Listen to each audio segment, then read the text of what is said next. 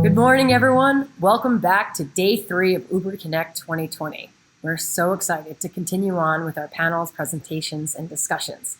This morning, we've got a special public sector focus, with many of our sessions highlighting the positive impact crypto and blockchain technology can have on our society and the environment.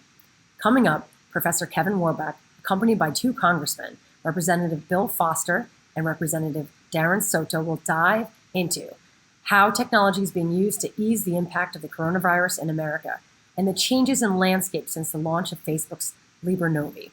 Also, Ripple X's Warren Paul Anderson is going to join MIT's Mohamed Alizadeh to chat about payment channel networks. But before we get to those discussions, we'll have a presentation from Robert Pfeiffer about recent developments in Brazil's open banking model that could increase the competitiveness of fintechs. We'll also hear from Eduardo Dinez about crypto asset development.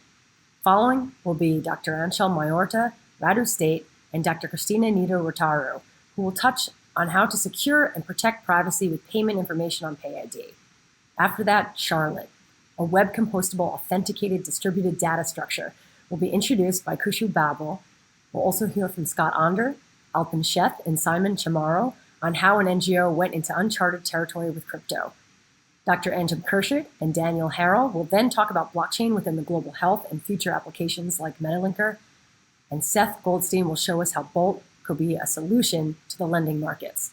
Afterwards, Marco Simplicio will discuss how the rainforest could create value with blockchains through biodiversity. In our final sessions, we'll have Camille Crittenden discussing blockchain for good in the public sector. Also, with a panel including Chris Brummer, Dr. Ali Amded, and Tiffany Bousset, weighing in on how fintech's failure to diversify could slow adoption and restrict the regulatory landscape. Enjoy the show. Take it away, Robert.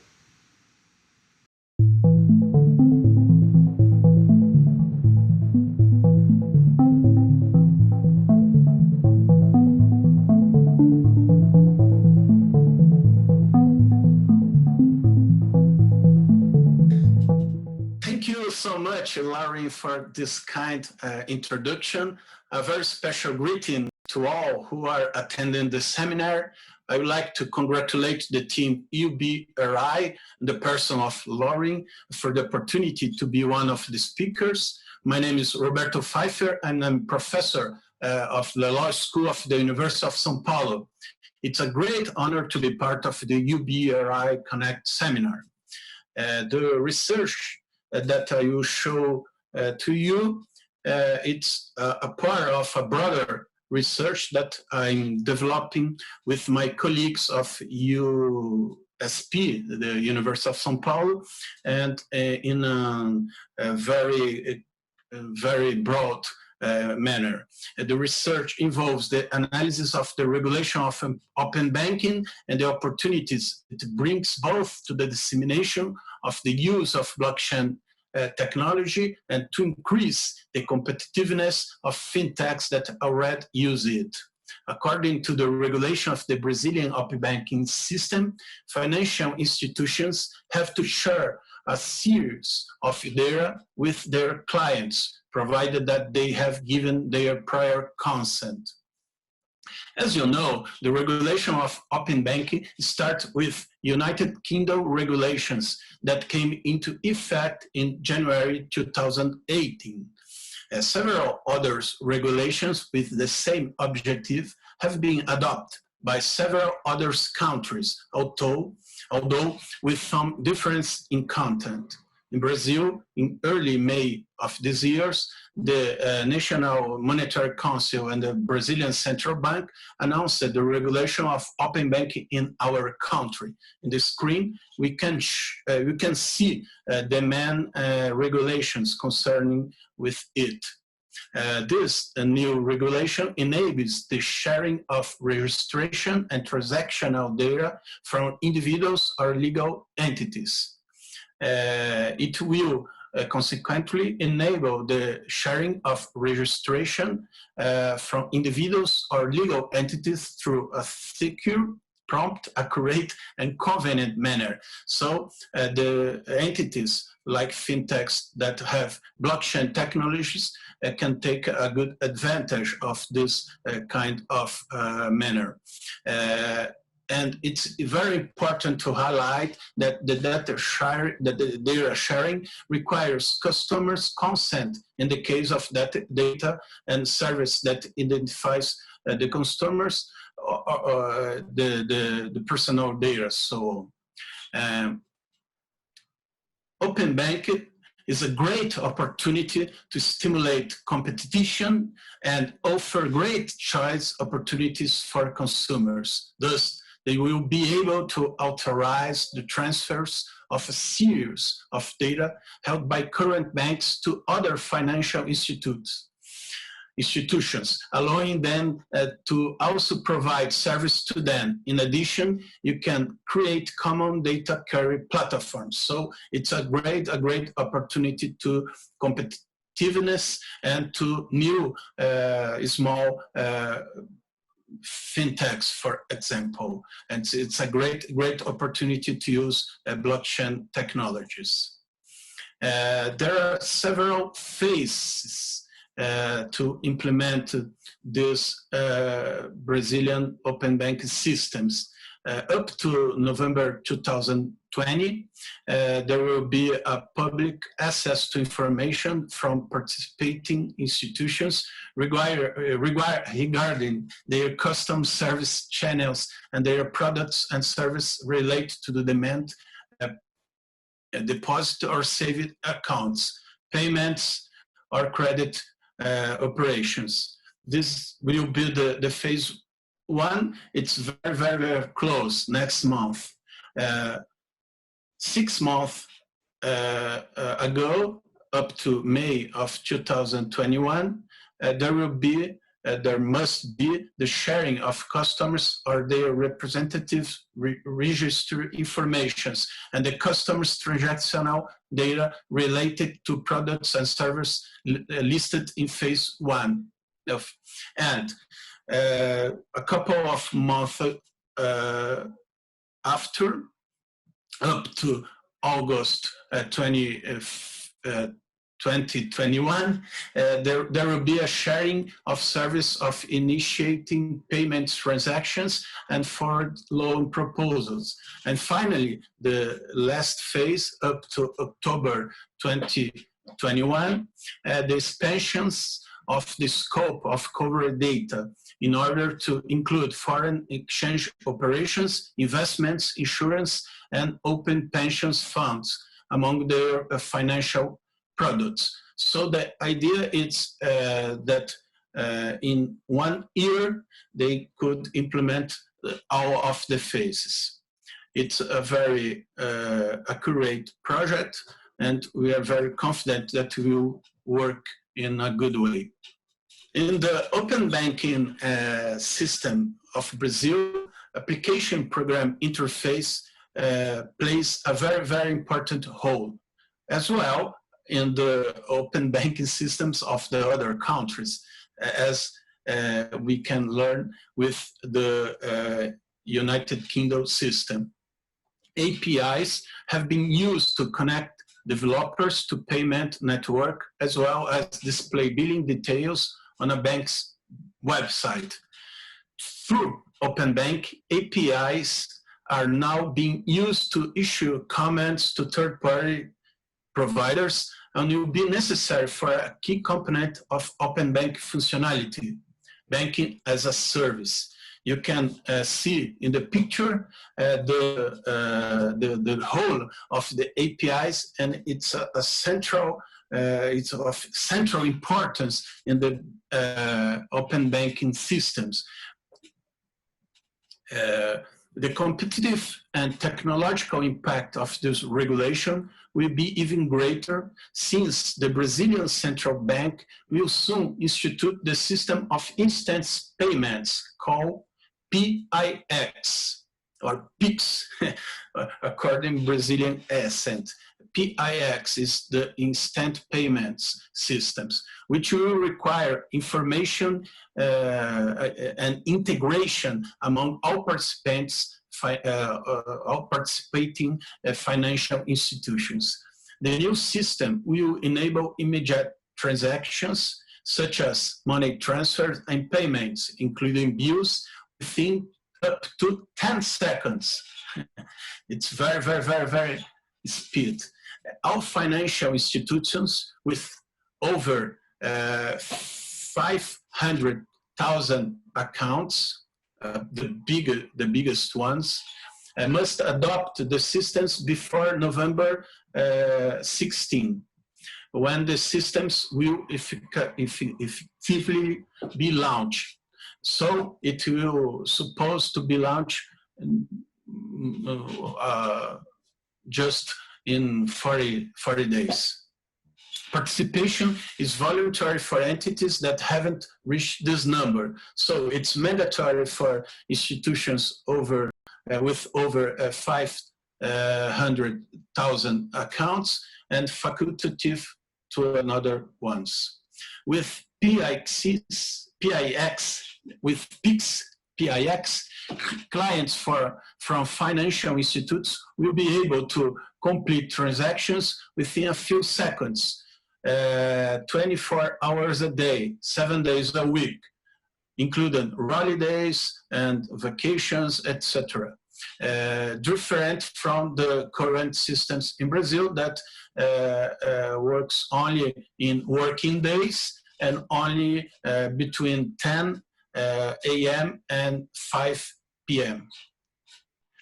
Experience in other countries shows that the primary consumer consent to the transportation and collection of their data from the traditional banks to another bank or to small fintechs will not be easily given at first.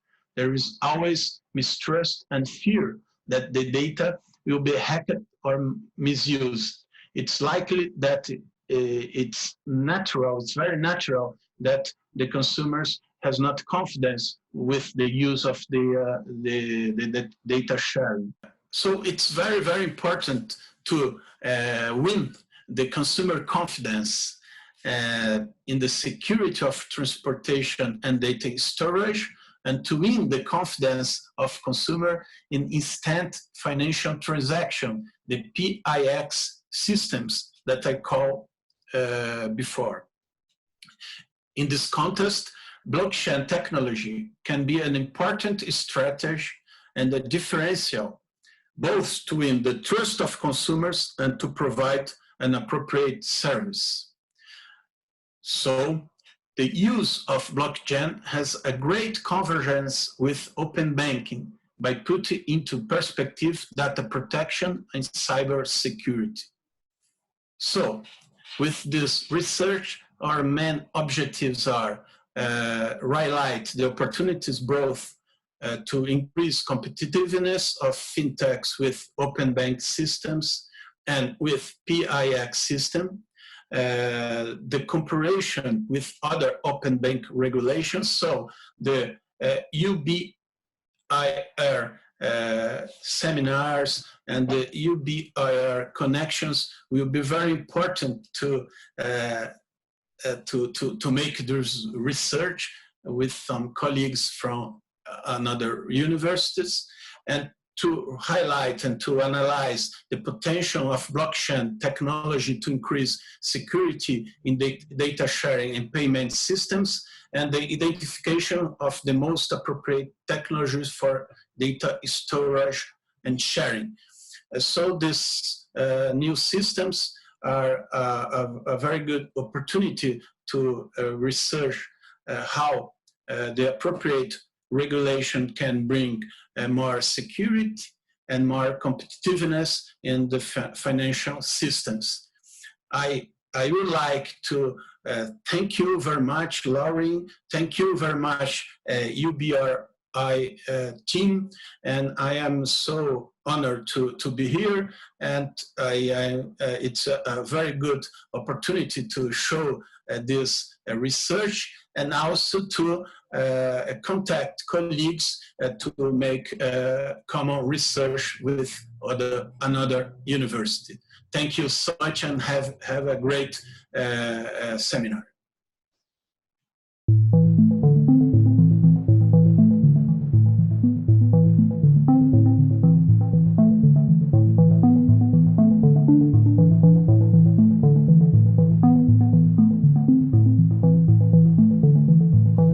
I'd like to thank you, Professor Roberto Pfeiffer, professor from the University of São Paulo, for his presentation on open banking, data sharing, and blockchain. I am Eduardo Diniz from Fundação Getúlio Vargas in São Paulo, Brazil, and I'm also a researcher of the Center for Microfinance and Financial Inclusion Studies, also from Fundação Getúlio Vargas. And we do research something that we call solidarity cryptocurrencies. Solidarity cryptocurrencies, it's a very recent phenomenon that merged cryptocurrencies with the more traditional complementary currencies. Complementary currencies are a phenomenon that are well known for many decades in many different countries in the world, and it's based on the local organization creating their own currency, which runs in parallel with the national currencies that all of us have. The thing is, what is new on this process is that those community currencies are starting to adopt the digital platform related to cryptocurrencies, which is mainly based on blockchain. So then this use of community currencies logic, which is related to something that we call solidarity finance, using this digital platform of cryptocurrencies, creates this idea of solidarity cryptocurrencies. Solidarity cryptocurrencies then are this merge, but we would like to start by pointing some similarities and differences between the traditional community currencies and the traditional cryptocurrencies for us to understand what this new phenomenon that merged these two things works out. So, what they have in common first. So, either community currencies and cryptocurrencies are created out of the regulation, meaning that no central bank can control the process of running those currencies, either in the cryptocurrency world or in the solidarity currencies or the community currencies world. Then this is mostly what they have in common, but they have difference between them. The first main difference that they have between them is the way the scope, the way they are designed for. For example, community currencies are usually designed to operate in a very limited geographical area. It can either be a neighborhood or community or even a city, but usually not more than this. So this is those currencies are designed to be operated, to be accepted only in this limited region.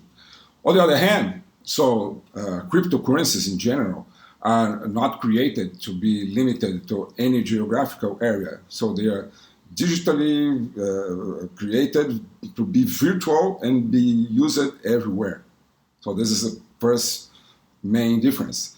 The second main difference is about scale. Usually, community currencies are created to be operated in low scale, considering a low number of users, a small number of users, because they are operating just in a certain community. On the other hand, cryptocurrencies are not designed to be limited in scale. On the contrary, so they are usually designed to grow in scale as much as they can. So the third main difference is the way they create some price stability. For example, community currencies, they are designed to be stable, meaning that they are always related, or mostly they are related to some sort of stability anchor, like, for example, a national currency. It's very common to find community currencies that one unit of these community currencies has the same value of the $1, for example, or €1, or another national currency. So you usually say that community currencies are pegged in national currencies. In other cases, they are also pegged not only in national currencies, but in other stable unities like time, for example. So 1 unity of community currencies is equivalent of 1 hour, or 1 unity of community currencies is equivalent of 1 kilo, or a kilowatt hour, or some other kind of stable unity. So then community currencies are mostly stable currencies. On the other hand, so cryptocurrencies are not designed to be stable. Most of them have priced, valued by market supply and demand. For example, no one established the price of Bitcoin, but the market established the price of Bitcoin, meaning that it's supply and demand that defines how much one Bitcoin value. That's what is quite different from other community currencies. But for us, the most important aspect is the process of governance of those communities. So usually they also have some kind of strategies that is related to for example, in the community currency side. So they always have a social organization behind the community that establish the governance of the currency.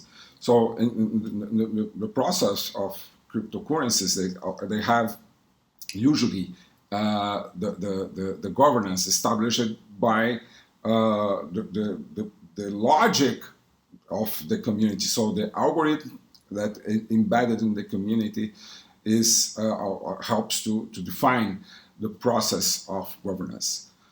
And also the main difference of these two types of currencies are the social goals. So as in the beginning, I told you that I called community currencies as solidarity currencies, because they are created under the solidarity principles, meaning that they want to the currency to contribute to create social good for that community. So in the cryptocurrencies, so usually we don't find this principle of using the currency to create a social good. So the community is created to create a social impact. The currencies and the cryptocurrencies are created to create a social economic impact, not a social impact as the same as happens in the community currencies. But so being so different, they are also getting closer and closer, because many social organizations that are behind community currencies now think that if they adopt the logic of the blockchain platform to implement their currencies, they would improve the process of the governance. So what we have here is, in one side, so currency that is focused on the social good, the social process of creating social good in the community. And on the other hand, so in the cryptocurrency world, you have a very strong technology that has embedded on it a process of social regulation. When we call, for example, the process of governance in cryptocurrencies, meaning that they have a consensus, for example. So what is a consensus? It's a process of creating a social governance. So in the two cases, so then in the process of community currency, where they have the social governance, and not in the currency itself, but in the social organization behind the currency. In the cryptocurrency world, so we have the social organizations embedded in the design of the currency itself. So because of this, so some social organizations that are creating social currencies are looking at this blockchain platforms of the way the cryptocurrencies are being created, to create their own currencies and to improve their social governance process, to improving the social governance process, meaning to increase transparency among all partners involved, to create a very ways of just to prove that this currency is being fair for all partners involved. And we also have many different new solidarity cryptocurrencies showing up all around the world. So we have some examples in Brazil. So we have a number of solidarity cryptocurrencies starting to operate here in Brazil. But we also have some examples, but Brazilian examples, but we also have many solidarity cryptocurrencies being used in other parts of the world.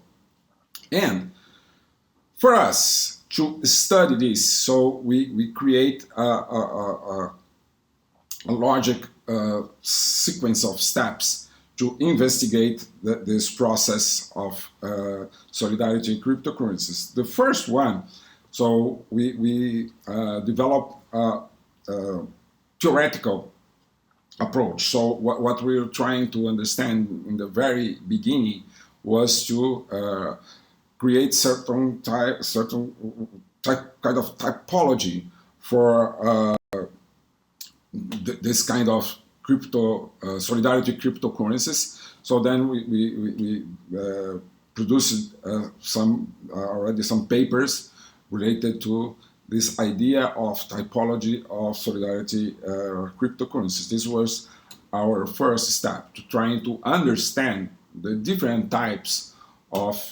solidarity cryptocurrencies, and for this understanding, trying to investigate the potential of each one of them.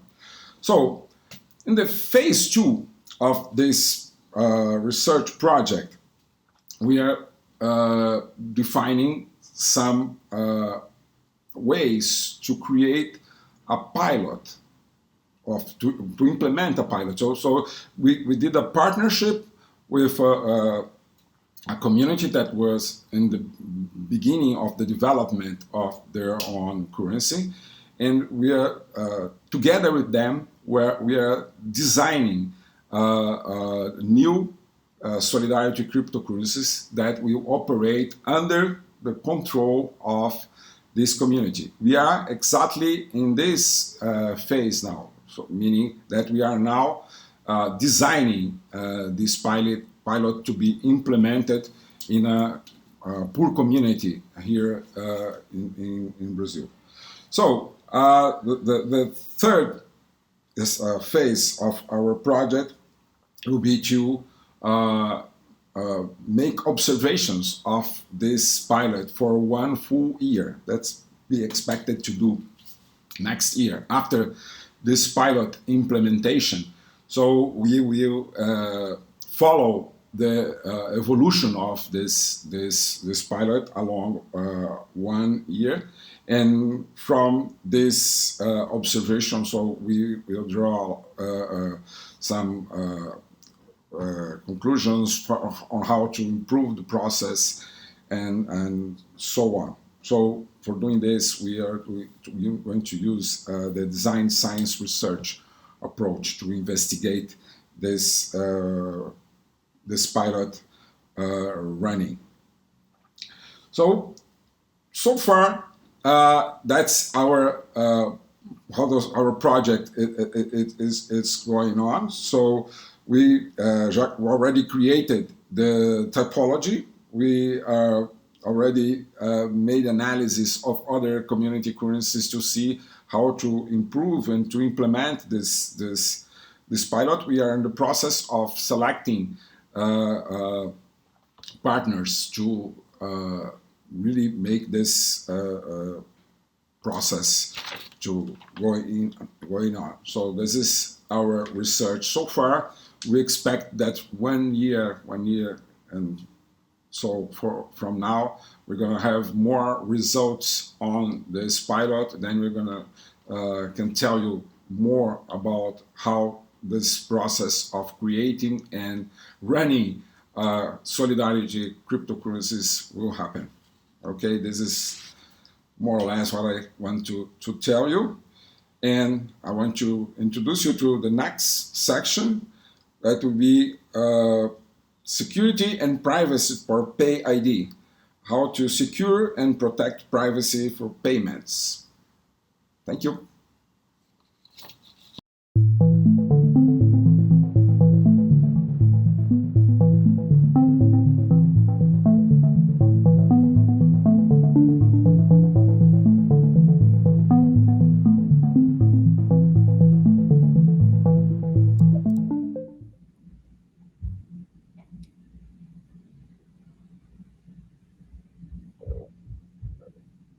Hi everyone, I'm Radu State. I'm a professor at the University of Luxembourg, and I'm really very happy to be here in the panel. I'll be joined in this panel by Dr. Anchal Malhotra. She's a senior research engineer with Ripple. And not only that she's an engineer with Ripple, but she's one of the co-inventors of PID, the protocol that we have been talking along this day. And she, before joining Ripple, Anchal worked for Cisco and Akamai, and holds basically a PhD and a master's degree from the University of Boston. And our second panelist is Cristina Nizzarotaro, professor at Northeastern University.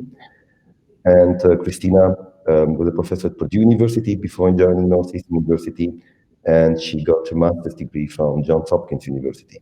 And by the way, I also got my master's degree from Johns Hopkins, and she also got a PhD from Johns Hopkins University.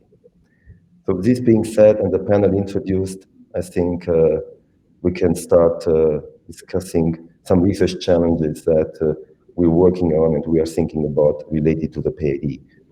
So I would like Anchal to share some few slides, only one slide to give the context of PID, so we leave a little bit of discussion. Awesome. Hello, everyone. Thank you so much for joining us today. And I'm really excited to have Radu and Cristina to discuss about security and privacy of PID protocol. But before we get into that, let me give you a little refresher on PID protocol.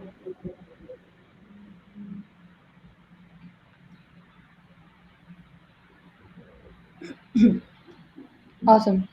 So PID basically is a universal payment identifier, and PID protocol is an application layer protocol that can be used to interact with a PID-enabled service provider to retrieve payment address information, both crypto addresses as well as fiat currency that are associated with that PID. It's a protocol, it's an open protocol that is built on standard internet infrastructure such as DNS and HTTP. At its core, it's an incredibly simple protocol. In its most basic form, it's a simple request response protocol, as you can see here on the screen. A PID client would simply send an HTTP GET request to a PID server and gets back an HTTP response with some payment information. More generally, this basic PID protocol provides a simple and secure communication channel between the PID client and server to exchange any metadata. And it provides end-to-end encryption of communicating data, mutual authentication, and perfect forward secrecy. Now, this is about the basic PID protocol, but then we have the next level up, which is the verifiable PID protocol. It's a more secure version of the basic PID protocol that allows for the exchange of payment information and any other metadata that is cryptographically signed by the private key that is generated and owned by the PID owner.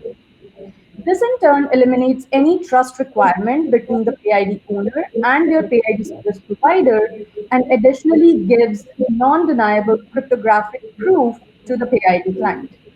Well, now I can go on and on, but you know what? Let's start with our panel here and listen to their opinion on obviously the security and privacy of PID, but also we'd like to talk about some of its applications and use cases that they have been working on and the future of PID.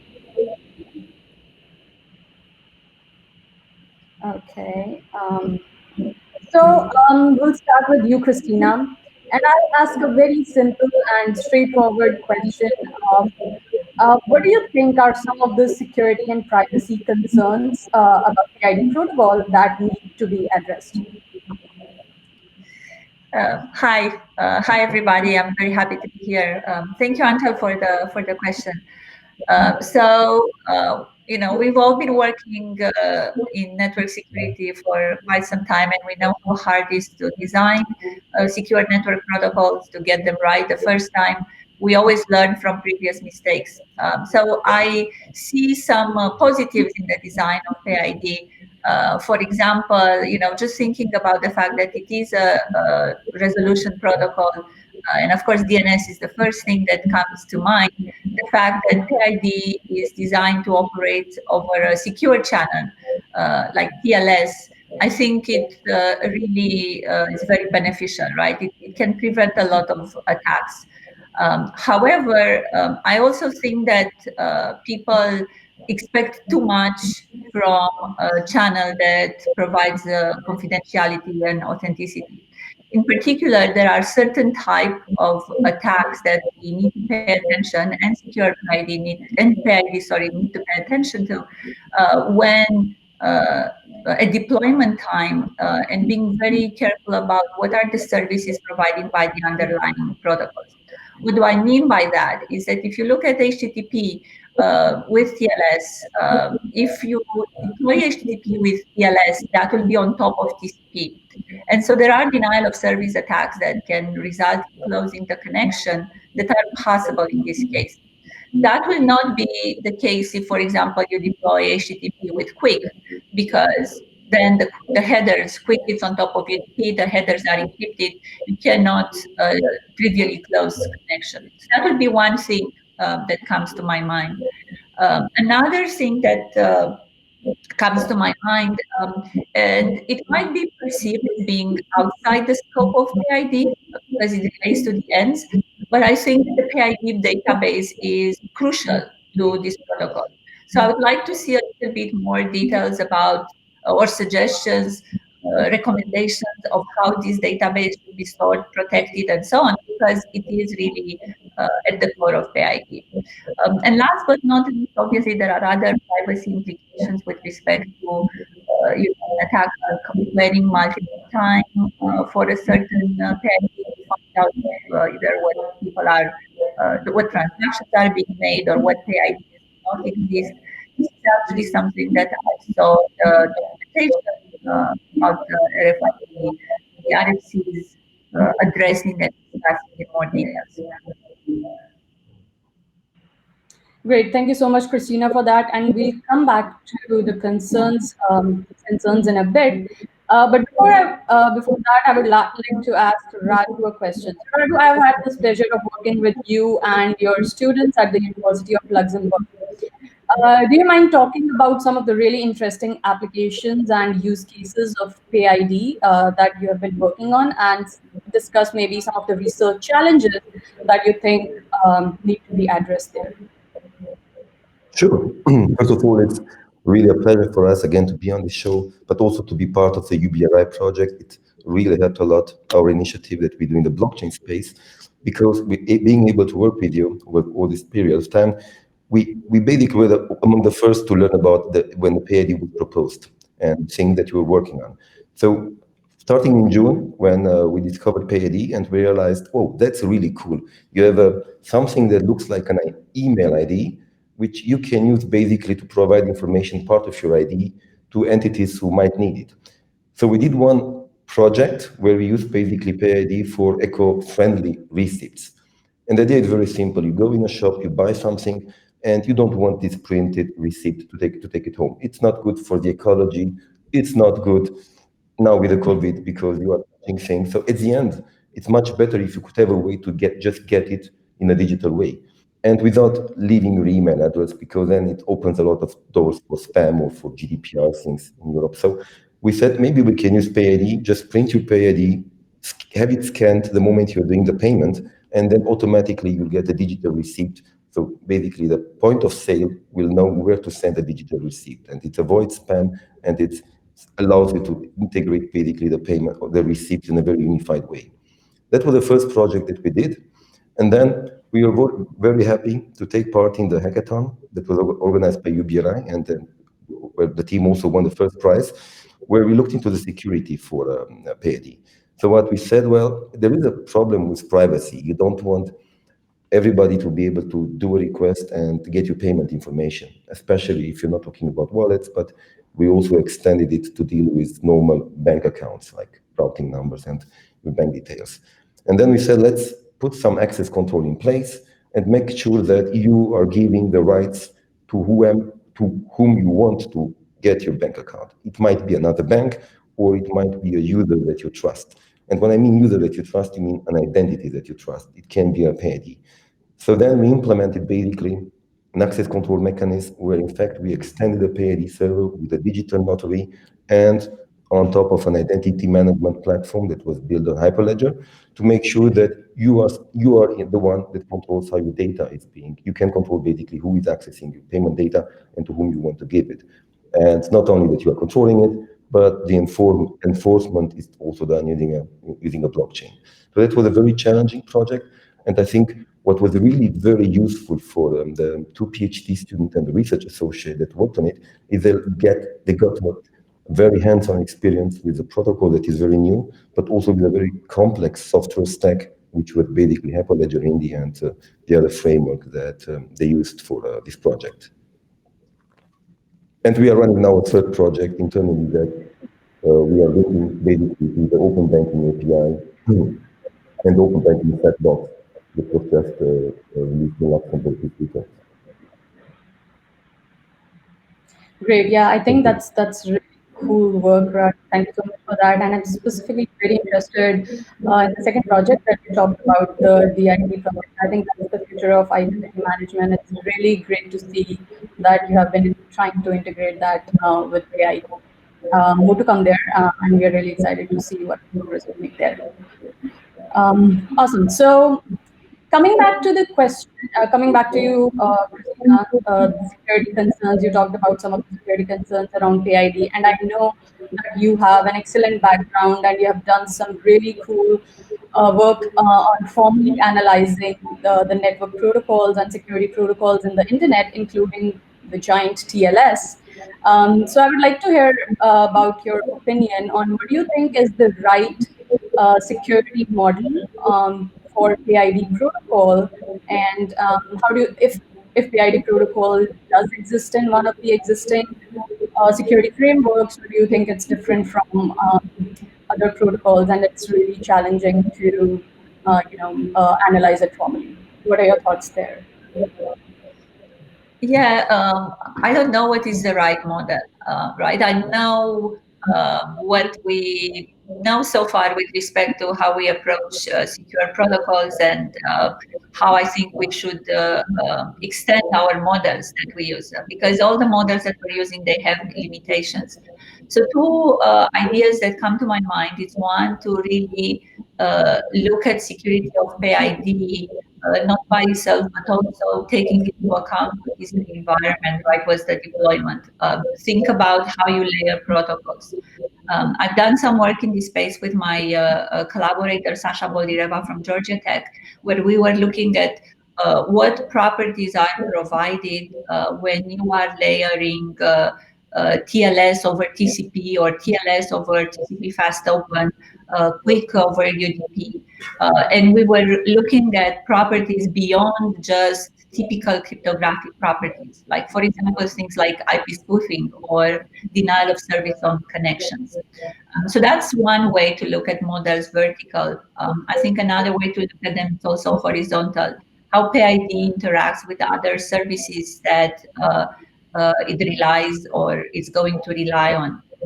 And last hearing of what Brad was talking about before, I also like the second application a lot. I think it's very important to have that kind of control of who can query your data, particularly financial data. And I was also thinking about for PID to be in a place to specify what is really provided to the upper layer application, such that the applications that are using, they're very aware of that there are additional concerns. Maybe some of those concerns really do need to be implemented and addressed in a higher layer. Yeah, thanks, Christina. I think that's a very good point that you raise here. I think since PID protocol is more useful when used in conjunction with other protocols, it totally makes sense to not look at it in isolation, but rather analyze its security properties when it is used in composition with, say, other protocols.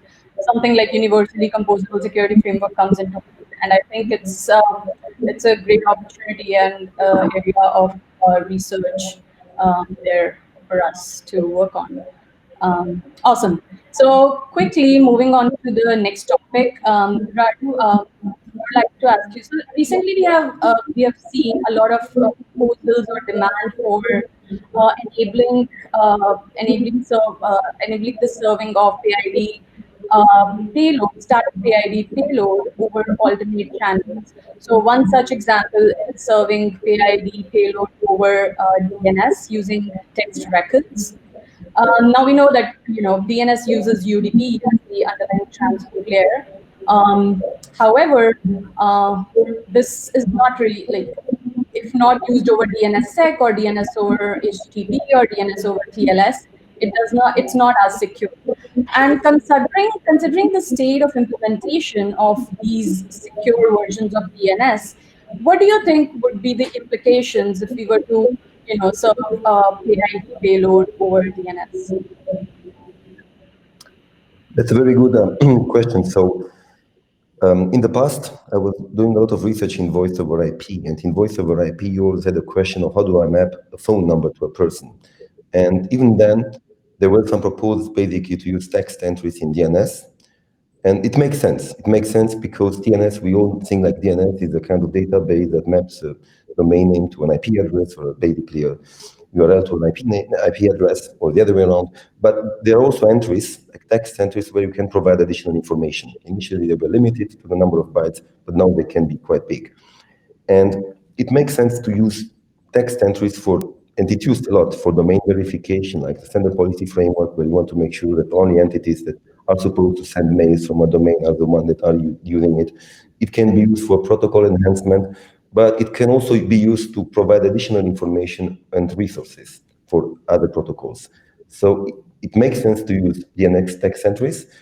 I think what we need to be careful is the payload, because remember, DNS is a request-reply protocol. You make a request, you get a reply.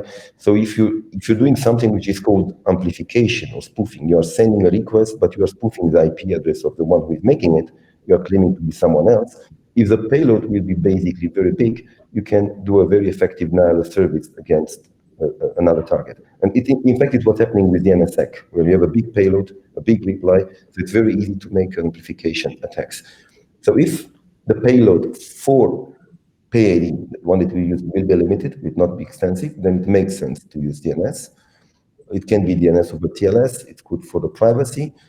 The other way, and I think we have to be carefully addressed, is how the DNS server is configured. Misconfigured DNS servers, which can still happen, or having DNS servers which are attacked, compromised, and might lead to changing the information or taking even down the DNS server and just making the payment impossible.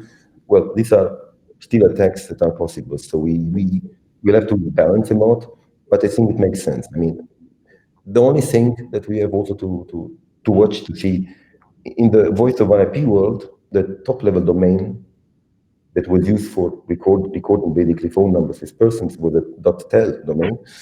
And in reality, the usage remained quite limited. I don't know why, but it was not a security problem per se. It was not a privacy or security. It was mostly the way it was used. But it makes sense to use it if it's done correctly.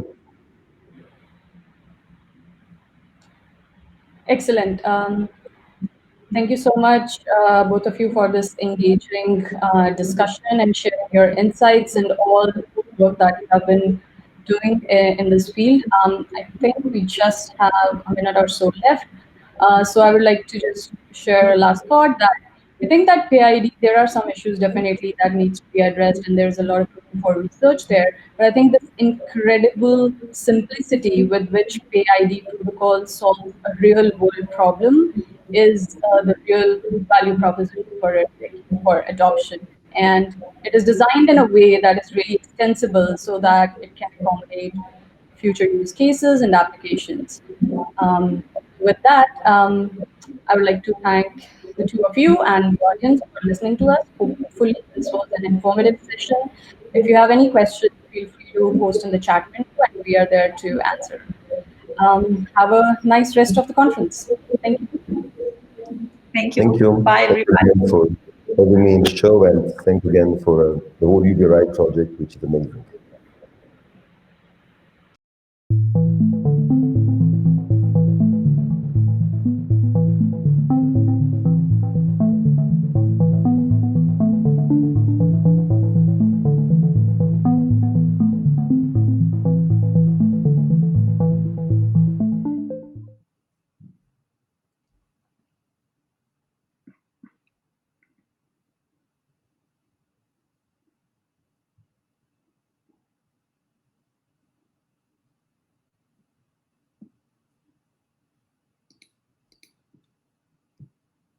Okay, looks like we're live. Thank you for joining us today. I'm happy to have Professor Mohammed Alizadeh from MIT. Mohammed is an assistant professor in the EECS department at MIT and is a member of the famed Computer Science and Artificial Intelligence Laboratory.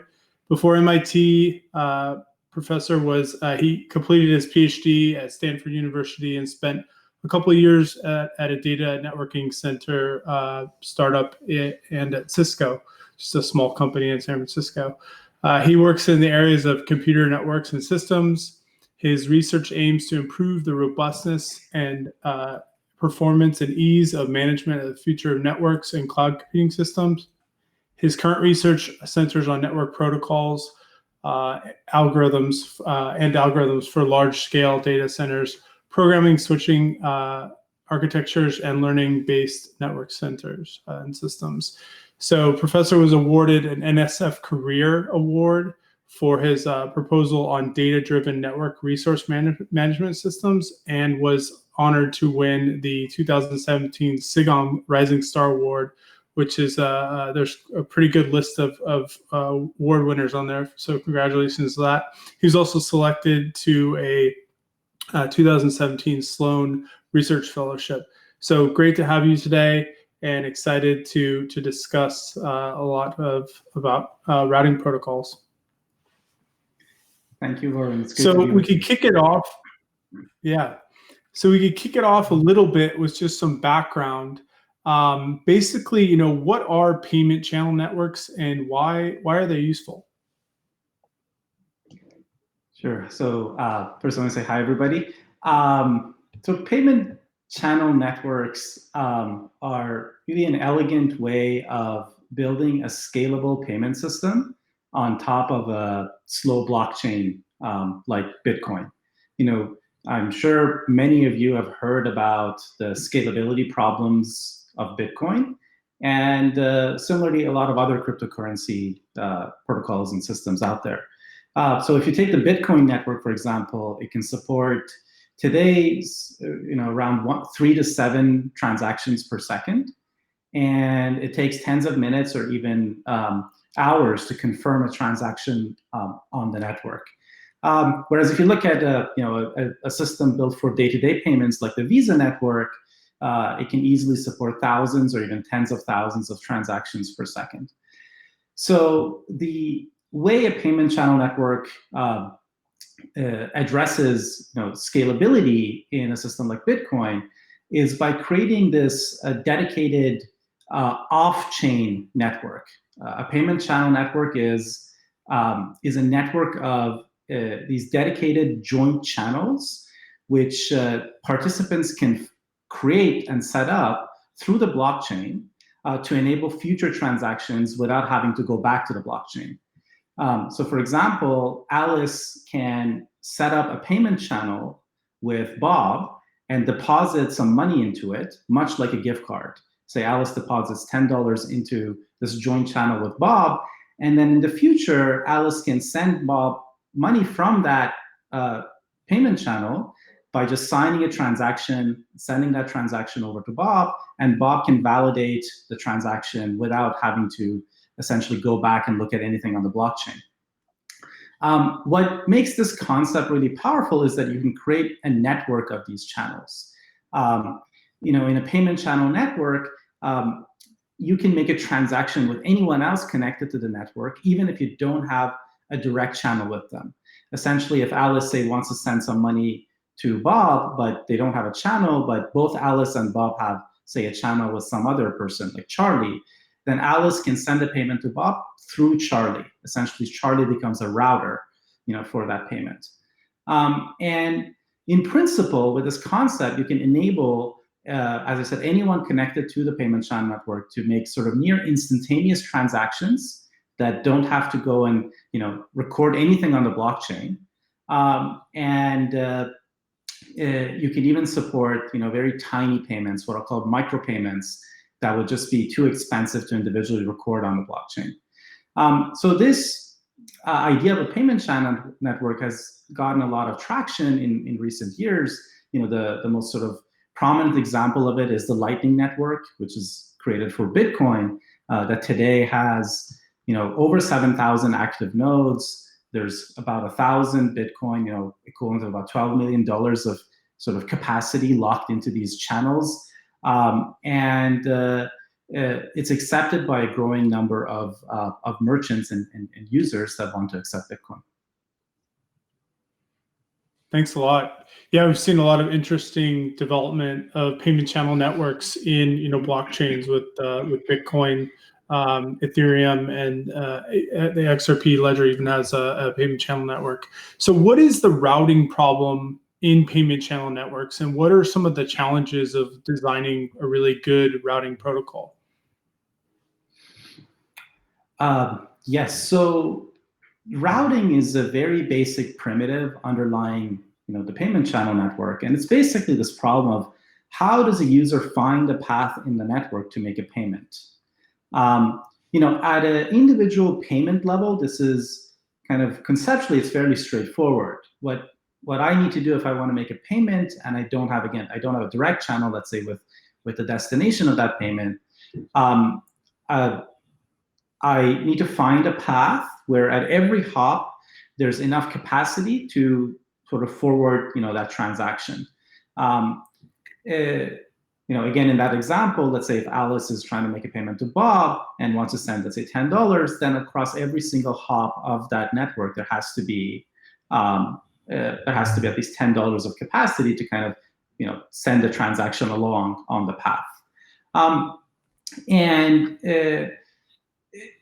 So that seems fairly straightforward, and existing designs are actually fairly simple, algorithms for making these routing decisions. But it turns out that routing has really significant global implications for the performance of the network. And in particular, it has a significant impact on the overall throughput and even cost effectiveness of making payments on a payment channel network. Great. I know that I'm a super visual learner, and I always like seeing diagrams of things. But what are some of the problems with existing routing protocols? We've heard this like shortest path based approach used in the Lightning Network. So wondering if you could actually kind of show us some of these problems and how they're actually how they look. Sure. Let me share actually my screen, and I want to show you an example here. Great.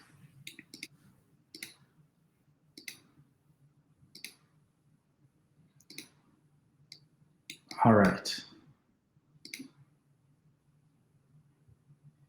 Can you see this slide? Yes.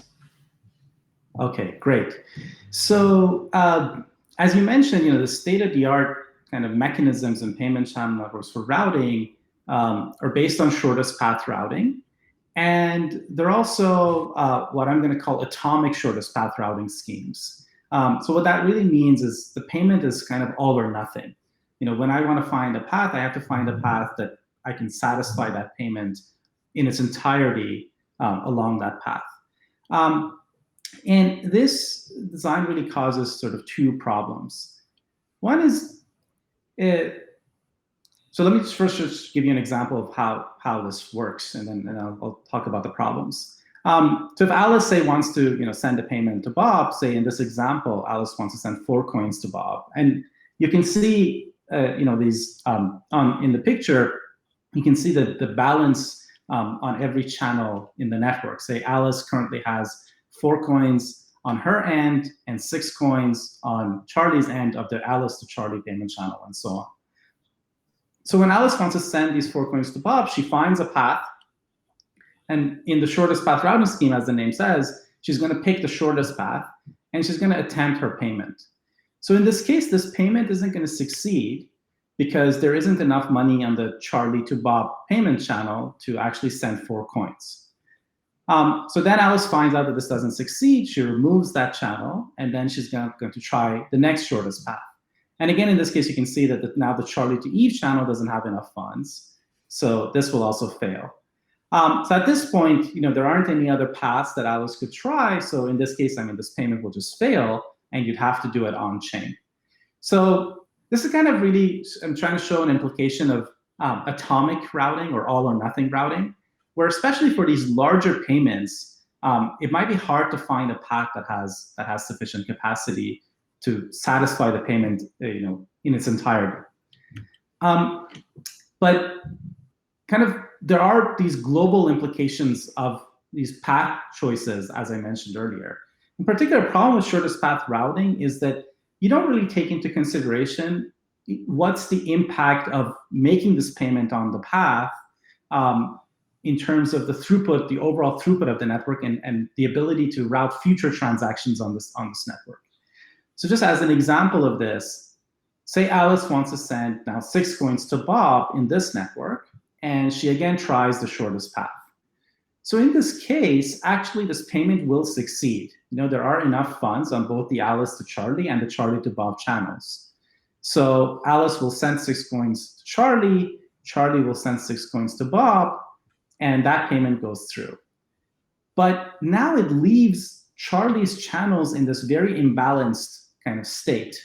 Notice that almost all of the money in Charlie's channels is on the Alice to Charlie channel, and Charlie doesn't have any money on its end in the Charlie to Bob or Charlie to Eve channels. So what that means is that Charlie is what I'm calling an imbalanced router, and imbalanced routers can't really route effectively anymore. So for instance, if there's somebody else wants to make a payment through Charlie, or Charlie wants to send some money, let's say to Mary, we now see that none of these paths are actually usable because they're completely imbalanced. And this lack of balance means that what now Charlie has to do, the only way Charlie can participate in the network is to go back to the blockchain, either deposit more money into its channels that have gotten depleted, or basically take out money from the Alice to Charlie channel and put it into these other channels. So this is kind of what's called a rebalancing sequence or rebalancing transactions. So in this case, let's say Charlie would have to make 3 transactions at least. One to reset its channel with Alice, then reset its channel with Eve, and reset its channel with Bob.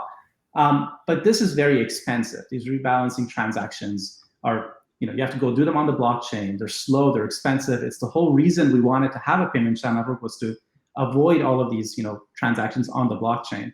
And this is sort of why, if you're not careful with your routing decisions, you might not get much of a benefit out of the payment channel network and have to do a lot of things on chain. So got it. Stop there. It's a great visual. I always love, especially the animations to kind of signal some of the issues. So what are the implications of routing mechanisms particularly for performance and economic viability, of some of these payment channel networks?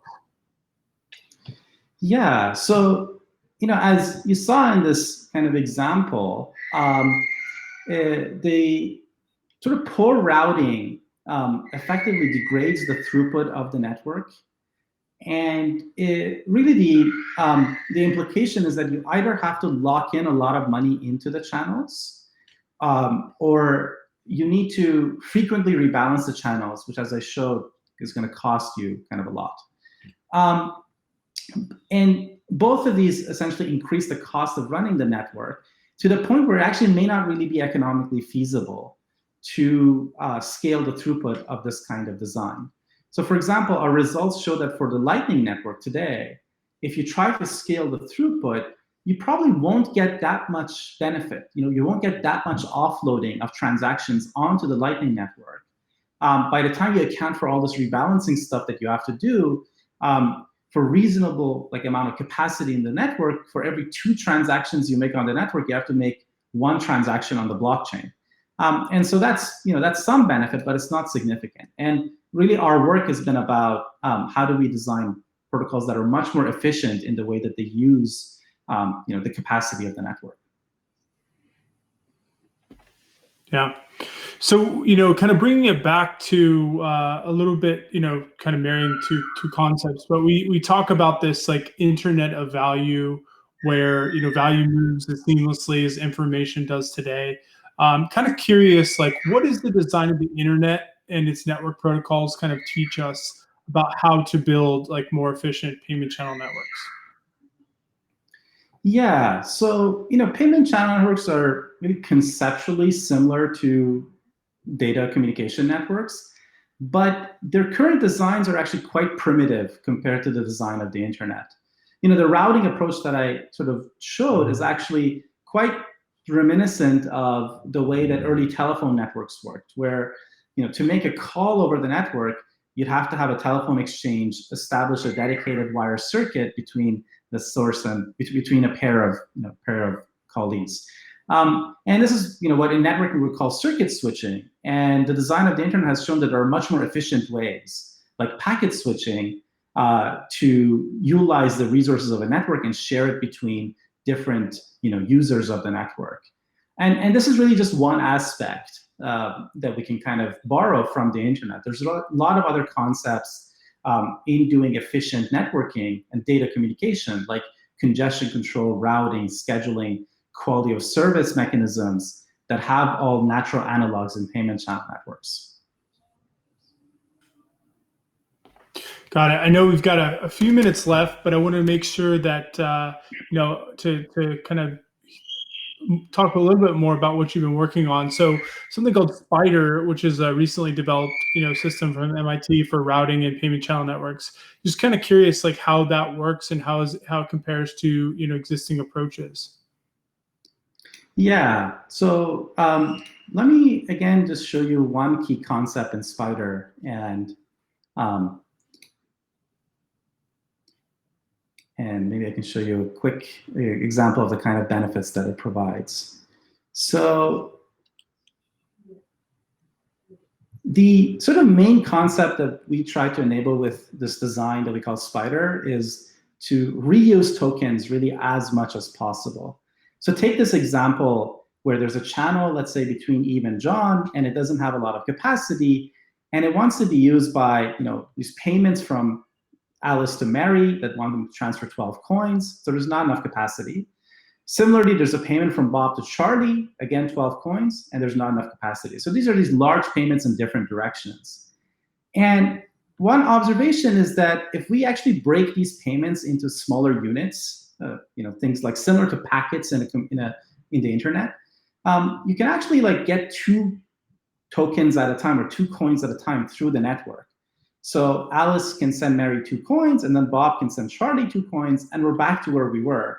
So effectively, every round trip time, you can transfer 2 more coins until you actually have fulfilled both of these payments. The key to making this work was really both splitting these payments into these smaller units that you can make decisions on independently, and also some mechanism that makes sure that the rates of transfer across this channel are balanced, so that you keep sort of reusing the same token over and over again to fulfill parts of the payment. And that's really what Spider kind of enables. And I know we're short of time, so I don't want to go through all the details, but it uses this idea of packetized payments that I just showed.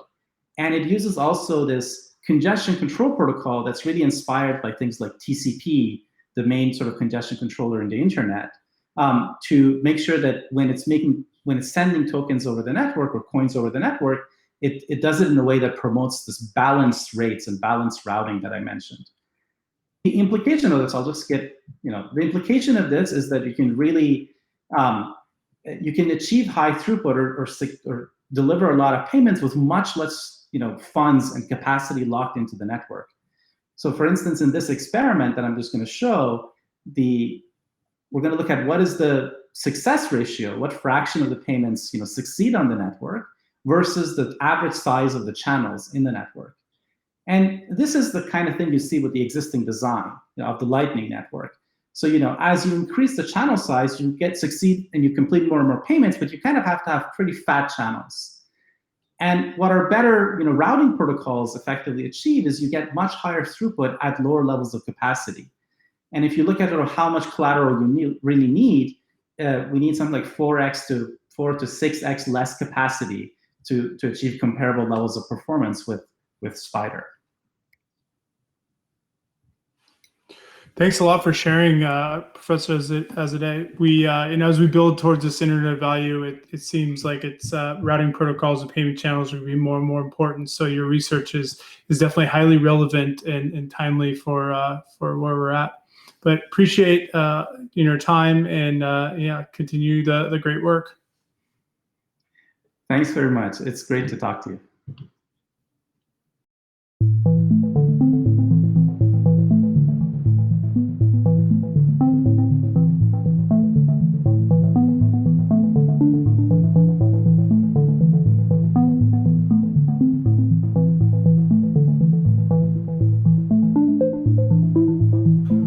Hi everyone, I'm Kushal Babil and I'm a second year graduate student at Cornell Tech. I mainly work at the intersection of distributed systems and programming languages, and I use the tools from the formal methods and programming languages world to better reason about blockchains and other distributed systems. I'm here to present a new work called Charlotte, which is about principally building rigorous frameworks for reasoning about these distributed systems. So let me now share my screen and let's start with the slides.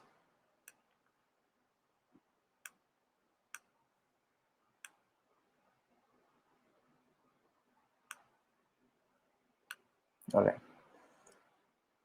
So this work is called Charlotte. It's basically a web of composable, authenticated, distributed data structures. I'm going to explain what all of that means. This is joint work with Isaac Sheff at MPI, Anshin Wen Wang, Haobin Ni, Robert Van Reneze, and Andrew C. Myers at Cornell University. So what does authenticated data structure mean, actually? So the most famous examples of these is Merkle tree. So these data structures are basically such that when you retrieve them, you're guaranteed of the integrity and the immutability of the data. Generally, these data structures refer to the data components by digest and one-way functions, example hashes. So when you retrieve a path in the Merkle tree, you're guaranteed of the integrity of the elements along that path. Similarly, there are other authenticated data structures like blockchains. So if you retrieve a sequence of blocks which reference each other by hashes, then you're guaranteed of the integrity of the previous blocks. And similarly, Git branch. So if there are a series of commits, and when you retrieve the head commit, which references other commits which are parents of it, then you are guaranteed of the integrity of the previous commits. So what does distributed authenticated DSS means? They are basically just authenticated data structures which are distributed across different servers. All right. So now, what's the motivation behind Charlotte? So one of the first things that comes to our mind when we look at all the blockchains cropping up is they don't interoperate between each other. So by interoperability, I don't mean just having APIs where you can send transactions from one blockchain to another. I mean like fundamental composability between both of them. So how do you reason about transactions that are being atomically committed to both of them, or just different data structures from both the blockchains being composed? The second thing I want to talk about is heterogeneous trust, and how can we reason about that. So what I mean by heterogeneous trust is every observer might have different trust assumptions about the system. So for example, in Bitcoin, Ethereum, and other blockchains, you need a trust assumption that at most 50% of the nodes would be Byzantine, and no more than that. For other blockchains like Avalanche, it can be more liberal, like at most 70% of the nodes can be Byzantine. And maybe for the same system, you want different observers to have their own trust assumptions about it. And as long as those trust assumptions are valid in real life, the properties that they observe from the blockchain should make sense. So how do we incorporate different trust assumptions of observers? And the third thing that I want to address here is custom availability and integrity mechanism. So what I mean by that is currently the blockchain imposes one integrity mechanism on all the transactions. So for example, something like Bitcoin or Ripple, they order all the transactions according to a global consensus. So what that means is when you want to reverse the transaction for one application, you cannot do that without reversing the transactions for the other application. So kind of all of them are tied with one integrity mechanism. And similarly, availability. So all of the applications must assume that at most, at least these many nodes would be available. So I'm going to dive into what I mean by composability and heterogeneous trust in greater detail now. So what are some examples of composable ADSs? So one of them would be timestamping service, right?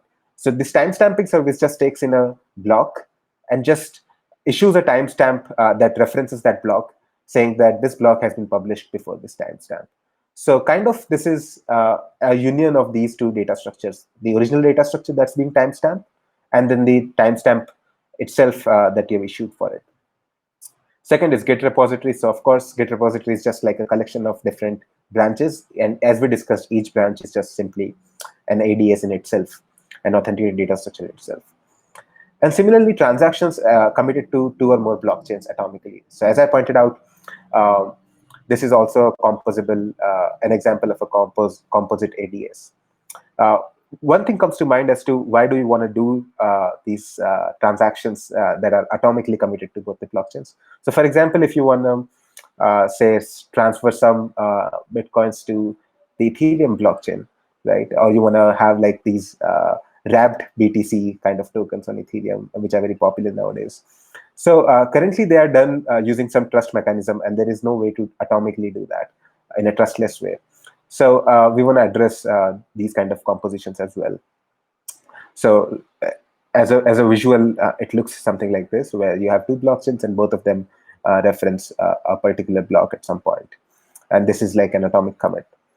And then the interesting thing is these atomic commits, or the atomic commits of both the blockchains, can themselves form a blockchain. They can themselves reference the previous atomic commits. So it's like the composite ADS is itself an ADS in itself. All right. So by heterogeneous trust, I mean trust about both the integrity and availability. So for example, as I already pointed out, fraction of Byzantine nodes. Some observers might have like a notion of at most 50% of Byzantine nodes. Some observers might have a notion, some conservative observer might think that at most 20% of the nodes need to be Byzantine only. So these are like different trust assumptions about the integrity of the system. Then about availability. So for example, when you make a transaction on the blockchain, besides ensuring that it will not be reversed later on, you also want to ensure that that transaction is available all the time. So you're making some assumptions about the uptime of the honest nodes, or the full nodes as we call them in Bitcoin at least. So different observers can have different notions about how available these honest nodes are. So we want to address that as well. So really, these observers should be able to have different assumptions and derive the properties that they think are relevant for themselves according to these assumptions. So in our view, different blockchains are not composable today because of precisely this reason, that all of them have required their different assumptions for in case of failure tolerance. So to dive into Charlotte, let's just understand the basic design principles or the design components of Charlotte. So the first is, of course, blocks. These are the smallest unit of data here. There are no block headers in Charlotte. So for example, if you are constructing a Merkle tree in Charlotte, then you ideally compose it with small blocks, and they are arranged in a tree-like fashion. Then you have something called attestations. So these attestations are simply special blocks that attest to the availability or the integrity of these other blocks. So these can be attestations, signed attestations issued by any server, saying that a proof of work has been achieved for this block, or a consensus has been achieved here, or this block is available, say, forever or until the next year. So these are just attestations about the other blocks. And the third is observers. So observers are just entities that form a view about this system. I'll define what a view is, but they form a view about the system based on the assumptions that they have and the blocks and these attestations that they're observing from the system in real time. So So based on this view, they'll be able to derive properties about the system that are relevant to them. All right. Before diving into a little bit of formalism, I want to just flesh out the core types of Charlotte. So the basic core types are just 3 or 4 of them. So one is like hash, which is obvious. Second is a reference. So a reference is basically just a hash of the block that you're referencing and the attestations about it. So when you get a reference, you know which block it is referring to and what are the availability and the integrity guarantees for that block through these attestations. And the third one is obviously a block. All right. So I'll quickly just dive into formalism, but I want to motivate us to some core component of the formalism. So how do you reason about these attestations? So for example, if you believe that a server issues an availability attestation for something, how do you formalize that into the notion of trusting that availability attestation? So for example, the orange block here in the diagram is like an availability attestation, and it's referring some blocks. So now if you believe that the availability attestation is true, you trust the server that's issuing these attestations, then you believe in all of these possibilities. These possibilities are just hexagons highlighted here. You only believe in the possibilities where the availability attestation refers to something that is available. And here the blocks that are filled in are available. That's the color coding here. So you can see that in each of these possibilities, the availability attestation does not refer to any block that is unavailable, i.e., it does not refer to any block that is not filled in. So it refers to a filled in block here, which is available, here as well. So, and when there is a block that is not available, you don't have an availability attestation for it. So there's like this gigantic possibilities that you start out with based on your beliefs. So we call them as beliefs. These are like the set of universes that you believe in. So just for a little bit of formalism, if you don't understand it, that's fine. But just want to flash it out there. So this is basically just the refinement of your beliefs. So for example, if you believe in certain universes, then you can, based on the blocks that you observe, you can refine your belief such that you only believe in the universes which were originally in your belief and where the blocks exist, the blocks that you're observing exist in those universes. And based on the belief, you decide on a view of the system. So you only have the states of the system where the block is available in your beliefs, in all the universes in your belief. Don't worry if you don't understand it, but this is just like the core formalism here, which is not necessary to understand the rest of the talk here. Now we wanted to reason about the composition of these ADDSs, right? So if you have two ADDSs, what does it mean to compose them? What does it mean to take union or intersection of them? So as I already highlighted, you can assume that you can sort of have a feeling where a Git repository is just a union of certain branches, right? And the atomic example that we had, atomic transactions being committed to multiple blockchains, that's kind of an intersection of these two ADDSs, right? So I'll just flash out what union of ADDS would actually be. It's simply the union of the states of the data structure. And what's a view on that union? So you also want to define view so that you can derive properties about it. It's just the union of the two things. And we have certain proofs in the paper that you can refer to as to how these nice properties are being followed here. Okay, with that out of the way, let's look at some example applications that we have built with Charlotte. This is to illustrate that you can build some cool and practical applications with Charlotte. So one of them is like the simple thing, which is like the timestamping service. This is also used in our other services. So it's kind of like composed with other services to develop more fun and composable services. So it just basically takes in a block and timestamps it. And what that means is everything that that block is referencing, all of the data is set to be kind of issued before this timestamp. So if you timestamp a block, all of the data that's before it, it's kind of like a recursive integrity mechanism. Second is Git-like version control system. So that's also something that we've developed with it. Nakamoto blockchain, of course. And Prism. So Prism is like a new protocol that came out of Stanford. It's basically a way to scale Bitcoin. So what it does is has different kind of voter chains, which are themselves Nakamoto blockchains in themselves. And each of them has like low integrity. Each of them can be forked easily, but collectively when they vote on some transaction, the integrity of it is as strong as Bitcoin. So you can now imagine that all of these voter chains are themselves like a composite ADDS. So it's kind of a cool and really practical, innovative application that we've been able to build with Charlotte. And the fourth one is Darkive. Sorry, the last one is Darkive.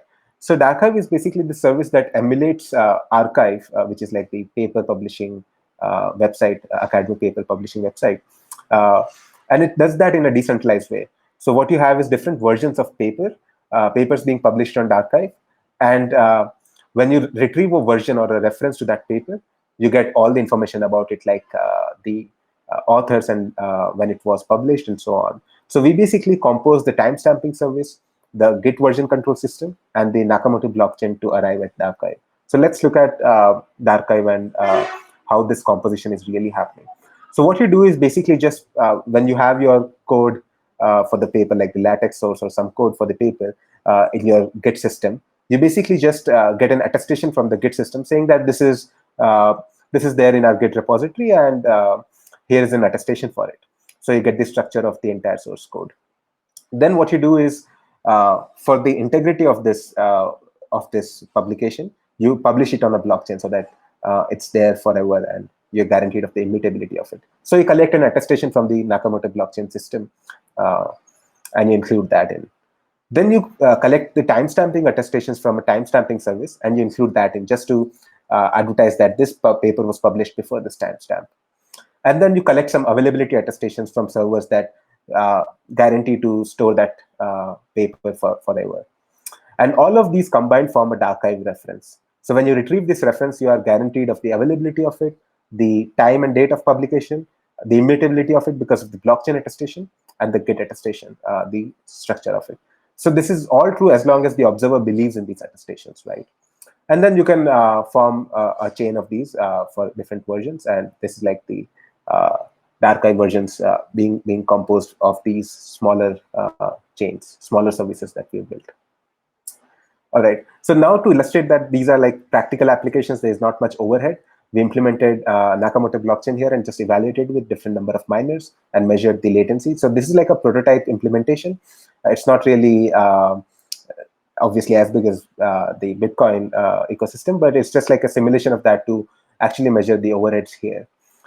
So we basically simulated what's the latency here, and it's consistent with what you observe in Bitcoin. So there's no overhead being incurred because of the Charlotte framework that's underlying these applications. So another cool thing that you can do is do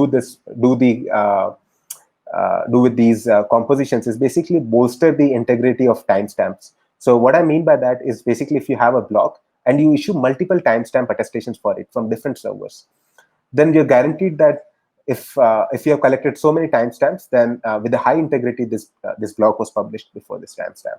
So this experiment is basically just different timestamping servers, 1 to 16, issuing timestamp for one block and just measuring what's the latency for collecting all those timestamps. So for example, for a half a dozen block, you have just like 1 second to timestamp the block by 6 servers. So this is just to illustrate there's no overhead, and there are these cool things that you can do with it, like bolstering the integrity. So in conclusion, Charlotte is this rigorous and formal framework to sort of build a block web, which is like composable authenticated data structures with very well-defined integrity and availability properties. It accounts for heterogeneous trust assumptions of users. So users can come in with different assumptions about the servers that they want to trust for integrity and the servers that they want to trust for availability.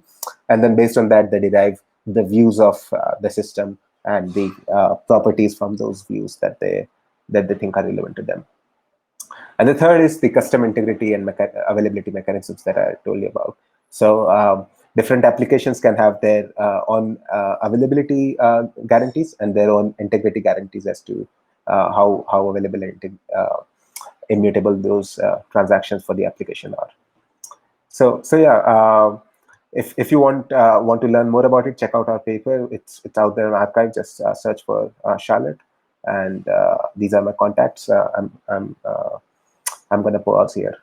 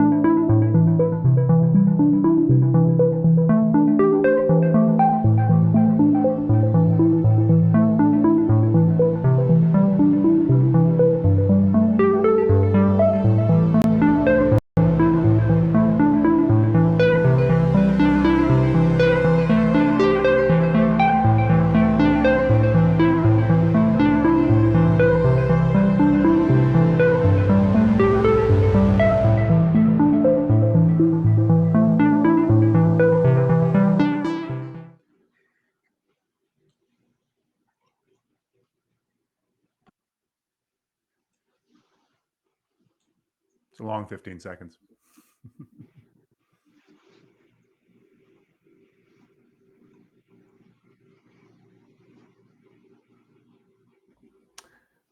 All right, we are live. Thank you all for joining. I'd like to welcome Congressman Foster and Congressman Soto. Thank you both for joining us here.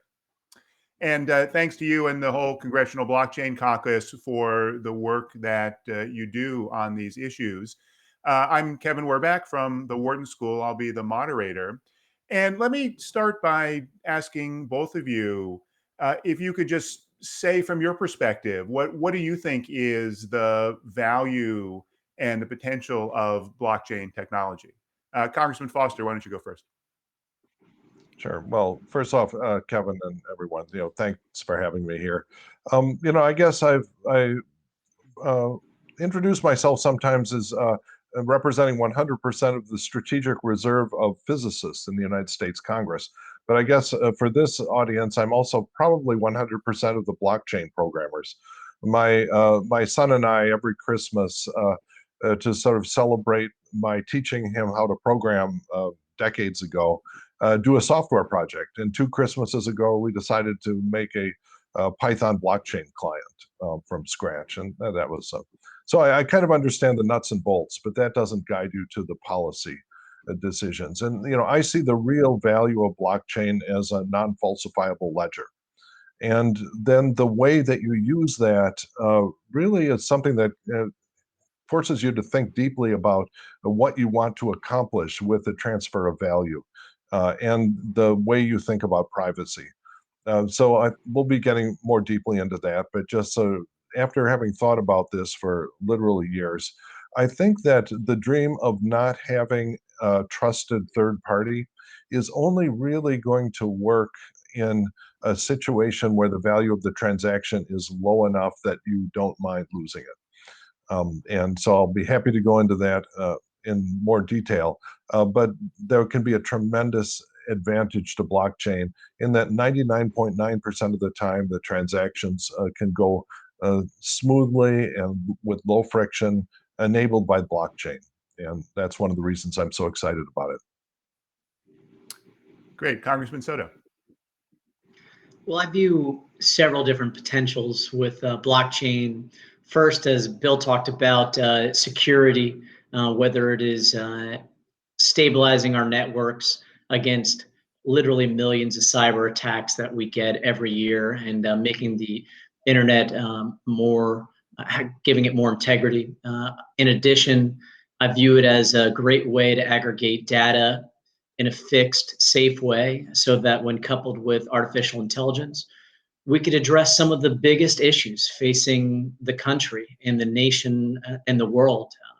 When we first faced this coronavirus, it was supercomputers that helped us narrow down to 12 different antiviral drugs, one of which was remdesivir. And one can imagine that that was a huge breakthrough, and that we could see more of this going on with blockchain leading the way, and decentralized data aggregation, and then AI helping sort through everything.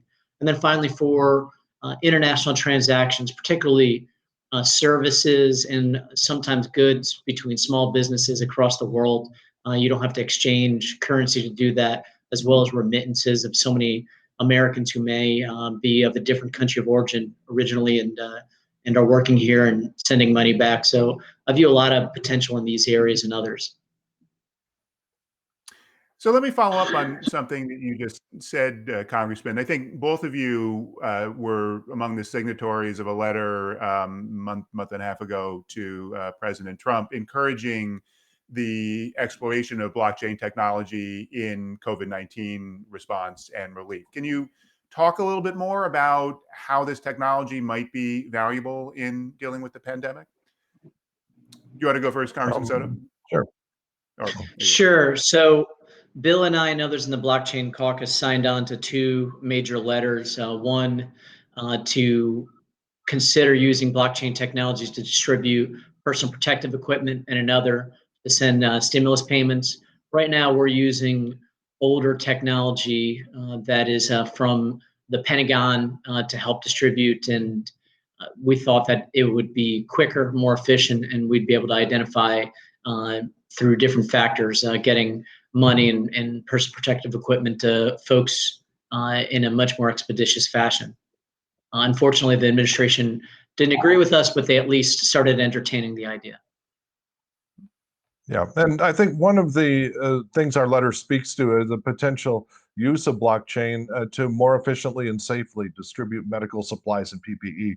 You know, there still is a significant problem with fraudulent and out of spec medical equipment being distributed and sold during the pandemic.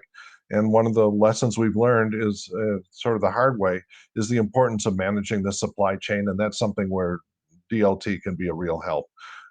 Medical equipment is far from the only use of blockchain for supply chain management.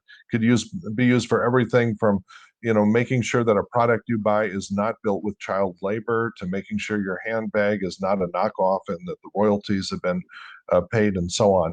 One of my hopes is that the government will sponsor various pilot programs and research projects to really show that this works, and that we understand the sort of logical structure of how you would make a very complex supply chain management. For example, if you go to a store and buy a microwave, and you want to guarantee or at least a reliable reporting of how much of that microwave was built with child labor, then you have to have a very involved supply chain tracking, which would be too expensive to do manually. But with the blockchain-enabled technology, you have a real shot at knowing that 33% of the value added of this microwave actually came from countries that have strong prohibitions against child labor or not. Yeah, that's actually a great segue to what I was going to ask next, to Congressman Soto. You were one of the sponsors of a couple recent pieces of legislation promoting greater study of blockchain technology. So can you talk a little bit more about what the goals are there? Sure. So we passed two major bills out of the House already, the Blockchain Innovation Act and parts of the Digital Taxonomy Act. They're basically two bills that call for studies, reports, and recommendations. The first to the Department of Commerce to help provide a report on the state of blockchain and commerce, include efforts to reduce fraud and increase security. And then the second is having the FTC look at unfair and deceptive practices related to digital tokens, and to look at ways we can protect consumers and promote innovation in the global digital token sector.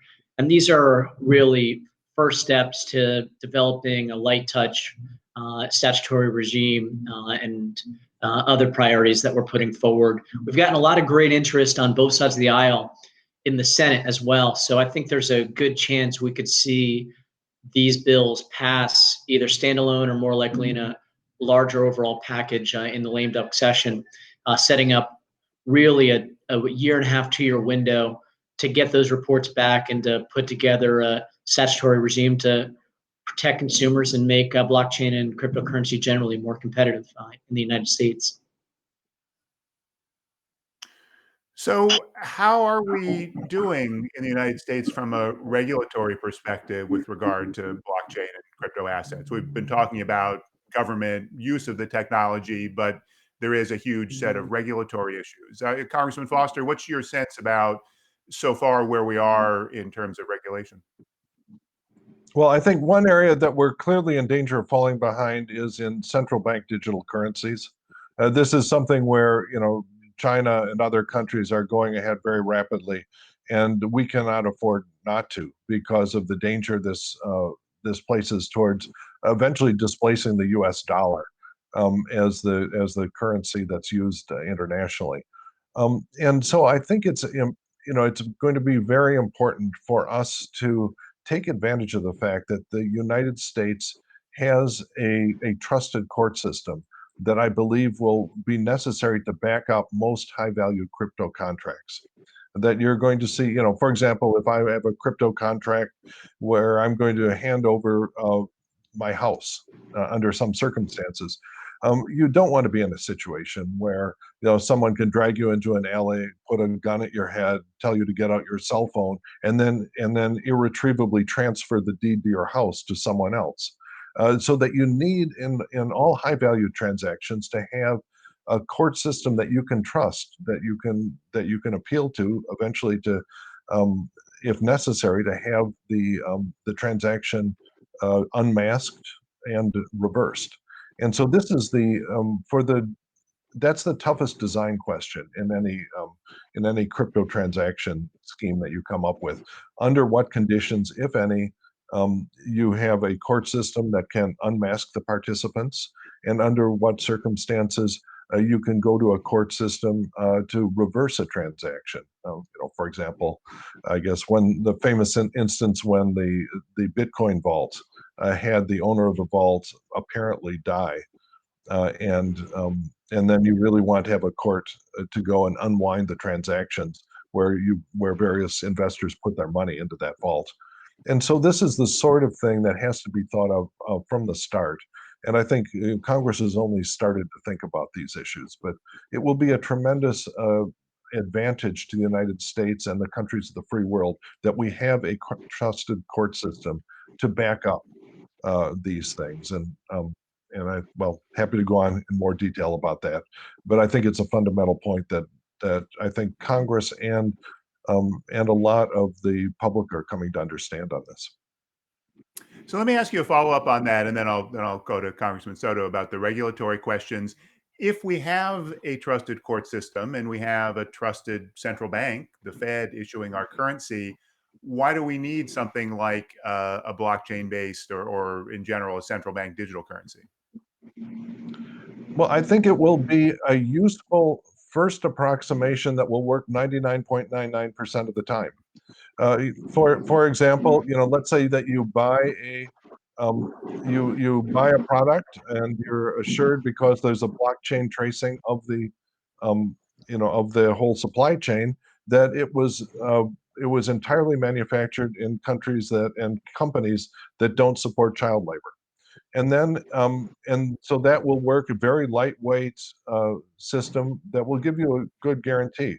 But then if it turns out that one of the companies involved was fraudulent, gets caught, you then want to go back and make an annotation on the blockchain to say, oh, actually this company was certified on the blockchain initially as a good actor, but now has been proven to be a bad actor. So you want the court system that you trust to say, yes, indeed, this company has been caught doing something bad, and that therefore we are going to use the key that we have unique access to overwrite the statement on the blockchain that all of these products are in fact free of child labor. Just an example of what you might want to do. And that will only be important in rare cases, hopefully rare cases, where there's a significant amount of value at risk, like in that case, revoking the factory's certification that they're free of child labor. Congressman Soto, what's your take about the regulatory environment? And especially, we haven't really talked about token classifications and crypto assets and so forth. It remains an obstacle to innovation in the country.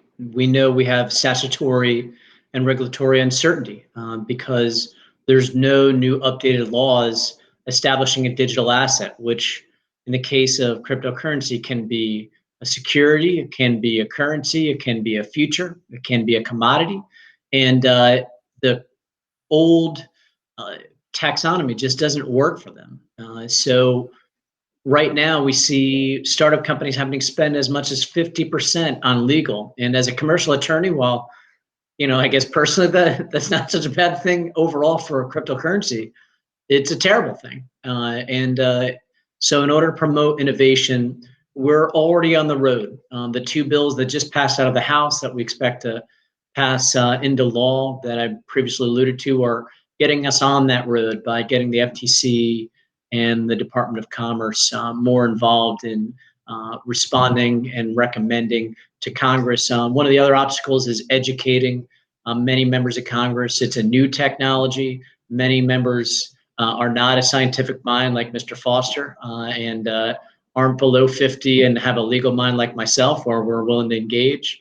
And so there's an education process to get the Congress more familiar. And ultimately, we're on the road to establishing a statutory regime and also to getting a center of blockchain excellence in the Department of Commerce to help to consolidate and integrate blockchain into all the various agencies, whether it's for financial issues, whether it's to secure our data, or whether it's to use that data coupled with the AI to solve some of the biggest problems that our nation has in healthcare, climate change, and combating the coronavirus. What about the concerns about fraud and money laundering? There have been lots of cases about Bitcoin and cryptocurrency being used for criminal activity. That's, I think, one of the concerns about a new regulatory regime that might be more open to these technologies. Yeah. Sure. Well, So first, go ahead. Yeah, go ahead. Please, Sorry, Bill. Congressman Soto, why don't you go first and follow, or either way. Okay.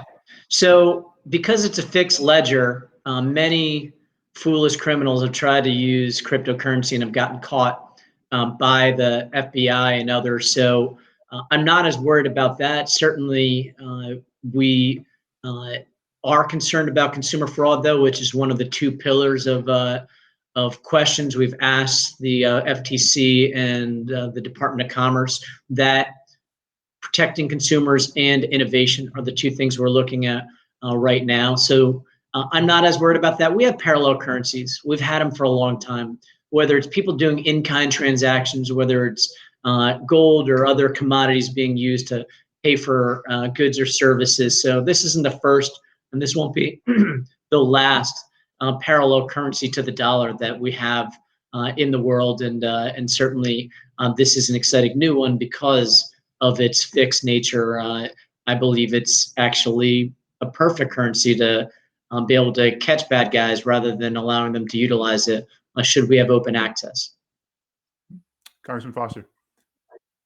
Yeah, well, I think that we have to look at the issue with identity fraud straight in the eye and early, and that's something that the government really can do. I think we saw this in the COVID epidemic, where I think the United States is the only country, the only club that I know that does not have a list of its members.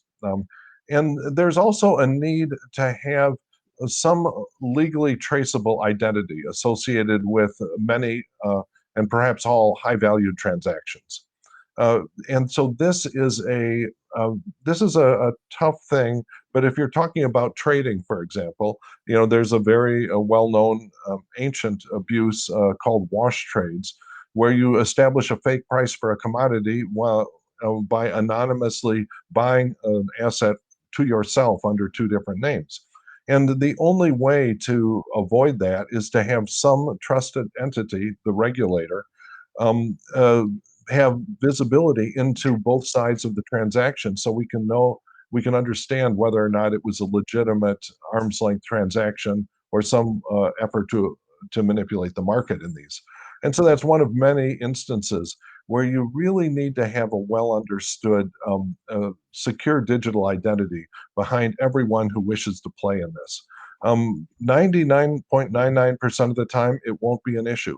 But when something goes wrong, you really want to be able to go to a court system you trust and unmask the participants in things. And again, that has to be built into the technology from the start. We're going to take some questions from the audience in a moment, so I encourage you to submit your questions. But before we do that, let me ask you, both of you really, one of the concerns that people might have, you've already alluded to, is whether Congress has the expertise to deal with this very new, very technically complex set of issues. So what have you found in terms of the level of awareness and understanding in Congress of blockchain technology, and does it have the capability to address these issues? Congressman Soto, why don't you go first? So first, we're the legislative body of the United States of America. It's our job to write laws that are based upon the morals of the American people. And certainly, I've already alluded to an education hurdle, but many members of Congress specialize in different areas. So certainly folks on both the Energy and Commerce Committee, on the Space Science and Technology Committee that Bill serves on, and on the Financial Services Committee will be the members mostly working on this. And the key will be to hear from our agencies. And when we craft statutes, they'll be more generalized in nature, putting forward goals like innovation, consumer protection, the ability to be able to audit, things like that. And then we'll leave most of the individual rules to regulations that would be put forward by every FTC, CFTC, potentially Comptroller of the Currency, and the SEC. So the more technical interpretations of those will go through rulemaking. The public will have a chance to comment, and then those regulations will be finalized. So the Congress will take a sort of 30,000-foot level to protect these basic morals that we have while embracing and promoting innovation. And that'll be the agencies that are stacked with technical folks, much like we have in our committees as committee staff, to assist in some of the more detailed regulatory aspects that they put forward. Congressman Foster. Well, I think there are a number of things that we can do in the short term. Simply, one of the real goals of the blockchain caucus is simply to educate the other members. I'm also working very hard to reestablish the Office of Technology Assessment, which was originally created in 1972 and destroyed in 1994, I believe, that provides nonpartisan policy technical advice to Congress.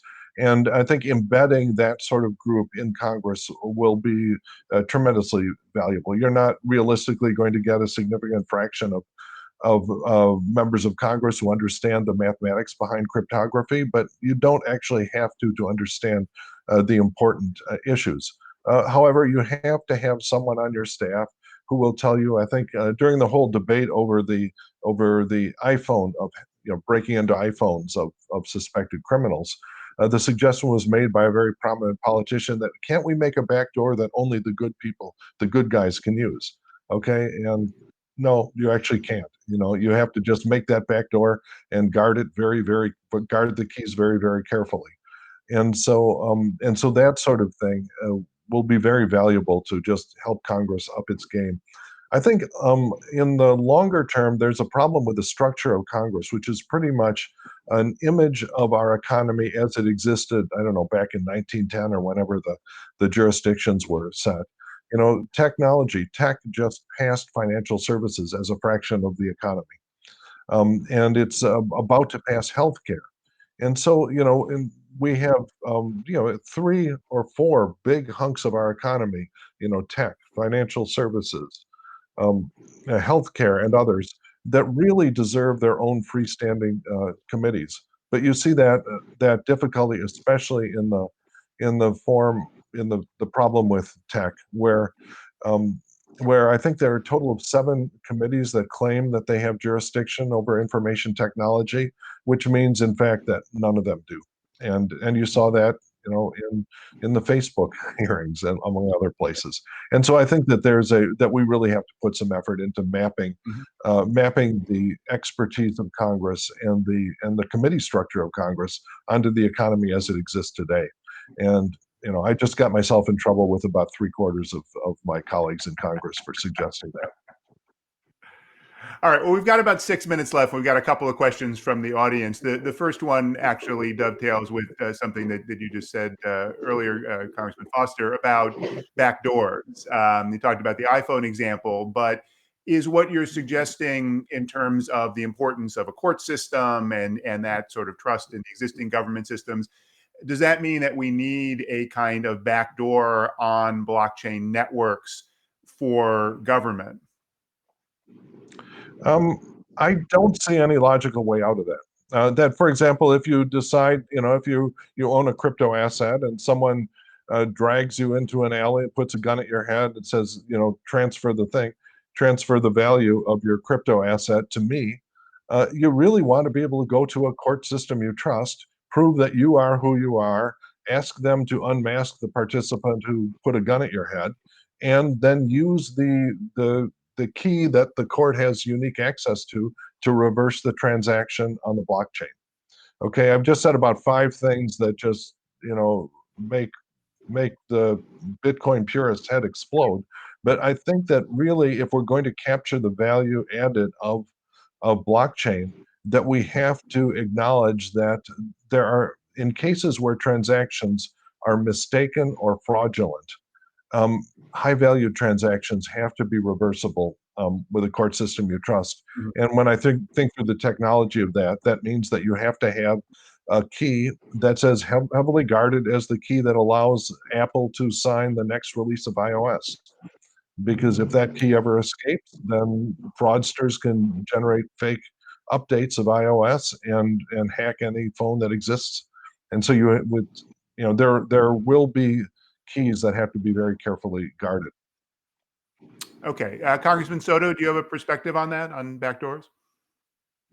Sure. So there definitely has to be a way through the court system we could reverse fraud, and for regulatory agencies through the courts to be able to do their job. We're talking about the need for having some ability to audit for taxes owed and things of that nature. This is really just a sign that cryptocurrency is becoming a mature market, and it's certainly part of that maturing process that we have some statutory and regulatory rules put out there. And this is an important time because those rules haven't been written yet. So these different interviews and roundtables that we're doing like today are really important because we expect to be on a path whereby next year to the following year, 2021, 2022, we'll have those recommendations back from the Department of Commerce, from FTC. And so this is part of our listening tour to hear from everybody on what it needs to be, along with hearing from industry, from our agencies, from consumer protection groups and others, and then put down some basic statutory framework. But we're still in a nation of phase of blockchain that we're not going to go overboard. It's going to be light touch just to establish some certainty, promote innovation, and protect against fraud, allow for the market to mature even more. But certainly having an ability to audit and reverse transactions that are fraudulent to protect consumers is going to need to be an aspect. I'll defer to Mr. Foster on the technical manner in which it should be done. So we've got just about 2 minutes left. Let me ask each of you just a final wrap-up question, which is, why does it matter if, say, China is ahead of the U.S. on this central bank digital currency, or Switzerland has more token offerings than the United States? From a policy standpoint, why is it important for the U.S. to have a leadership role here? Congressman Foster, why don't you go first? And again, just very briefly, please. Yeah, well, I think it would be a tragedy if, well, I tell you, just if you go through China's strategy on this, they're trying to get the digital Chinese currency to become the standard currency of both the Belt and Road Initiative and eventually the entire world. They intend, as a matter of strategy, to displace the U.S. dollar. The way they have implemented this is one that gives them visibility into every transaction, period, full stop. And so what we have to do is understand that threat, and we have to understand that if we're going to produce a better product, then we are going to have to tether it to our trusted court system. Because it's not only for digital currencies, but for any digital contract. If it's a high-valued contract, I do not, if say the ownership of my house, I do not want to have to go to a court in China if something goes wrong with a digital contract on that. I want to go to a court system in the U.S. or Canada, most of the EU, court systems that I trust, and that has to be built in from the very start for high-value digital contracts. Thank you, Congressman. Congressman Soto. This is about protecting the values of the free world, whether it's freedom of press, whether it's freedom of commerce, individual rights, voting. All these things are having the dollar as the dominant international currency is part of protecting that, as well as our allies in Europe and some in select areas of Asia that are close allies of ours. And so when we're talking about protecting these fundamental rights in the free world versus other countries that don't have those rights and don't have those values, this is one of those really important areas, whether it's financial dominance, whether it is making sure that we can protect our information against cyber security threats, whether it's utilizing the combo of blockchain and decentralized data aggregation with AI to solve some of the world's biggest problems. This is one of those major key components to us fighting to make sure that we have freedom and democracy across much of the world in the 21st century and beyond.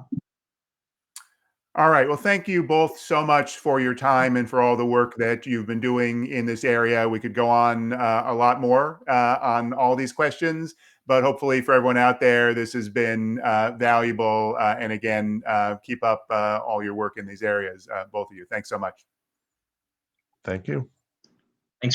Thanks for having me.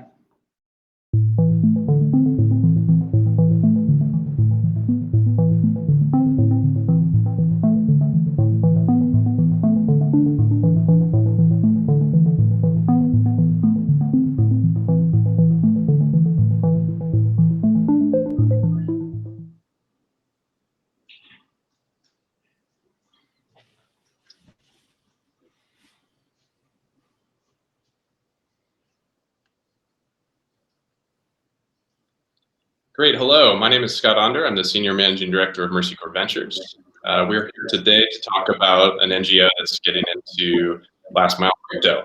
And I'm here with two of my friends and colleagues, Alvin Chef, who works at Mercy Corps Ventures as well, and Simone Chamorro, founder and CEO of Value, which is one of our portfolio companies. So Alvin's going to be talking about delivering aid to refugees via crypto transfers, and Simone will be sharing more about Value's financial service offerings in Colombia and Venezuela. But first, to get started, I'm going to share a bit about Mercy Corps Ventures and Mercy Corps and how we invest in high-impact, highly scalable startups.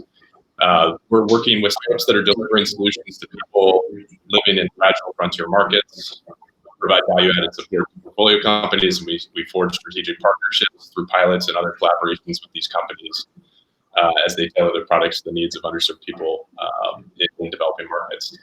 So first, I'll let Alpin and Simone introduce themselves, and then we'll jump in. Hi, thanks, Scott. So my name is Alpin Sheth. It's great to participate in UBRI again.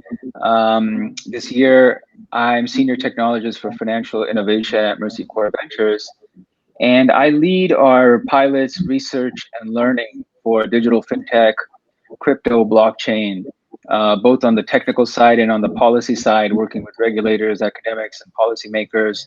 I got my PhD in international development at MIT, and I'm very interested in the use cases around stable coins, crypto, and specifically around smart contracts and the use cases that we can see in the developing context that Mercy Corps in particular has been operating in.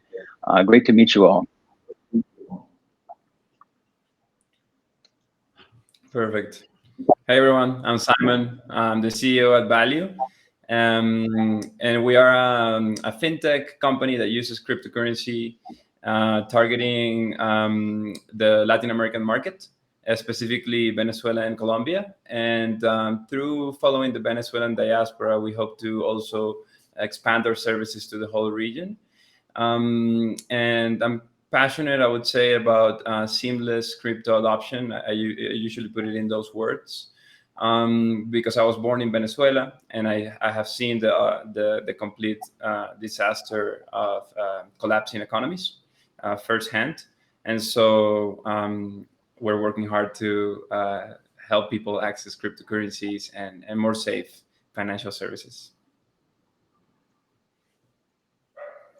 Great, thanks guys. So to get started, we're going to highlight a bit about our work globally and a bit about the challenge around unbanked users and how crypto, blockchain, and other tech solutions might be able to bring people into the formal economy. So to get started, I wanted to highlight some of the work that we're doing at Mercy Corps, where we work across more than 40 countries with a team, 6,000 people strong. We help people build secure, productive, and just communities in some of the toughest circumstances possible, from Afghanistan to Yemen to Nigeria. And we have a long history working in financial inclusion. We've started microfinance institutions, we've developed joint ventures in insurance, we design mobile money products, and currently cash transfers, vouchers, and digital cash make up over half of our humanitarian portfolio. So financial services are a foundation for all the work that we do globally.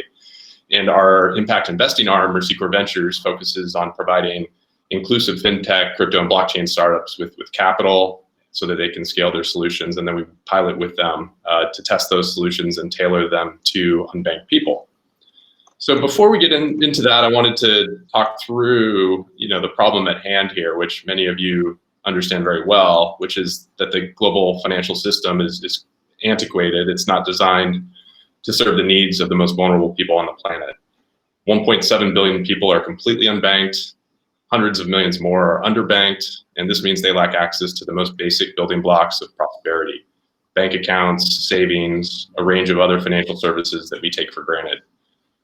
So this leaves people trapped in a cycle of poverty from which it's almost impossible to escape, and women are disproportionately excluded, with over 1 billion left out of the financial system. So I want to get more specific about who we mean when we talk about the unbanked. We're talking about small farmers in remote rural communities. They make up the majority of the world's poor. They're remote, disconnected, and unbanked. Their only option is to trade cash in hand, and they lack a secure place to store their savings, and they have no way to obtain affordable financial services like credit or insurance. The unbanked are also people that are living in informal settlements, in the slums of megacities, or unbanked people that are working in the informal sector. And it's incredible to think about, but over 2/3 of the people in sub-Saharan Africa that are working in the informal sector. The other I think unbanked folks that we wanted to talk more about today are people on the move, migrants who've moved for work or for economic reasons, or refugees that are fleeing conflict zones or oppression. They often don't have access to traditional identification or IDs. They don't have credit history. They don't have verifiable income. So they can't get a bank account or a loan. And none of them fit neatly into the existing financial system box. But they are ready to join the global economy. And we're living in what I feel is a really unique moment in history where emerging technologies can solve these problems. Distributed ledgers, crypto, other digital assets, and financial services have the potential to radically transform the existing financial system. And they have the potential to create revolutionary new pathways for people to spend, save, send, and secure their money. And it's already happening. So we're seeing people in Kenya, in Colombia, and lots of other countries essentially leapfrogging the traditional financial system and transacting over their mobile phones via mobile money. So, 1 billion people that are unbanked own a mobile phone. Another 500 million have internet access. This means we can create affordable financial services that are accessible now, today. And they can be game changers for somebody that's living in an unstable country that is experiencing hyperinflation. To have access to a low volatility currency via stablecoin and digital wallets could be a game changer. It could be game changing in the wake of a hurricane, where smart contracts could automatically pay out when a hurricane hits, so people don't have to wait weeks for an insurance claim to be processed.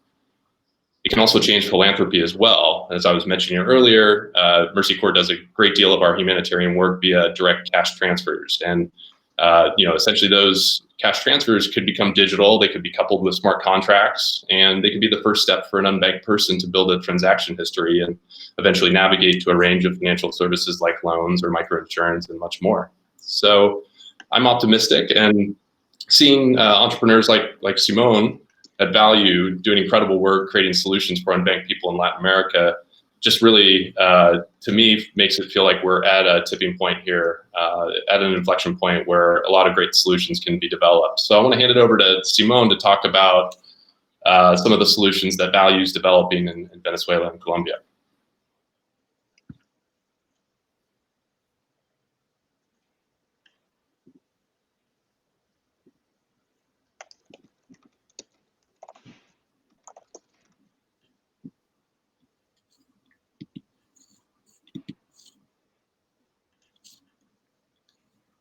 Hey, Simone.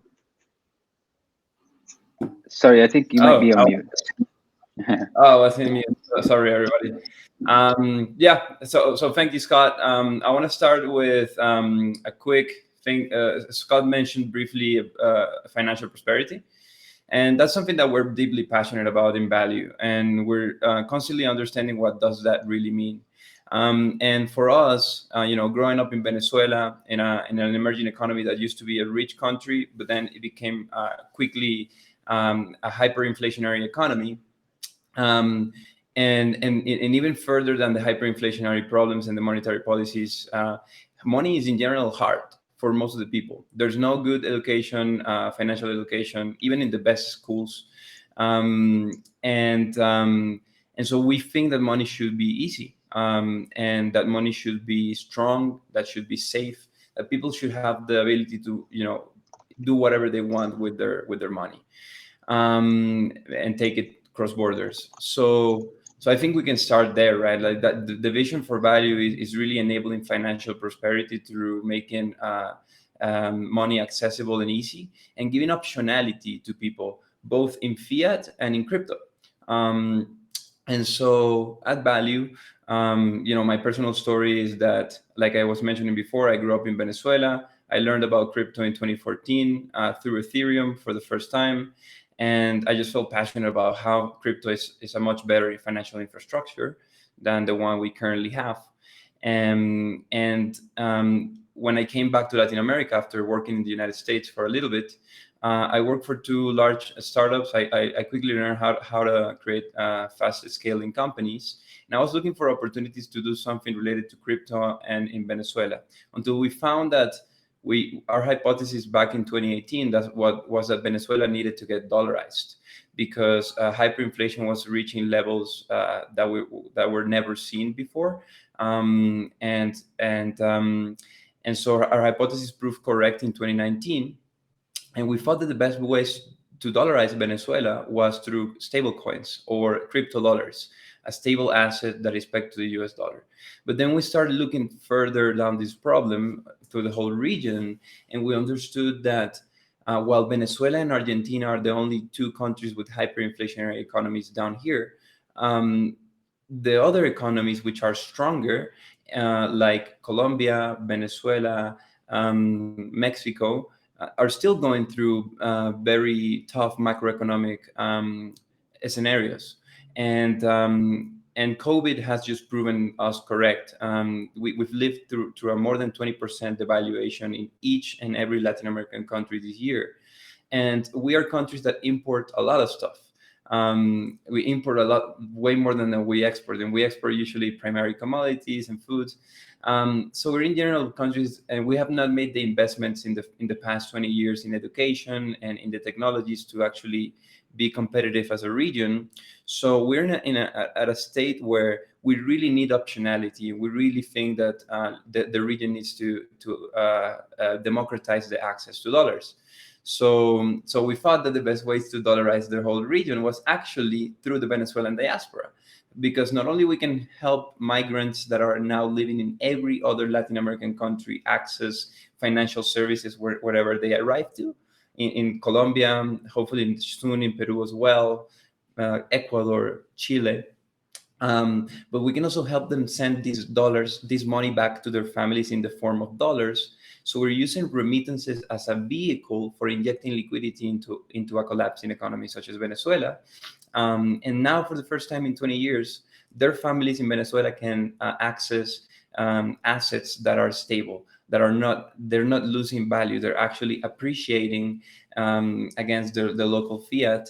And this is amazing. This is beautiful, and we can do so through remittances. And part of what we're doing as well is that, because crypto is a native asset to the internet, is a way of storing value online, you can really make free cross-border transfers. So essentially killing the remittance business model. And that's part of our objective and mission as well. We don't think people should charge money for moving value nowadays, 2020. And so essentially, when somebody cashes into Value Dollars, which is a crypto asset that we created, people can transfer them to any other user. It doesn't matter if they're in the same country or cross borders. And so that's essentially what we're doing. And then we're expanding following this Venezuelan diaspora to each country, building the cash in and cash out systems, what it's traditionally called fiat on and off ramps. And then we hope that now, once we have these systems to enable people to convert their fiat into crypto and back from crypto into fiat, we can expand our services to all these other populations in the countries where we're working. And so you can think of value as a borderless multi-currency account, and that's what we're aiming to do, because we want to include fiat currencies as well. While these currencies are not very strong, they're still used for payments. And again, the most important thing is that people are able to do whatever they want to do with their money. And that for us is really financial freedom. And so it's just an optionality of having multi-currency accounts and access to cryptocurrency. So in short, that's what we're doing and the reason why we're doing this. And we think that while this is only happening we're only working on this in Latin America, this is something that can be applied to many other emerging economies and emerging markets. So thank you, everybody. And if you guys have some questions, happy to answer them. Thanks, Simone. Just moving to the next example that we wanted to share with everyone. One of the main things that Mercy Corps Ventures and Mercy Corps in general is very excited about and very interested in is doubling down on what are the new systems that can be empowering for the kinds and the communities of people that we work for and we work with. What we're seeing again and again is that the current systems, the way they're being stitched together, are not designed for the people we've been working with over 40 years. And in particular, when we take into account disasters and humanitarian emergencies, they often uncover stark inequalities of access and push people to the brink. For many refugees, whether they are dealing with a conflict situation or disaster, what we often see is that they end up hitting up on a wall of whether that's bureaucratic or infrastructure constraints, many of which we feel are antiquated and often add to their struggles. In this particular example, what we were trying to understand is what are the building blocks of cryptocurrency and blockchain that we might be able to put together to improve the way we deliver aid to people who we consider people on the move, essentially. And in this example, we partnered with Blockchain Charity Foundation on a token-based voucher program. And we were working with close to 360 households living in the West Nile Bidi refugee camp, which is one of the largest in the world. And the main reasons why we were looking at blockchain-based solutions were that typically in these remote locations, there aren't widespread networks for financial services or access to other kinds of infrastructure. And so often aid organizations will provide aid in the form of tokens that can be used in exchange for services in and around those settlements. So we were trying to use a system that provided more flexibility and provided aid directly to the people via their phones. And we were able to do that. And so we were trying to show what the relative benefits would be for using, cell phones as a distribution mechanism. And in this particular case, not just send over something like a mobile money credit, which is not necessarily available everywhere, but something that could be managed as an aid distribution and be used for exchanging for basic services. In this case, we were also able to denominate the token in the local Ugandan shilling currency. And we provided vendors in and around the ecosystem or the community with QR codes to accept these payments. And through partnerships with Binance, in this case, we were able to get exchanges so that the vendors themselves were able to cash out at the end and receive the money. What we learned is that there are quite a few challenges in between in terms of both onboarding individuals around digital literacy, the use of crypto-based or blockchain-based wallets themselves create certain types of risks and areas that I think that can be improved quite a bit to make the experience much more seamless. On the side of how people actually use the money, I think there's quite a bit of innovation taking place, but those are places where we're trying to invest more to basically strengthen those ecosystems and the technologies behind them. We found that some of the challenges that came out from this specific use case have opened up a clear kind of research agenda moving forward that we can now test in several different ways in a more kind of granular way, and then be able to test them at scale to see how they will scale in different environments, different countries, different kinds of aid programs. So we're really looking forward to basically taking this forward in the years to come, and excited to share more about our overarching vision on that. So I'll let Scott describe that in more detail.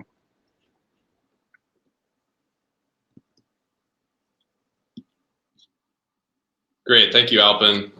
So yes, just to wrap this up, Mercy Corp Ventures is essentially looking to reimagine the financial system with the world's most vulnerable at the center of its design. And to do so, we're looking for partners and to build a coalition, of different groups, startups, actors that all believe that dramatic change is on the horizon.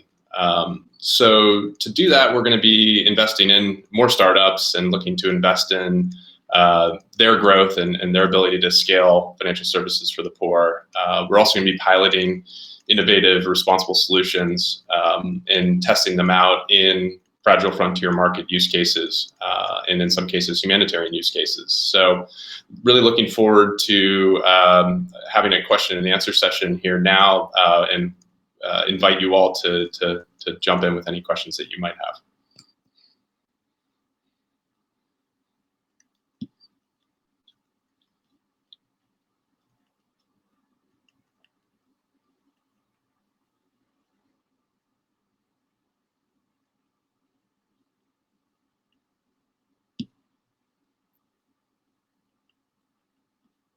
All right, so Simone, I think I'm seeing in the chat from the host, there's a question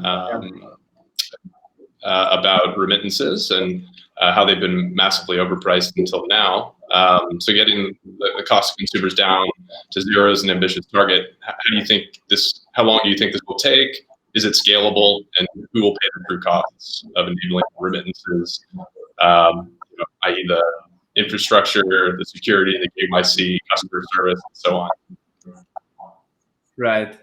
That's a great question. All of them, there's three actually. So definitely, there's I think, I don't remember which international organization announced this, but there's an objective globally to get remittances costs down to less than 3%.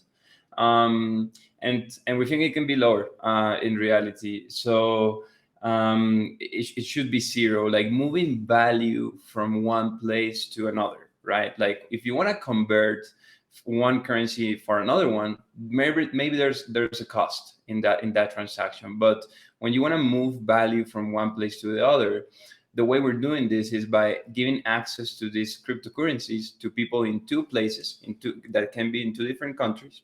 And this asset is easily transferable. Easily means for free and immediately between people. And so in that sense, we are effectively already today offering free transfers of value between two countries. However, when people want to convert it back to the fiat, we have to make a fee. And so it is definitely scalable, because the business model for a company like ours is really not charging a fee every time people move money. There's way more intelligent ways that we can create revenue as a company. To name a few, for example,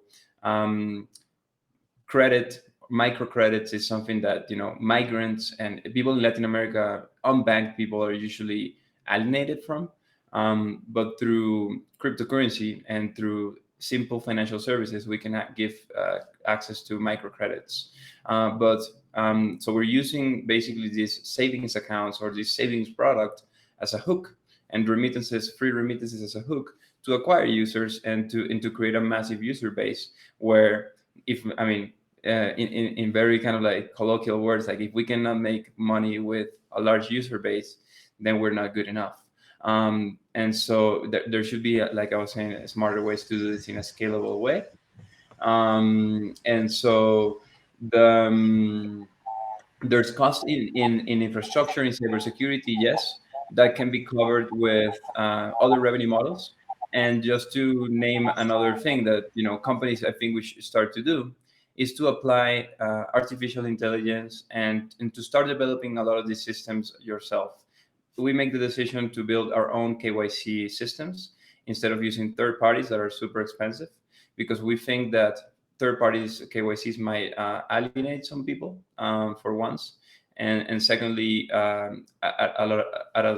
if we're thinking long term, these costs are things that we're going to reduce if we build these technologies ourselves. And we're at a stage today in technology development where it is really easy to build a lot of these things. So yeah, I think that's kind of covers a little bit of those questions.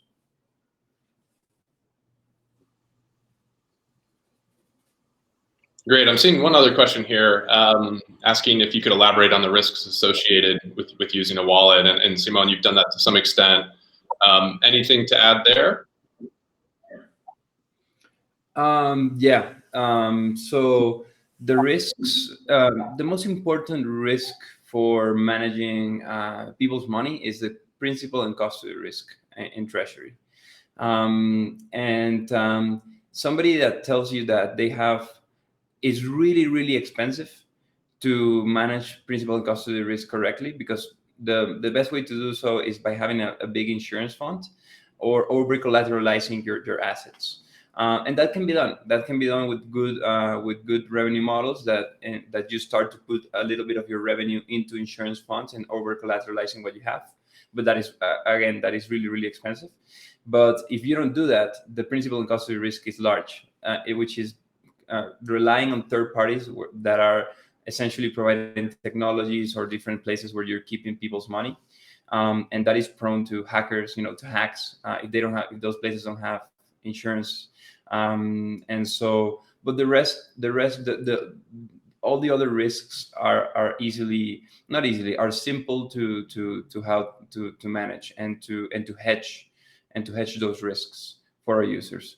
So what we're trying to do, our head is always going to be like, what is the best revenue opportunity for us that has the least amount of risk for our users' funds? And so that's kind of like how we manage it. Great.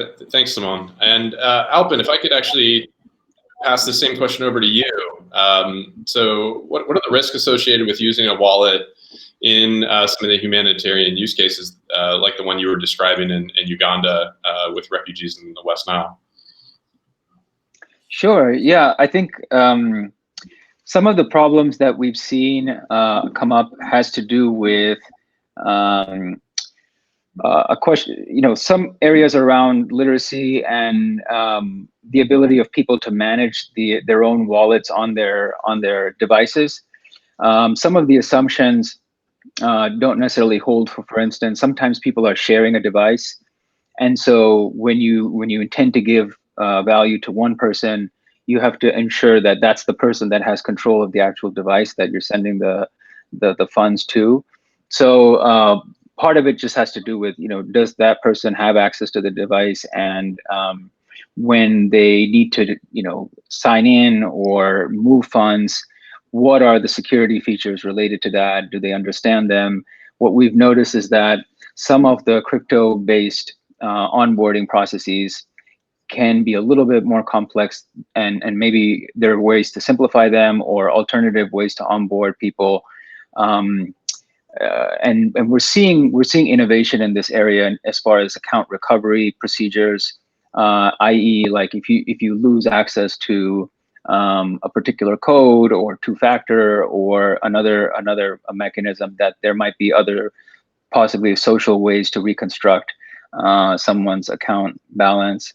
But I think first, I think the overall point around using a wallet is to the extent that people know how to use and develop the onboarding process, it's actually not as risky, I think, because people actually can store it on their device without the risk of someone stealing that that value. So I think that it's a balance between risk, and then I think the other pieces are just how the information and data is managed, and whether or not it's being done in a way that protects their privacy, and or they're able to disclose the things that they need to disclose. So from a humanitarian perspective, we try to manage those types of risks. Thank you, Alpin, and thank you, Simone. I'm seeing we have to wrap up now, and unfortunately can't get to all the questions here. But it's been a really great conversation with you all. Great to hear about all the innovations that you're developing, both in Colombia and Venezuela, as well as throughout the world with Mercy Corps. And really invite all the listeners here to join us for the learning journey as we look to develop financial system and approaches that are inclusive, secure, and protect consumer privacy. Welcome collaboration, and look forward to staying in touch. Thanks for everybody for joining us here today. Thank you.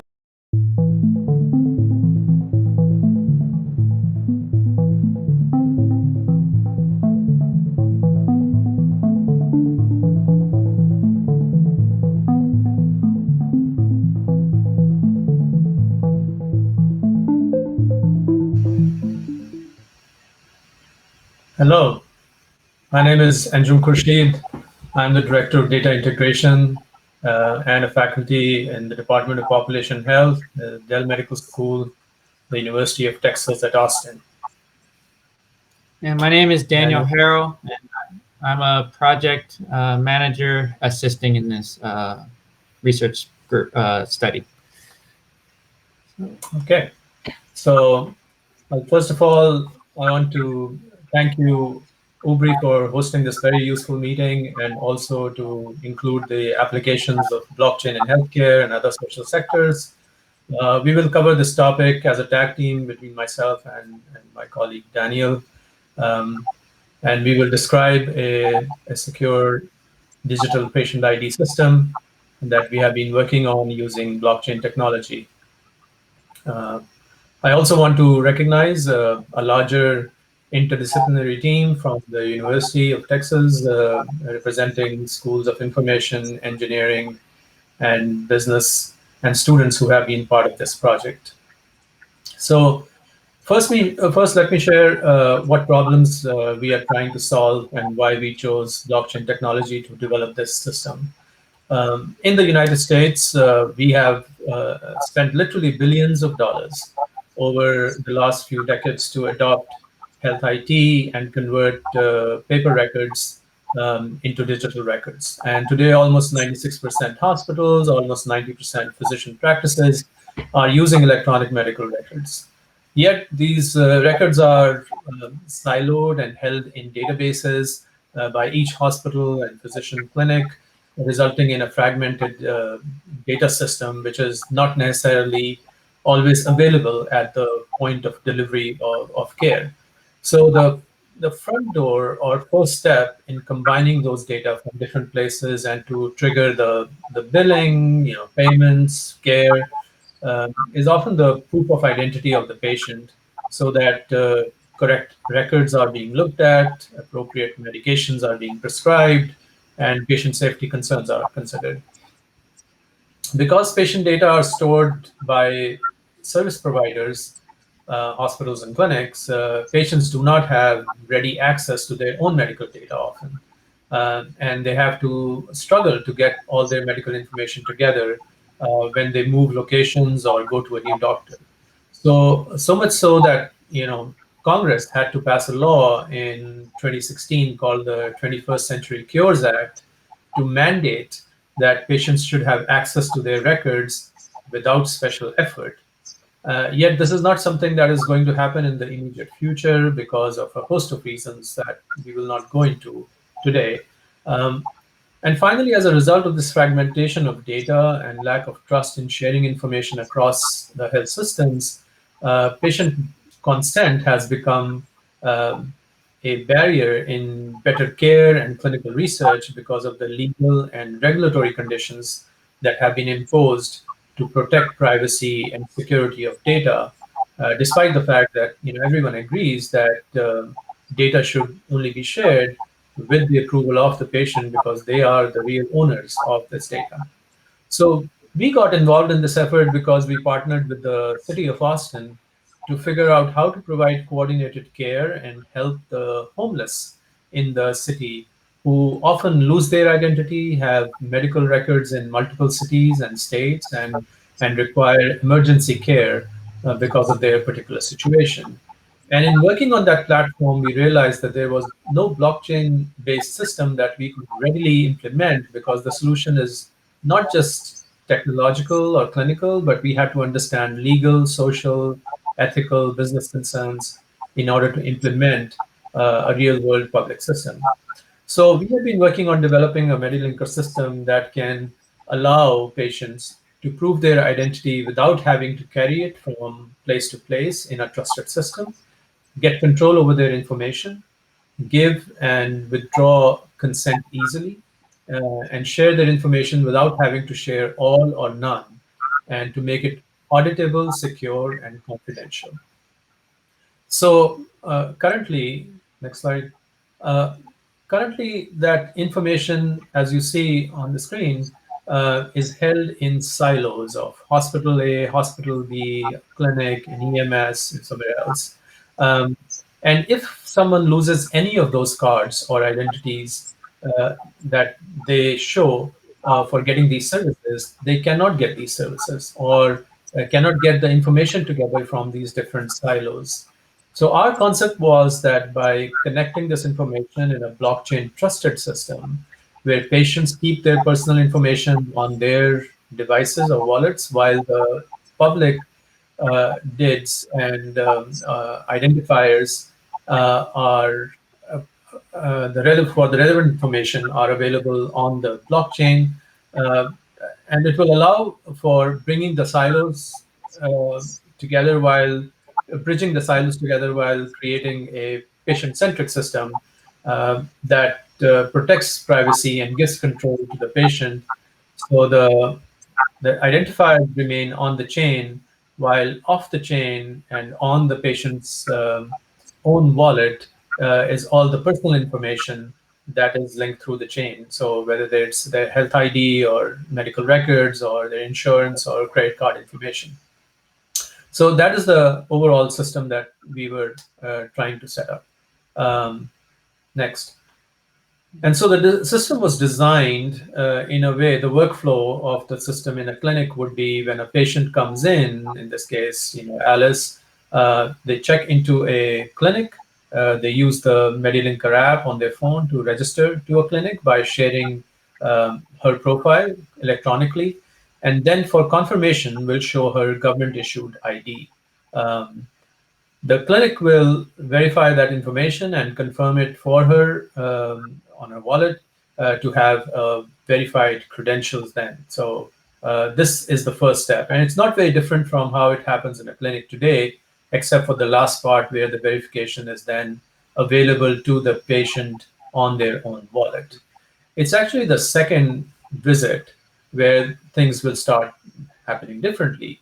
So when she goes to the next clinic, in this case, say a rehab clinic from a primary care clinic that she had visited first, she again makes the connection to the clinic electronically. The clinic checks her in and sees that her credentials have been verified by another clinic or the primary care clinic. And now the clinic does not need to see any more ID because this has been verified on a trusted system, which is immutable.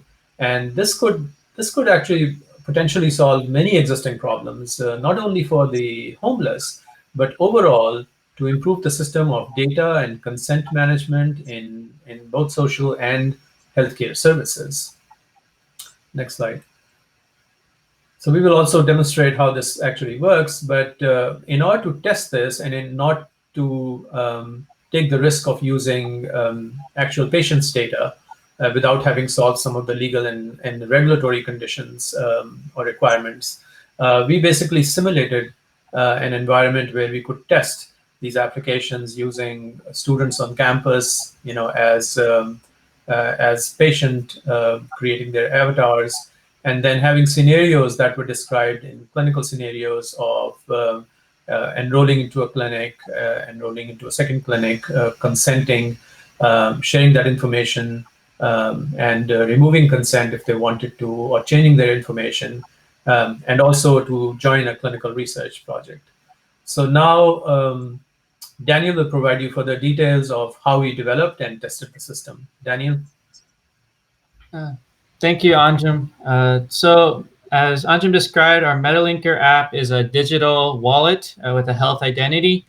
And so this identity contains 4 different parts. First is a profile that has the general patient demographics, and then an insurance, which replicates an insurance card, medication history, and credit card information. And all of these individual credentials are managed by the Hyperledger Indy framework, which is shared across all clinics. And the way our system is designed is that Alice is able to share either all her information with her primary care physician, but if she was going to go to rehab for a particular procedure, she could share only the parts of her identity that are applicable or she's comfortable with. And so Alice has control over what data is being shared with which institutions. And in terms of the actual blockchain, what's actually on the chain is the schemas for each of these profiles, insurance, medication, and credit cards. So if there was an institution wanted to add an extra field into the profile, they could add the schema up onto the blockchain for the remainder of the institutions to use.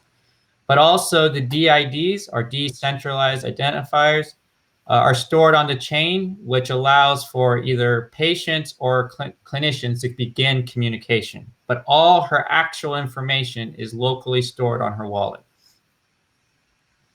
In terms of the architecture, every patient or clinic has a wallet in which within the system, and they interact with a web application that is either accessible by a computer or by a smartphone. And each one of these wallets communicates with the Hyperledger Indy, which uses a W3C, or verifiable credentials, and decentralized identifiers. And we use the Hyperledger Aries framework to be the API as the middle software. And all this was hosted on AWS. And there was an additional workflow that we did. So in this hypothetical study, a research group at UT Dell Medical School was trying to evaluate the prevalence of a medication A in adult Asian women. And so given that her information is available in this scenario, they're able to identify her and ask her if she would like to participate in this study. And if Alice consents to be a part of it, she's able to give access to only the information applicable to this study.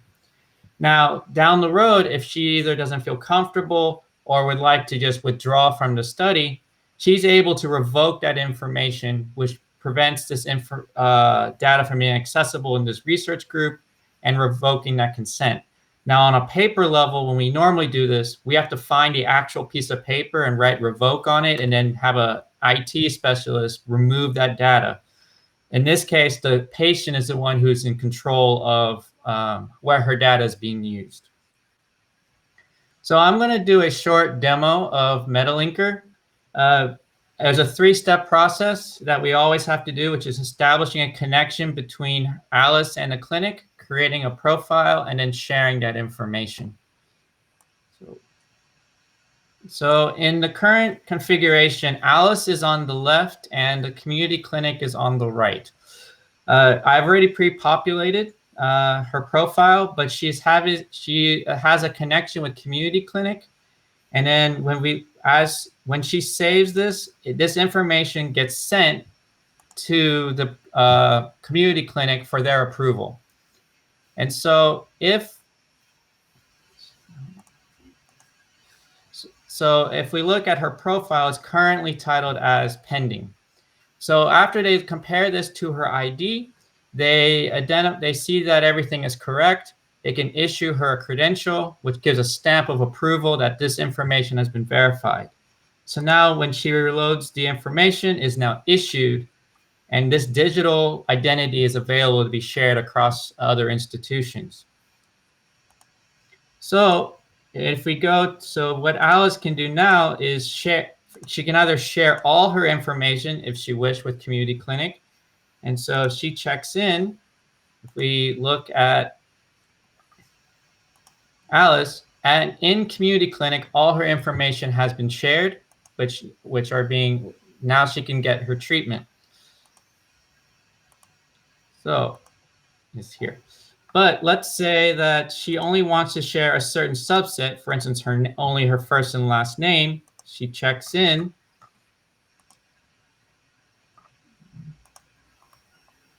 So now only her information is there.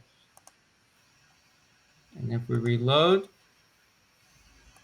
Alice's profile, all the remaining information is no longer visible to that clinic.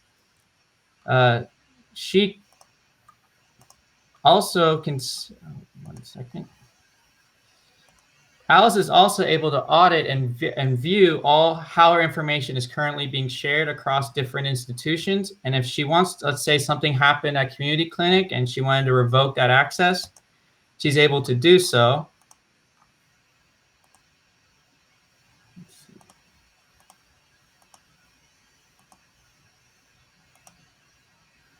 And now all her information has been removed from that clinic. So that's the general three-step process of MetaLinker.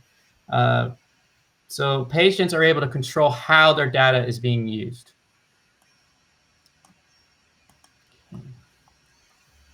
So as Anjem described our research study, we evaluated the feasibility of this framework on a simulation on University of Texas campus, seeing if MetaLinker can handle the 6 scenarios that we described earlier. And of the 29 participants that helped us test this, they were able to share their information as they desired across multiple institutions, as seen in this table. Some wanted to share across all 5 institutions, some just 3. And so they were able to control where their data was visible. And as you probably are aware, this spring, the COVID-19 pandemic occurred, or is still ongoing. And so we had to change all our in-person interactions onto the cloud using communication tools like Zoom, and MetaLinker still worked. Patients were still able to control that information, manage their identities, and share that information across all these institutions as they desired and in this virtual setting. And so going on, potentially this could be a solution for the telemedicine world that we're entering. So in summary, we have developed and evaluated a blockchain platform that is first patient-centric, it manages healthcare identity and information, and gives patients control over who has their medical data and how it's being used. In terms of the next steps, we are currently developing a pure mobile app that includes a biometric authentication for further security, and exploring a few other use cases relating to guardianship and management of mental health and some scenarios that involve people experiencing homelessness.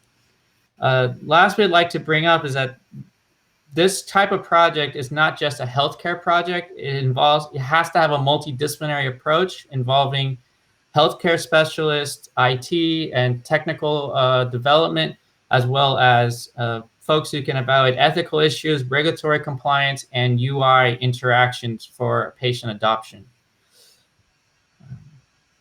So thank you very much. If there are any questions, please feel free to ask. We're happy to open the floor for discussion. I see there's a question about whether we were integrating the system with OAuth to handle delegation, and I think that's kind of the next step of what we are building is with new use cases that will cover some of the guardianship issues as well, in terms of how to allow the system to work well when someone else is also using that permission, like a parent and a child. So that's the future development case. So thank you for that question. And thank you very much for the opportunity. Really enjoyed this, and we will continue to work in this area and look for collaborations, across the country and the world who are looking at these topics. Thank you.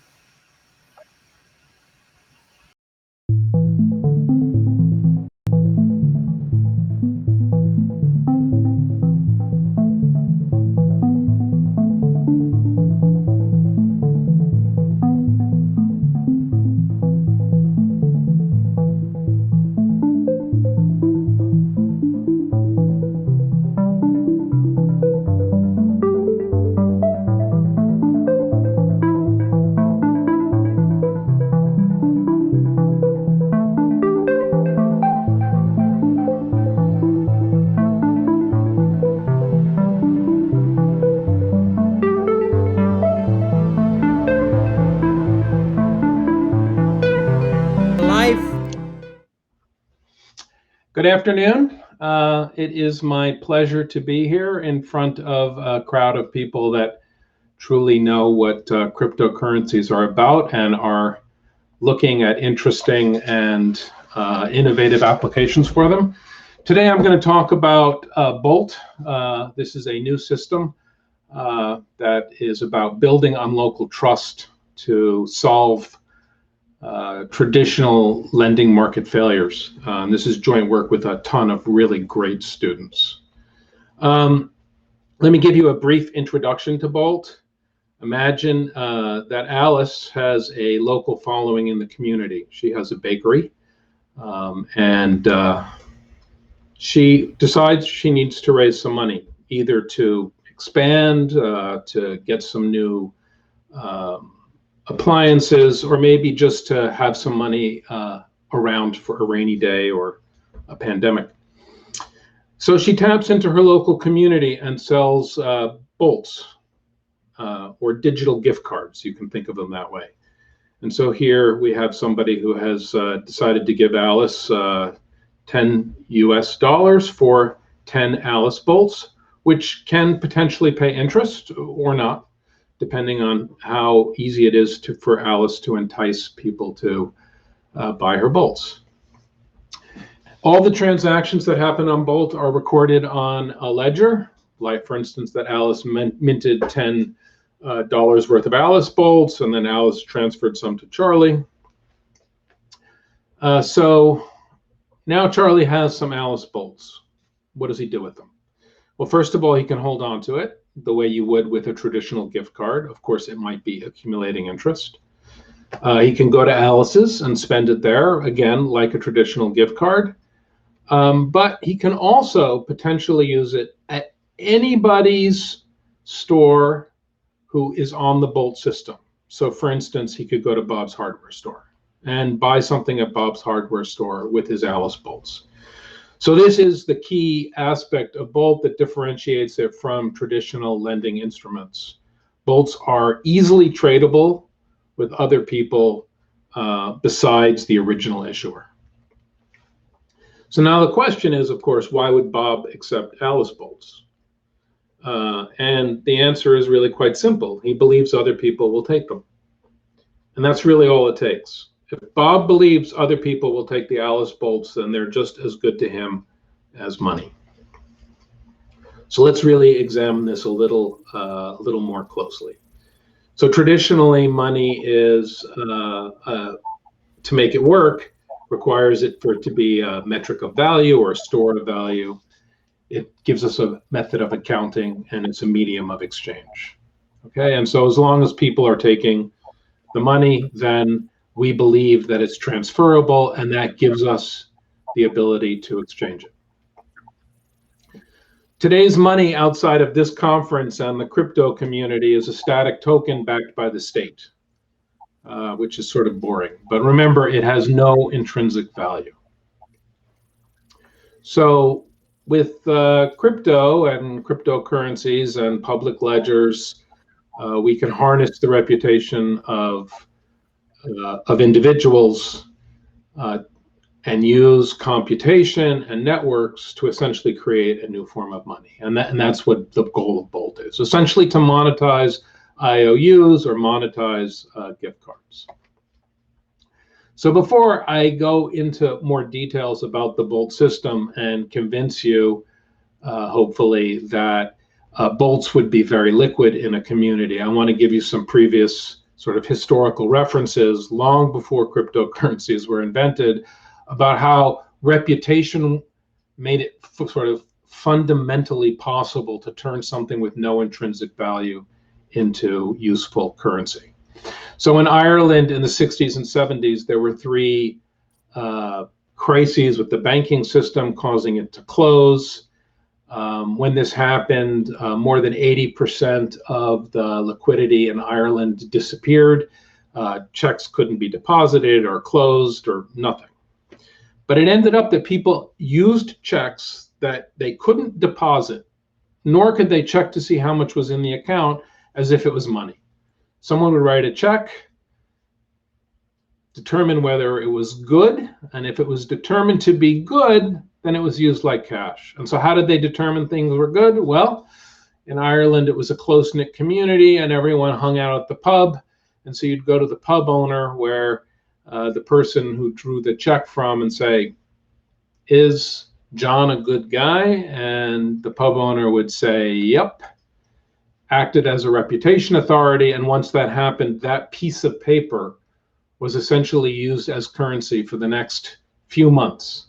And amazingly enough, the Irish economy did not shrink during these banking crises. In fact, it grew during these banking crises by basically people using each other's reputations to form the basis of giving value to pieces of paper. Historically, in the United States, we call currency banknotes because individual banks used to issue their own currency, usually backed by gold, and these circulated in the United States.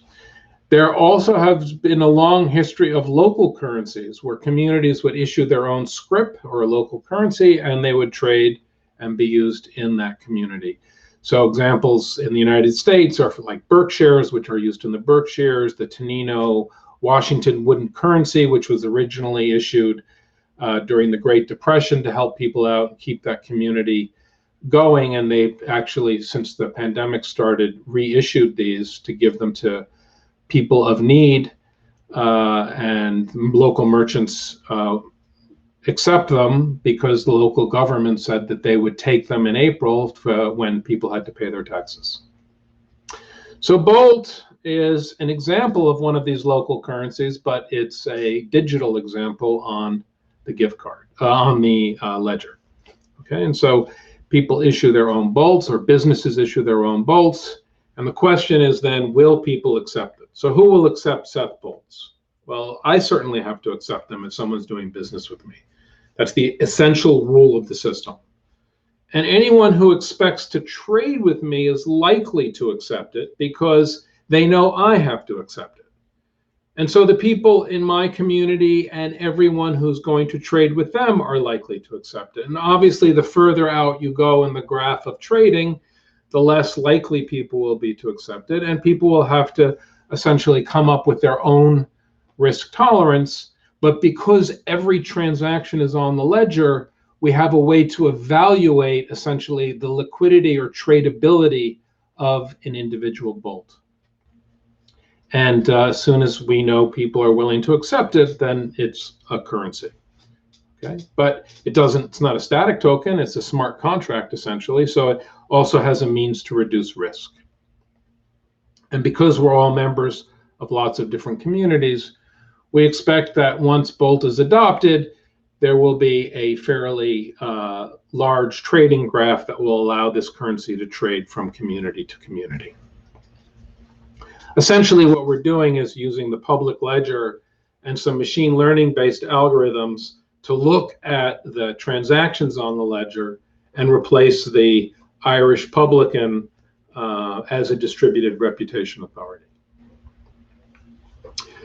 Bolt's motivation comes from the fact that there is a huge failure of the mainstream banking system in the United States and other places. So one of the biggest problems is that the number of commercial banks has been falling, so there's less competition, and as a result, or maybe not exactly as a result, but tied hand in hand with the fact that banks are very risk averse, and there's no good way to evaluate the sort of riskiness of small businesses, there are fewer and fewer small businesses being loaned money in the United States. And because of that, there are essentially predatory lenders that are filling the gap. And so we're looking to eliminate that. COVID-19, of course, makes all of this worse. Bankruptcy filings are up more than a third. Tens of thousands of businesses have closed since the beginning of the pandemic. So our solution is to use local reputation to source funds locally. So it's a go local movement for funding and trading, but export the trust globally so we can bring capital into communities. So one sort of obvious question is, why not just traditional gift cards? Because gift cards can trade at an extreme discount, and they often do. And the reason for that, and this is differentiating with something like Bolt, is there's tremendous friction in using gift cards. They're hard to subdivide, they're hard to transfer, they generally are accepted at only one store or chain, there's lots of fees. There's a lack of transparency in how many gift cards have been issued and who's using them. And so even if the gift card itself is a way for a business as a stopgap to raise some money, there's no way for them to build a sort of fiscal reputation based on it because no one knows what's going on. So like I said, Bolt is a lending and trading platform. It's essentially go local for capital, where businesses can raise money from the community based on their reputation.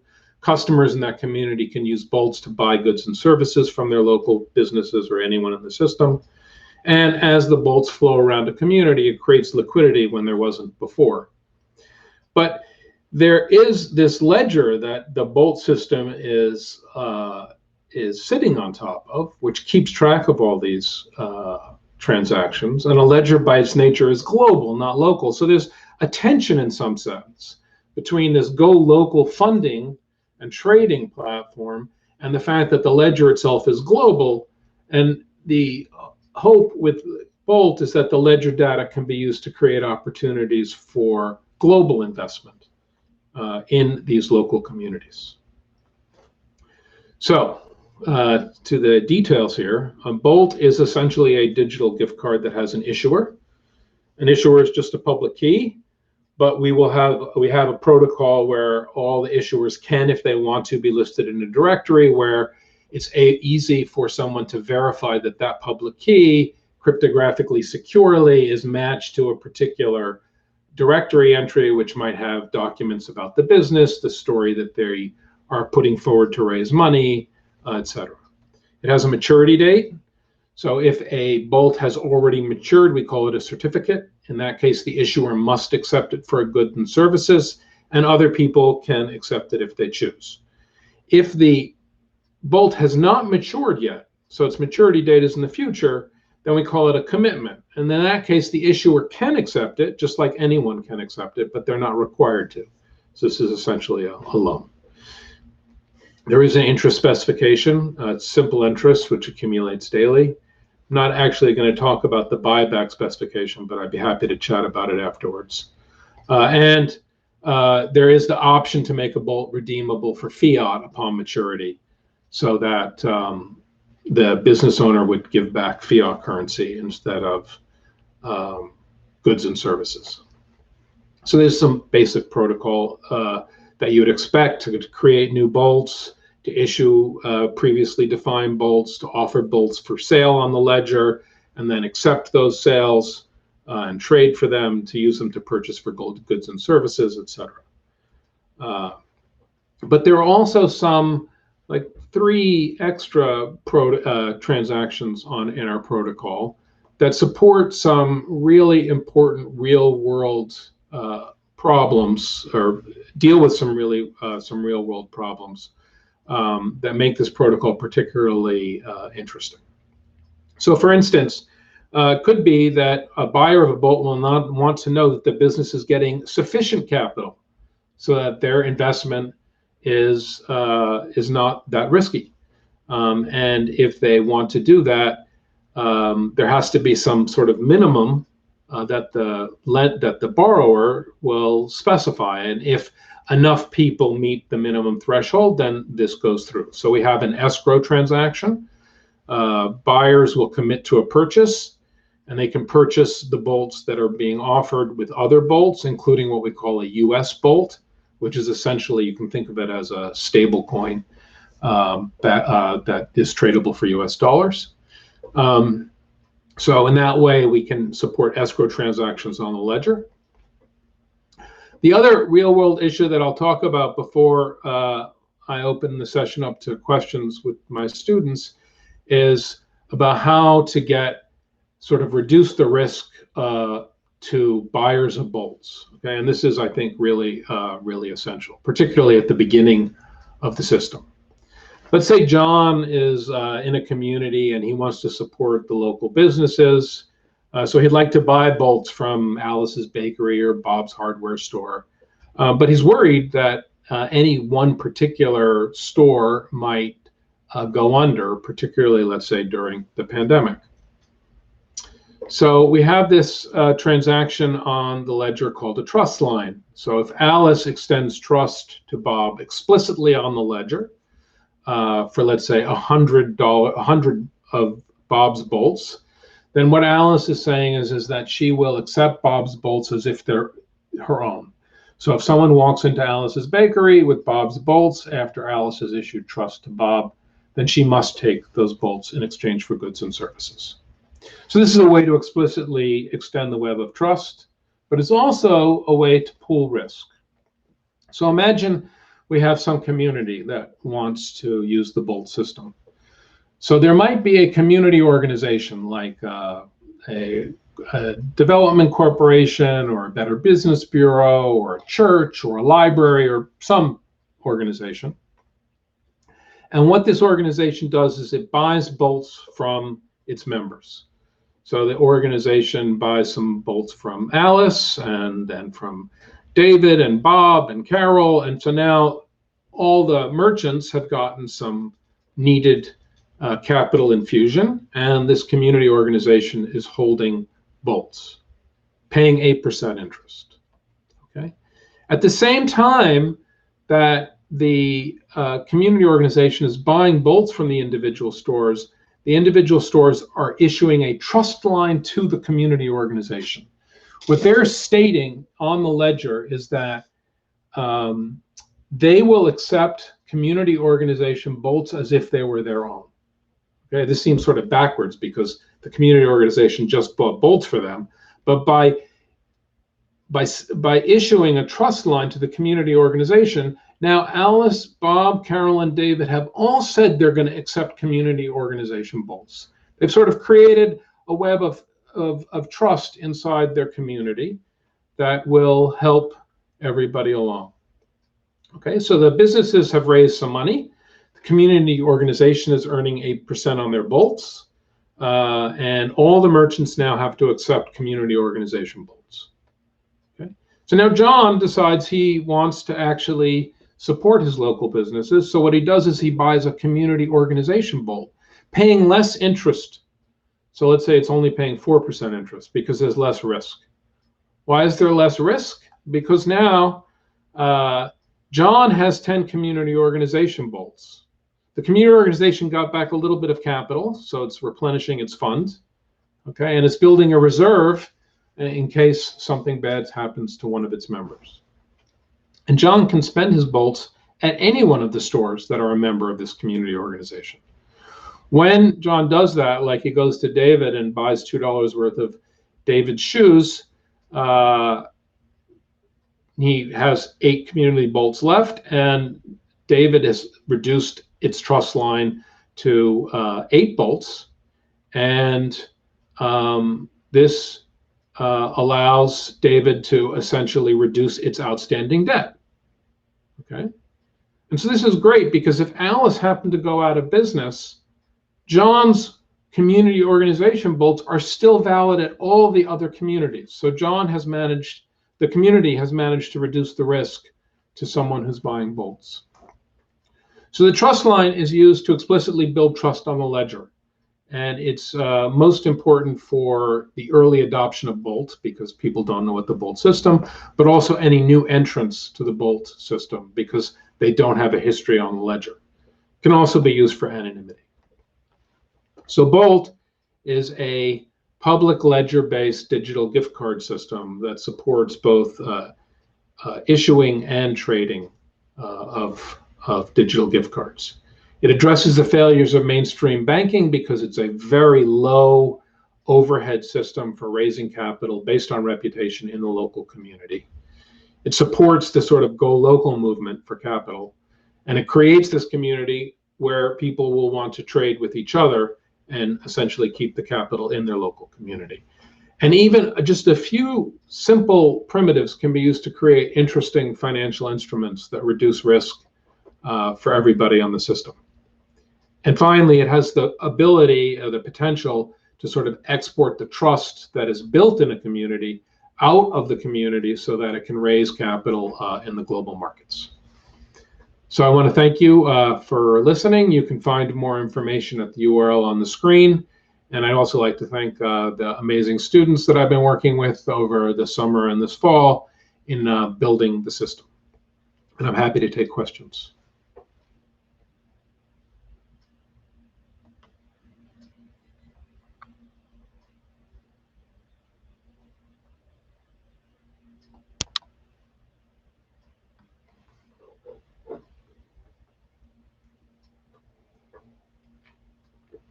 Well, I thank everyone for coming. I hope that you learned something, and if you have feedback, we would love to hear it because the system is currently under development, and we're getting ready to do our first deployment soon, and we could use all the feedback we can get. Thank you very much.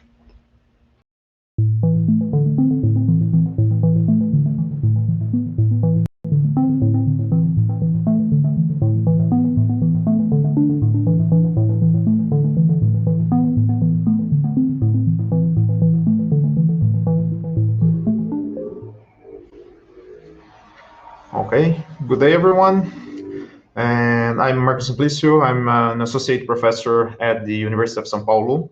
And I'm going to talk about the Amazon 4.0 project and blockchain that is embedded into it in my presentation. So let me share the screen and application window, this one, share. Okay, so this is the topic of the presentation. This Amazon 4.0 is actually an umbrella for several projects. I'm talking about today a specific part of this Amazon 4.0 that is the biobank that is more related to blockchain. So what's the idea behind Amazon 4.0? Well, Amazon here we are talking about not the company, but the Amazon forest. How to make some economical use of the forest.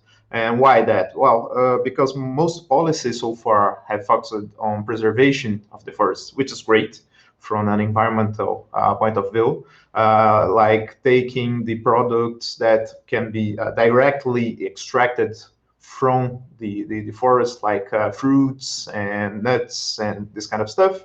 Some sustainable extraction of wood, so you do not devastate an area, you just extract what you need and you rotate between areas, so no area is kind of deforested, really just choose some samples from different areas. And there are some funds also to promote this kind of preservation. The criticism for this kind of economical activity is that it does not generate enough richness. It's just like surviving for the people that live there, not really modernizing the region. So then comes the critics, and they propose a second venue. They called it sustainable development, but sustainable is kind of hard to use as an adjective here because mostly farming, just destroy the forest and put some crops or livestock in place of it. Mining, it has been growing in the last 2 years in particular there, and energy production, in particular for the building of dams, so you can have hydroelectric plants put there. And well, then you are not actually making an economical use of the forest, you are removing the forest and putting some economical activity there in place. So the Amazon 4.0 project, it has been idealized by the brothers Ismael and Carlos Nobre. The idea is to find a third venue for the forest and exploring one specific thing, that is biodiversity we have there, and the knowledge of the native people from that region about the biodiversity we have there. So how can we actually take value out of this biodiversity? Well, we have some examples. Actually, I will not bother you with the many weird names here, native Brazilian names we have here, but just here are some names of plants and fruits that have a natural value today in the world for the food industry, for the cosmetics industry, and for the health industry. Those are the main targets of how to explore biodiversity in the forest. So maybe you have heard of acai as an example. It's a fruit with lots of energy, lots of sugar in it, and some claim at least some interesting medical properties and health properties in general. And there are many more fruits and also plants that can be used for that. My favorite is really this chocolate made out of one specific fruit from the Amazon forest. It's called cupuaçu. It's really great as a chocolate or with chocolate. It's a perfect fit there. And well, this kind of stuff is what the project wants to transform into richness for the region. But how do we monetize this richness? I mean, okay, biodiversity is interesting, but how to turn that into actual money for the people in the region to profit? And here's where blockchain comes into place. The idea is to have a biobank. This is not, the idea of a biobank is not new per se. There are biobanks around the world. None of them actually very strong in terms of production. They are still struggling to become some really valuable asset, but the idea at least is good. And when backed with a blockchain and some things we are going to show here, it seems to be a great idea to pursue. So basically what a biobank is a repository for DNA data. So the people from the region, that is hard to, it's hard to get into the Amazon region, it's kind of closed. And so many people do not know the value that is there, but those that live there, even Native Americans, they do know many plants and fruits that are not known by the modern civilization. So the idea is to talk with those people and NGOs that operate in that region, and to get them some equipment that can be used for PCR, right, for DNA extraction from different elements, mostly plants. So those PCR devices today are not that hard to buy; they're not that expensive. And what we want is to give them the training enough so they can use those equipment and extract DNA. And this DNA can be put into a blockchain, not directly. DNA data is really huge. So the idea is to put some link to them, like a torrent link, a magnetic link for torrents. So people can download that data from using that link that is put into a blockchain. So Why would they do so? Because they would get some coins from it, some bio coins, say, for this task. And when they do that, they can also insert some knowledge about that thing that they are getting the sequence of the DNA from. So like this thing I'm sequencing now has some interesting properties to avoid fever, for example, some health value into it. And this knowledge also can be rewarded.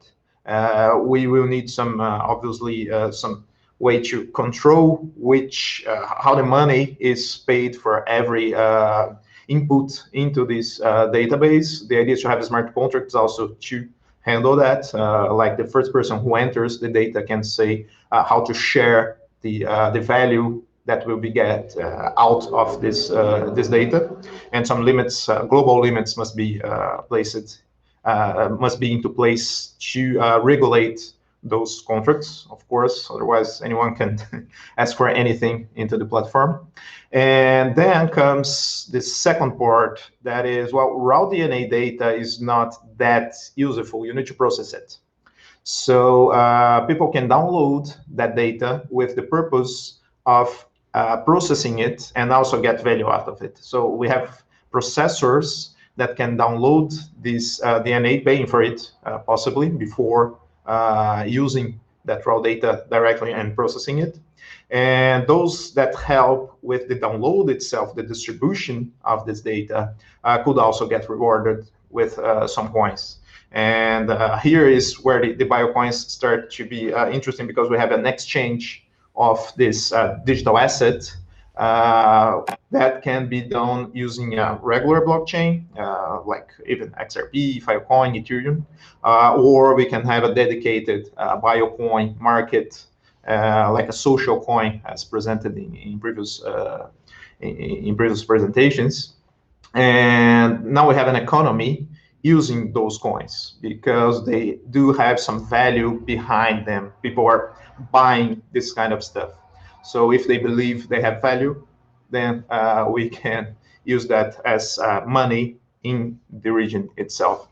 And well, after processing this data, then the torrents for this DNA data, processed DNA data, the biologists call it annotated data.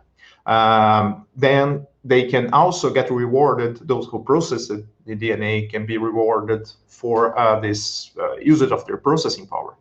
And now, when we do have something of value for biotechnology, from a biotechnology perspective, we can have industries buying this kind of data. Industries and also academia buying the data and paying some value for it, some fiat value for it, and using that data somehow. And those in the chain can be remunerated for that. So we do need smart contracts also for this kind of remuneration of everyone in the chain itself.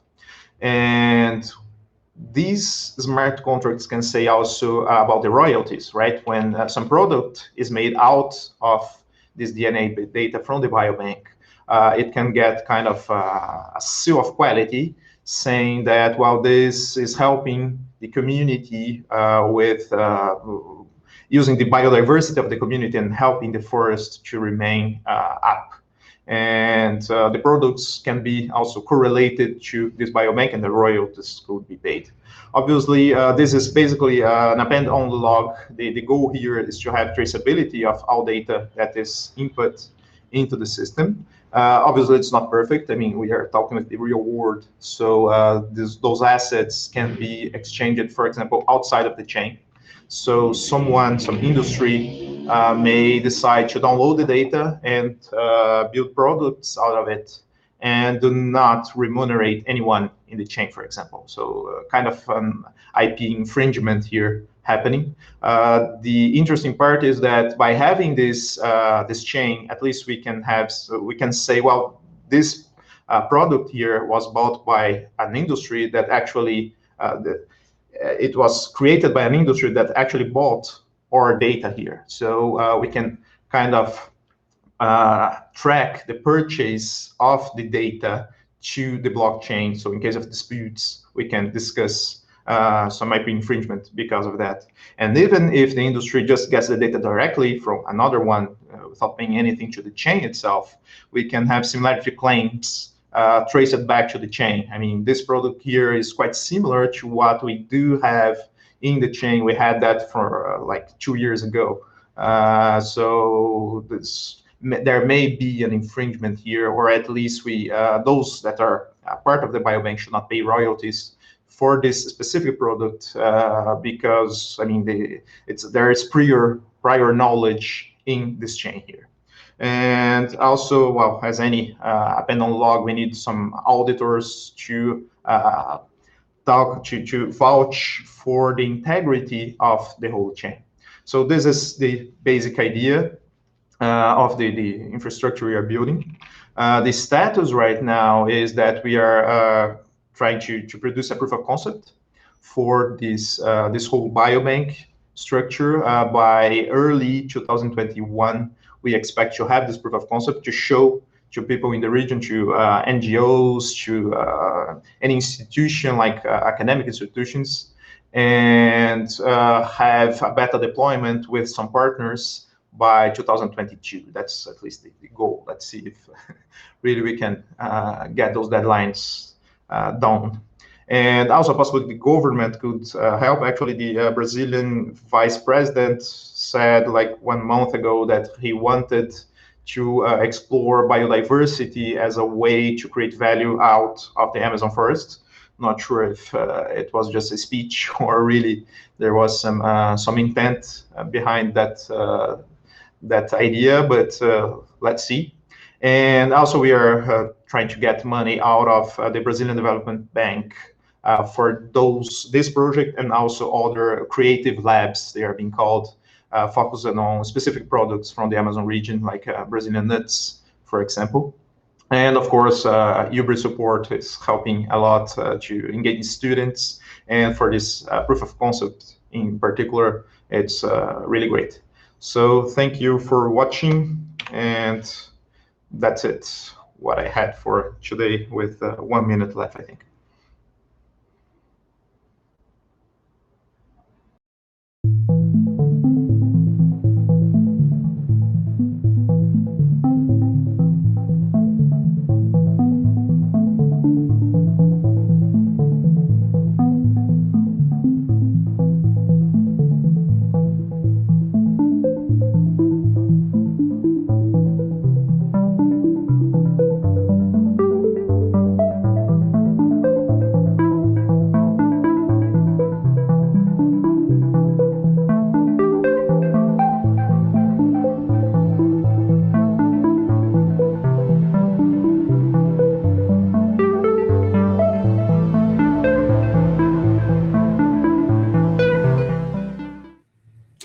Good morning. I'm Camille Crittenden, Executive Director of Citrus and the Bonato Institute. We're a multi-campus research center based at the University of California. Citrus is a center for IT research in the interest of society and also the home for the Citrus Policy Lab. So in that role, I'm pleased to be here and talk with you about blockchain for the public good.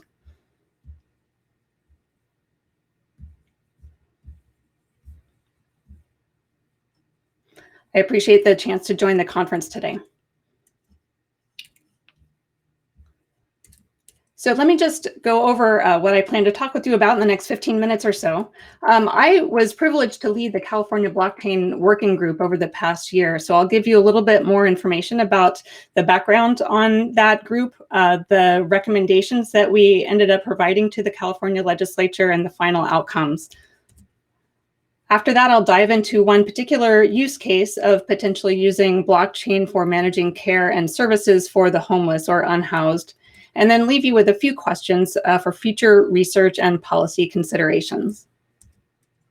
I was pleased to hear the congressional representatives earlier today talking about the blockchain activities in Congress, and I'm happy to provide some background about what we've been doing here in the state of California.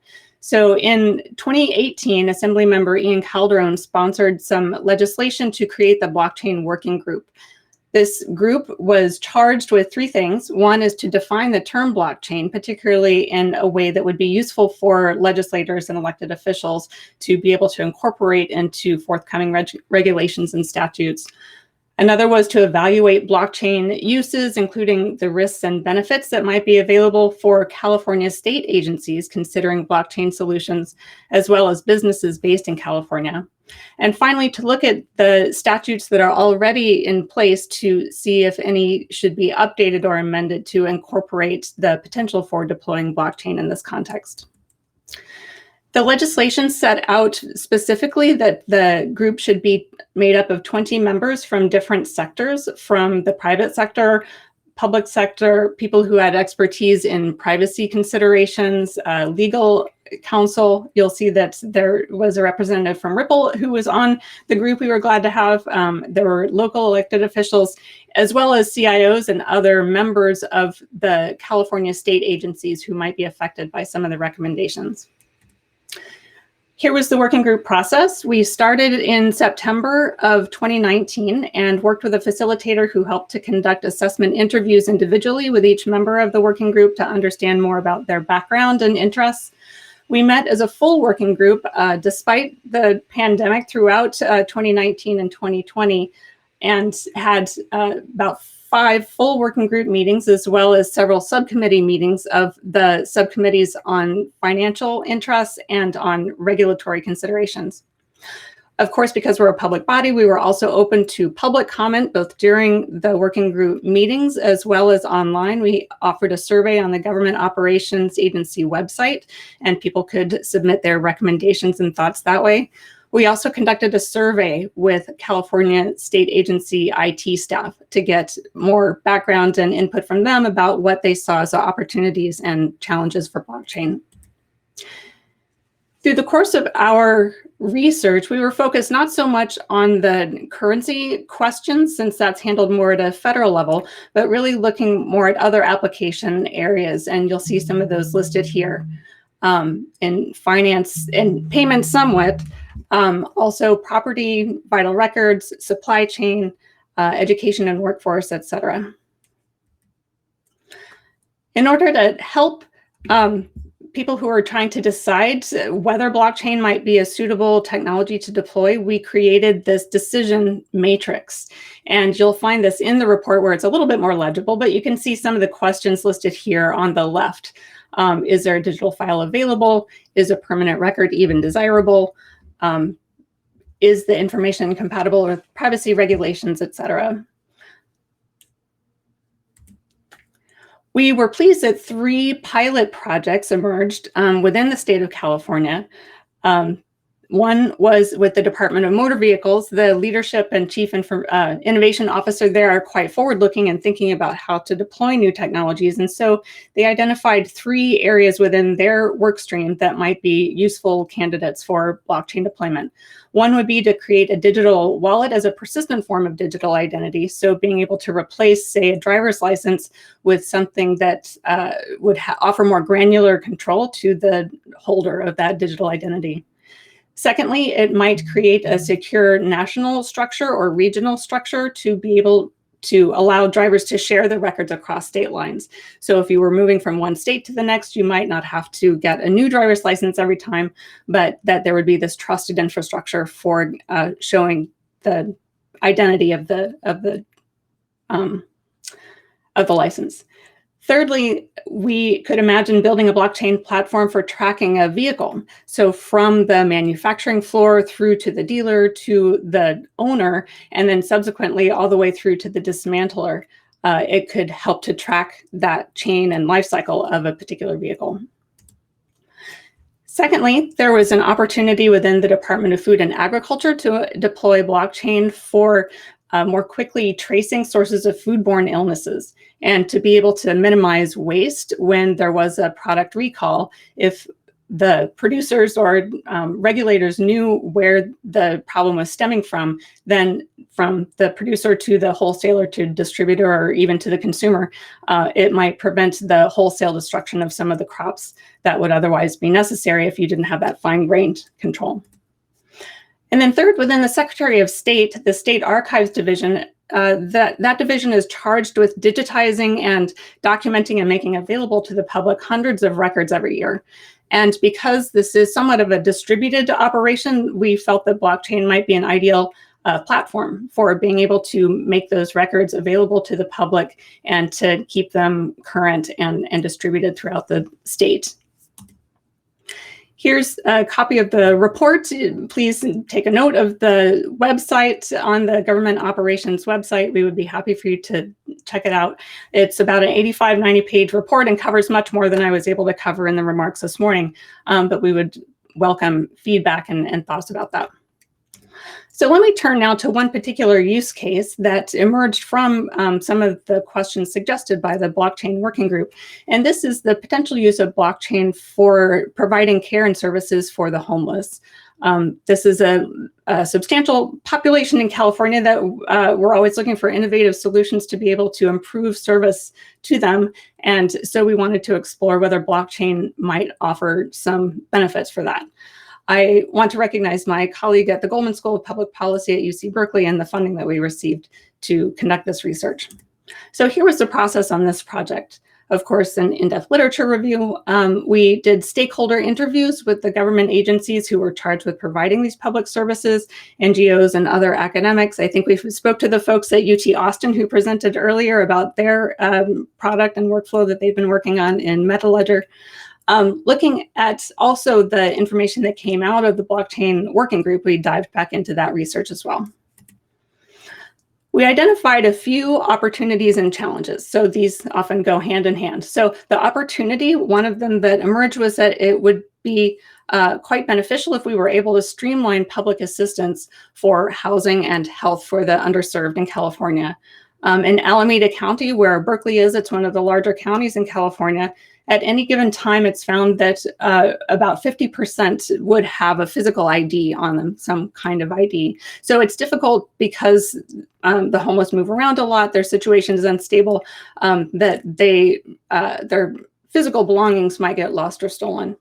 To replace them, then, it's also quite a complicated process, especially to seek housing assistance. The individual has to go to a number of different agencies and provide attestations of different kinds, and so that's also quite cumbersome.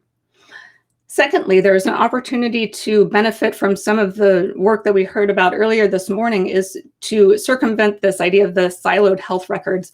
Many of the homeless use the public hospital infrastructure in California, and that's managed at a county level. So being able to share information across county lines would be quite beneficial, but there are some hurdles to doing that now. Here are the challenges. The homeless, as I mentioned before, frequently have difficulty holding on to physical artifacts, whether that is a phone or a card or paperwork or whatever it might be. So that is already a challenge. And then you might suggest, well, okay, so we can use their fingerprints or an iris scan or some other kind of biometric data that wouldn't be lost. But there's a lot of hesitation among the homeless population to comply with that kind of data collection. Their most frequent encounter with getting fingerprinted, of course, is in the context of law enforcement, and that makes them quite skeptical of participating in programs like this, even for their benefit.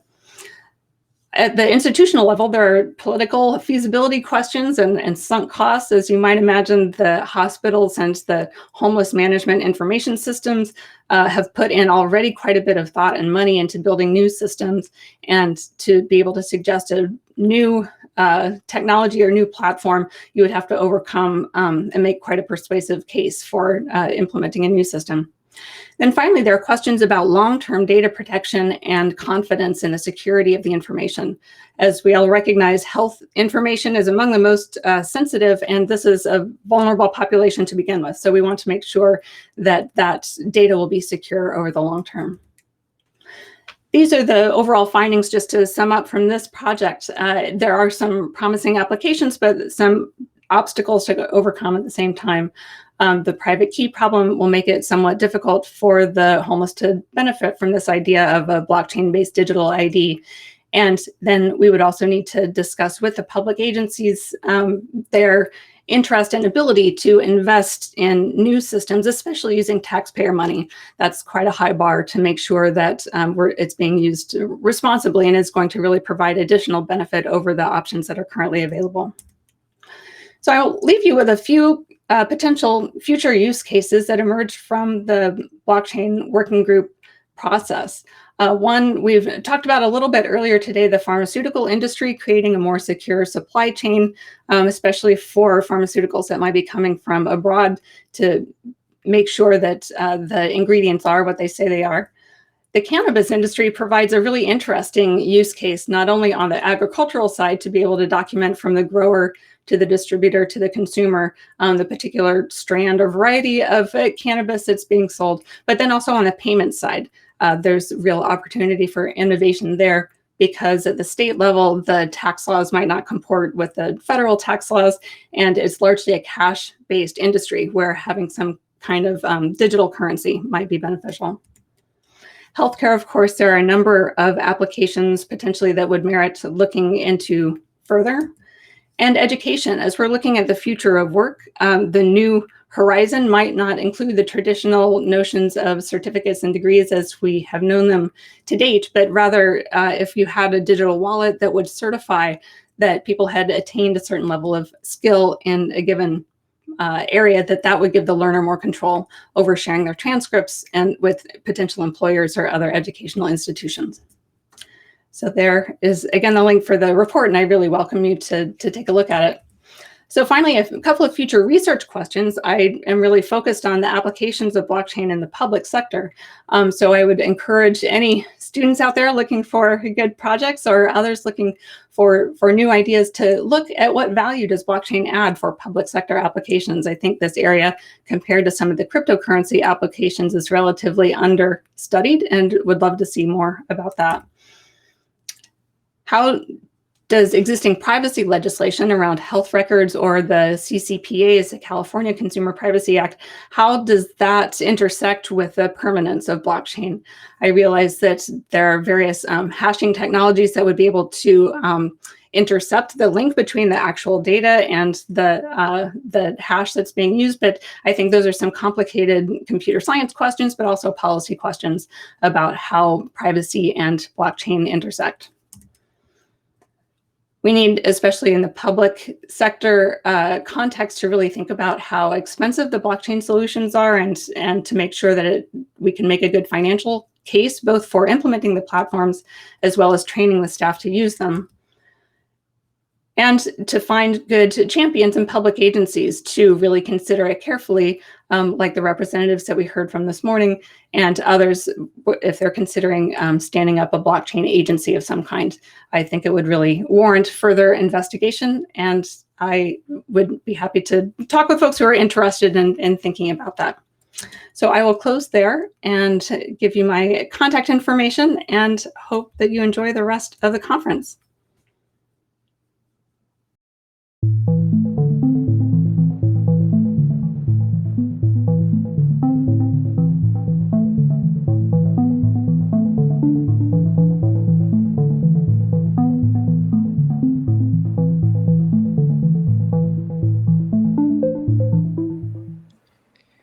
Welcome, everybody. My name is Chris Brummer, and I'm a law professor over at Georgetown University Law Center, and I'm also the host of the FinTech Beat podcast. I'm excited and just delighted and frankly honored to have two people on this special panel called Innovate This: Why FinTech's Failure to Diversify Could Slow Adoption, Limit Utility, and Create a Muddled Restrictive Regulatory Landscape. We have Ali Imdad from Morgan State, the professor and associate dean extraordinaire, as well as Tiffany Rogers-Bussey, who is the founding director of the Morehouse Innovation and Entrepreneurship Center. Now, this kind of discussion we wanted to do, and we've talked a little bit about, is to sort of think about the very process of innovation and the process of how do you create new things and what goes into the mix. And so by having two business professors, strategists and deep thinkers, I'm really excited to learn as a law professor, exactly where does diversity fit into the mix, into that special mix of creating new and exciting ideas. But I wanted to give both Tiffany and Ali the opportunity to just really briefly talk about themselves and sort of what they're doing to contextualize our conversation, again, against this backdrop of financial innovation and the creative process and where diversity fits into that. Tiffany, maybe we'll start with you. Thank you, Chris. And it's certainly a pleasure being here with everyone today. As Chris indicated, I'm Tiffany Rogers-Bussey, Director of the Morehouse Innovation and Entrepreneurship Center. And just being who we are in terms of our DNA for innovation and diversity, what makes sense as we look at the innovation framework in terms of where do ideas come from.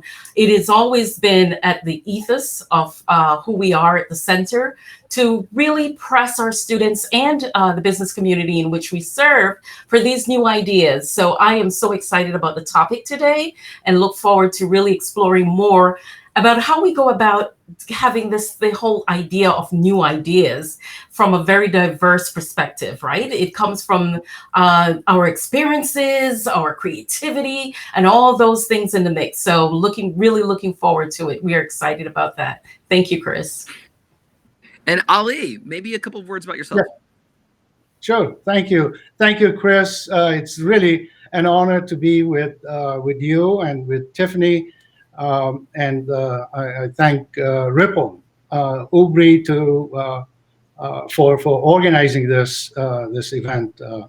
So I'm the Associate Dean at the Graves School of Business at Morgan State University, and also the founding director of the Center for the Study of Blockchain and Financial Technology. We call it the FinTech Center.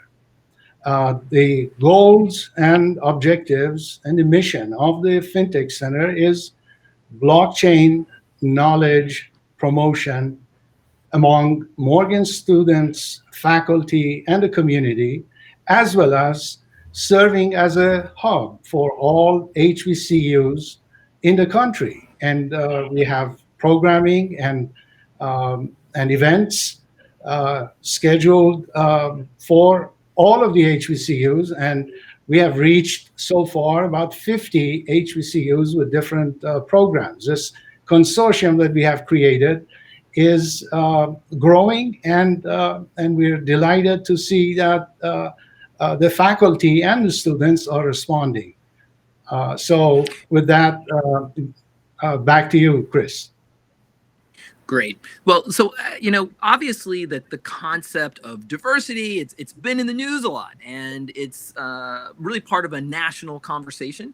We've seen that conversation obviously take on much more urgency after the death of George Floyd, but we've seen it in a number of contexts, from the Wells Fargo conversation of the sort of struggle to find diversity to more recently Coinbase and this concept, or this really lack of comfort with conversations on diversity and race in particular. But I think that just to sort of kick things off from a sort of analytical standpoint, and again, from the standpoint of just business strategy, I think it's worthwhile to have a little bit of a talk about fintech. We have lots of engineers who are watching, lots of academics, some venture capitalists. And, one thing that I've always thought about, even as a lawyer, is that fintech is inherently this consumer-facing thing, right? It's premised in many ideas off of this idea of democratizing access to either capital or to financial services or cheaper services, and it's really sort of consumer-oriented. When you're in a space like that, a consumer-oriented, a consumer-driven space like fintech, where does diversity sort of fit into this process of thinking about, from an entrepreneurial perspective and from a business perspective, things like product design? Tiffany, maybe I'll start with you. Sure. So I think, Chris, we're going to step back a bit and really ask the question, how are businesses successful? And they're successful when they solve a problem that we know millions and millions of people want or desire, right? What's that pain point that they're solving? So when you have diverse thought and diverse people looking at different problems, that's where we're going to have these, number one, identifying the new problems.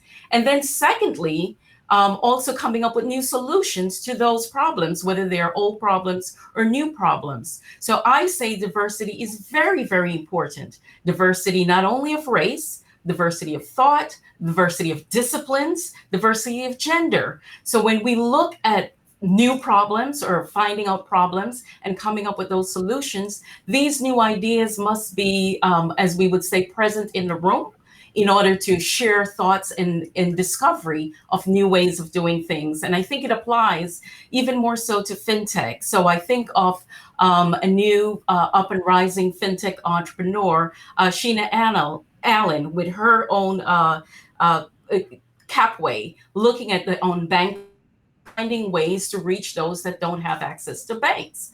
Sheena tells the story of how she came up with her own startup, which is she's from Mississippi, and where there weren't any retail banking for miles. And so she thought about why not have an app that will allow people like those in my community to be able to have banking services. And then we had the start of Capway. So I am really excited and positive in the future of what is out there as we allow more and more entrepreneurs of color, of different thoughts, to think about these, like you said, consumable problems that we can solve through fintech and.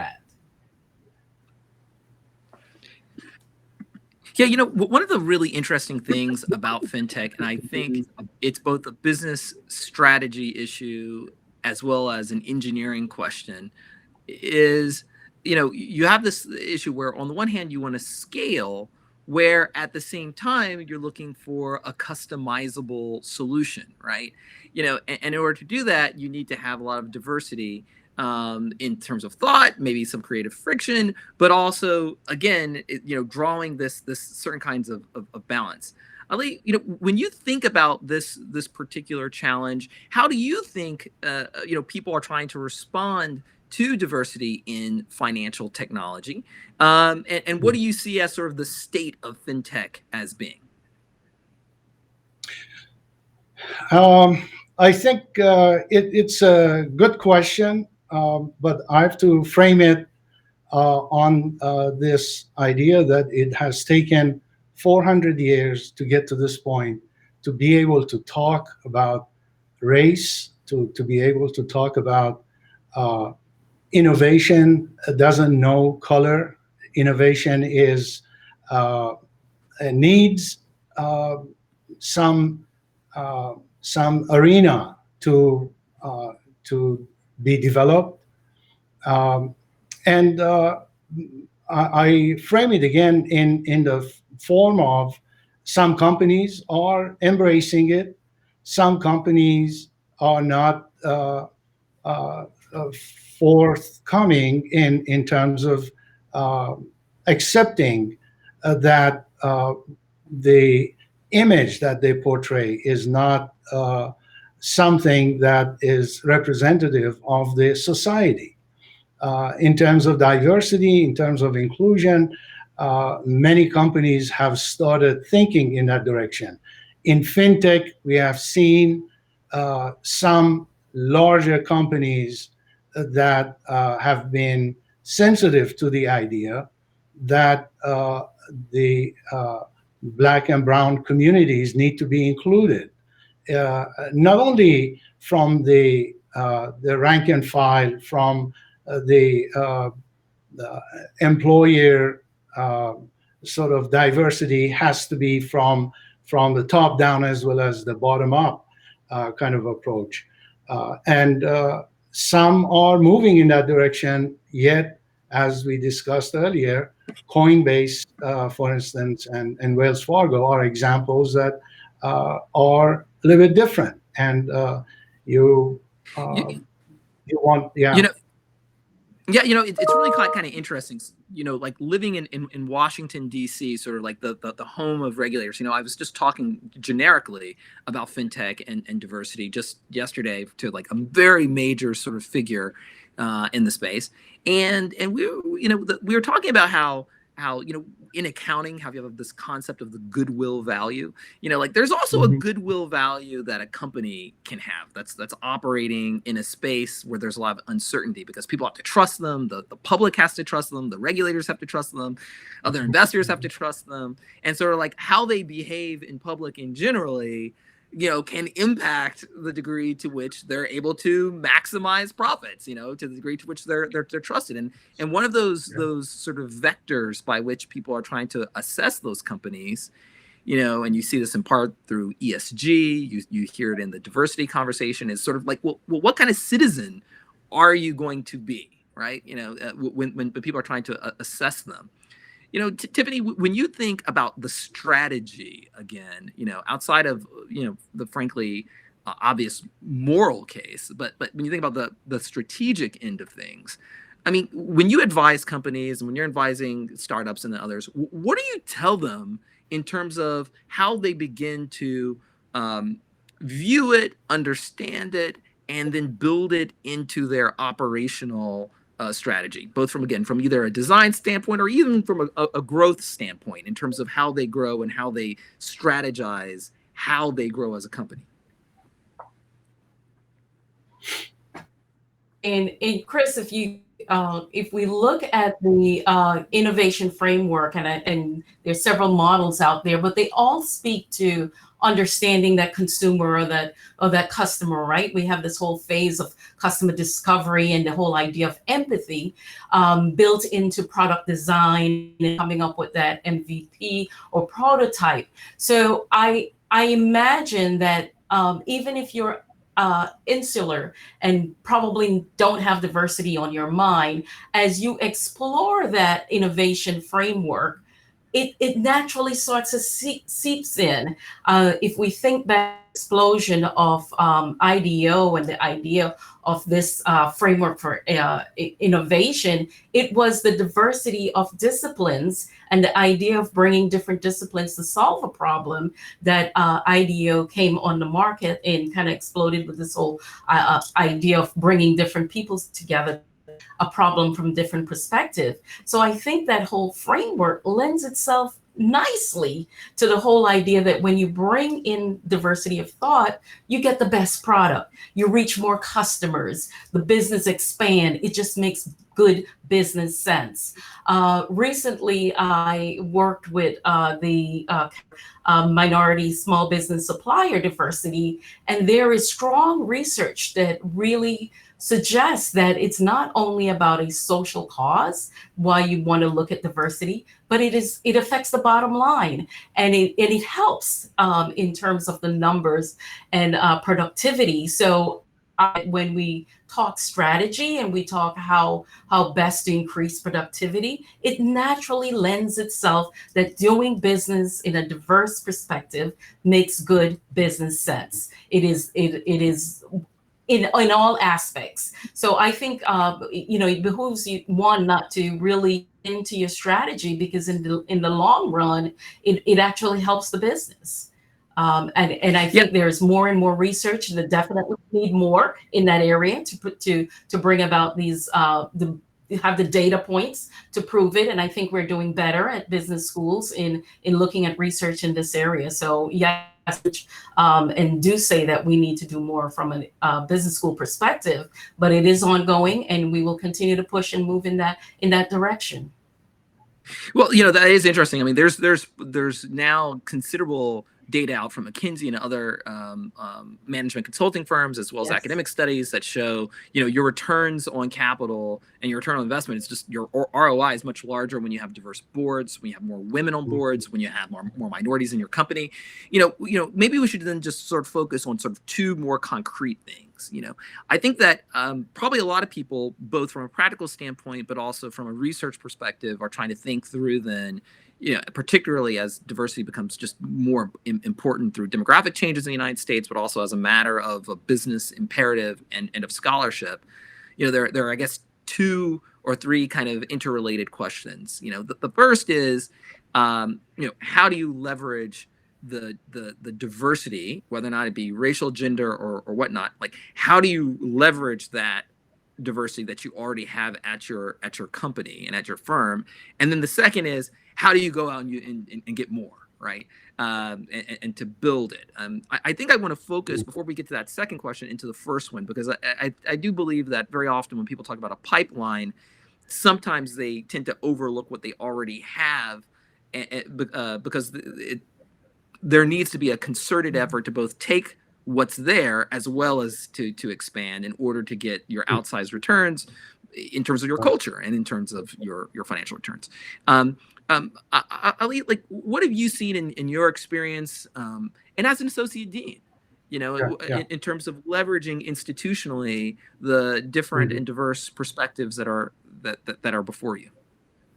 Yeah, I think we can discuss it from the employer perspective, and also from the student perspective, or the learner, or the potential employee perspective.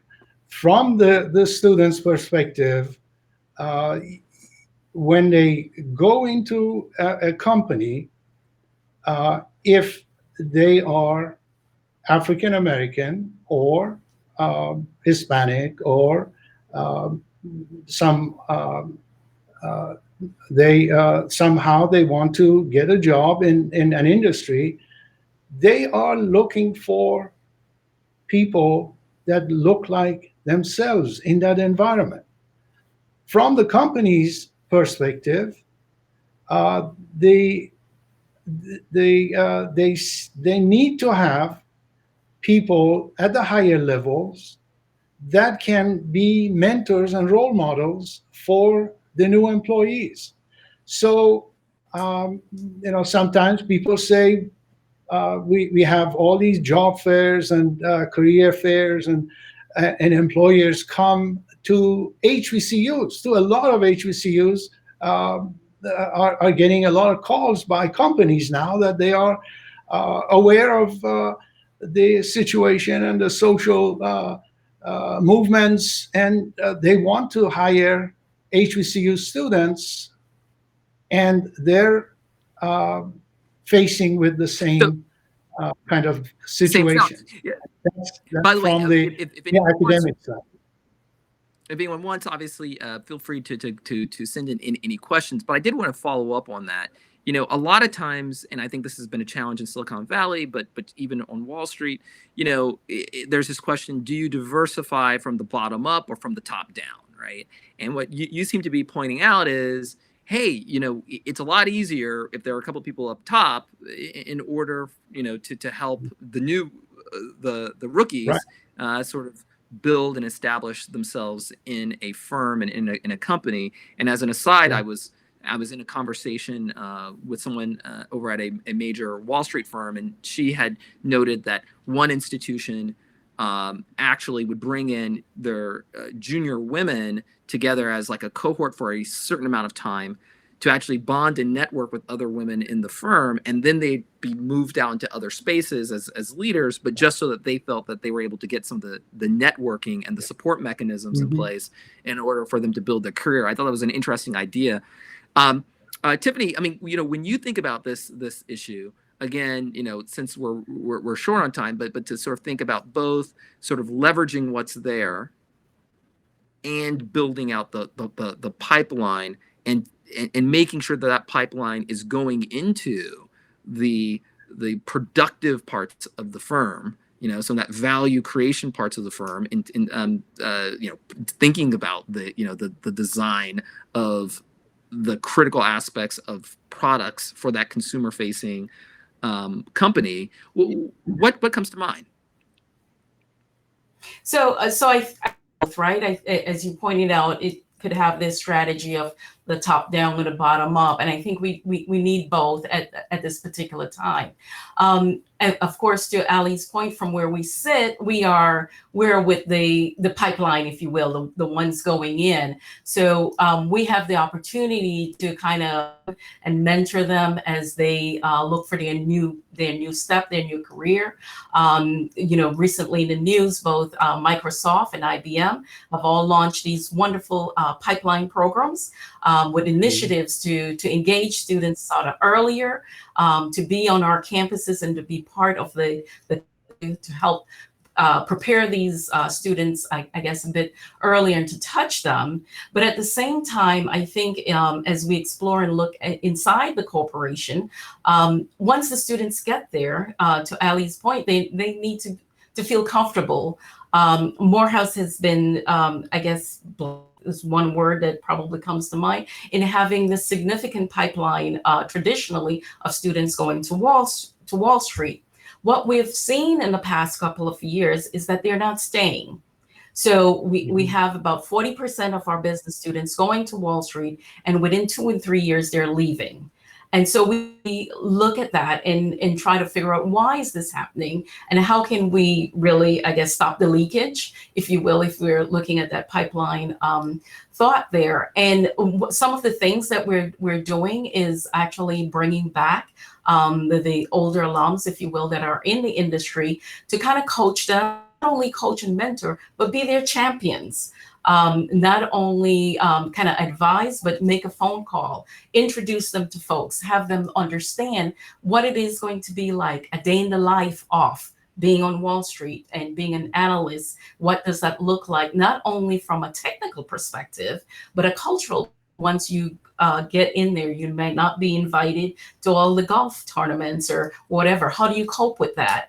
So we're looking at different strategies to really help these students understand and to be ready for it. And I think it is part of our jobs at these business schools, of course, to get them as prepared as possible.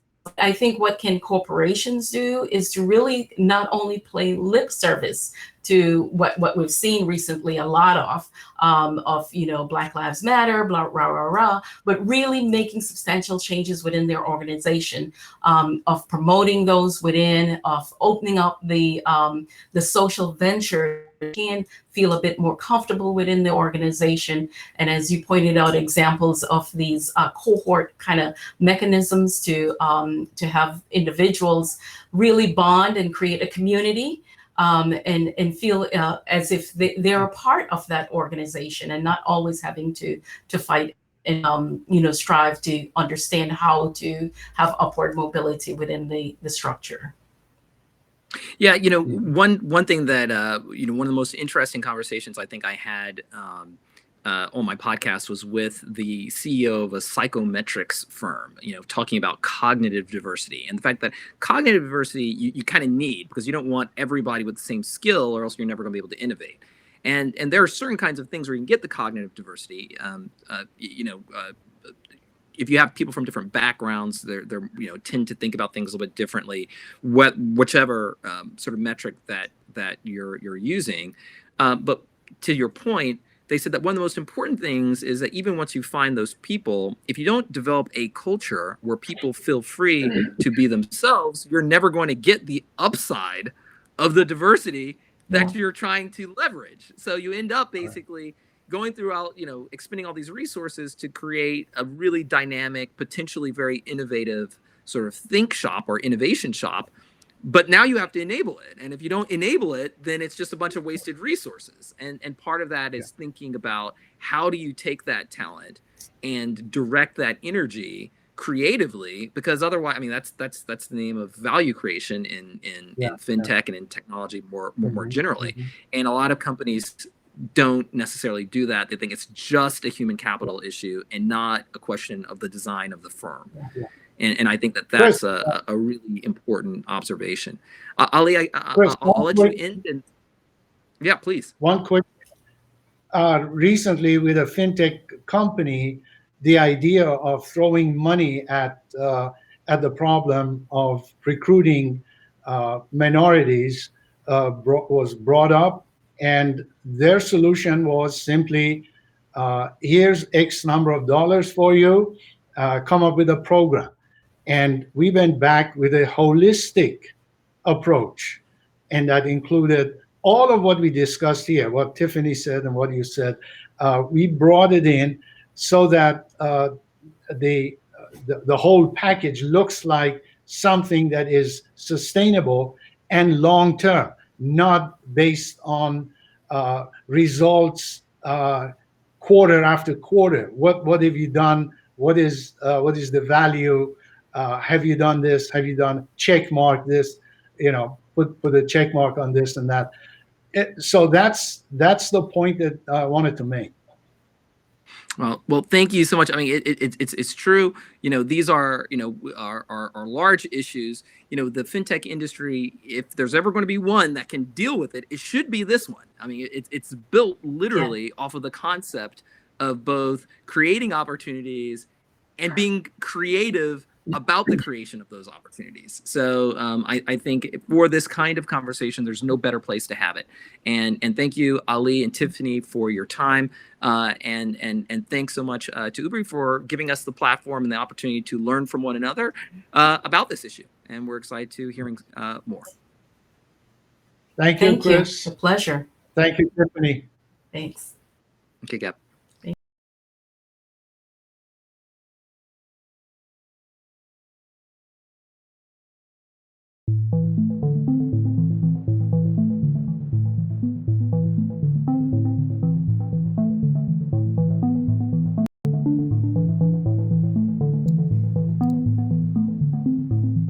Thank you, Chris, Ali, and Tiffany for tipping the iceberg on a huge conversation that we need to keep active, and for making yourself available to the first movers in fintech so that we can fast track this movement. Wow, what a dynamic morning. So many amazing presentations, conversations. I learned a lot. Now we're going to take a long break, and we're going to meet back here at 3:59 to give you your last and final session of UBRI Connect 2020. You won't want to miss it. The two last academic sessions. One is on smart contract languages, and we have a demo of Mosaic, which takes an interesting new approach to distributed business logic with DLT-based data-driven state machines. And our closing keynote from Ripple CEO Brad Garlinghouse with Michael Arrington of Arrington XRP Capital, followed by presentations of UBRI Awards. See you soon. Thanks, everyone.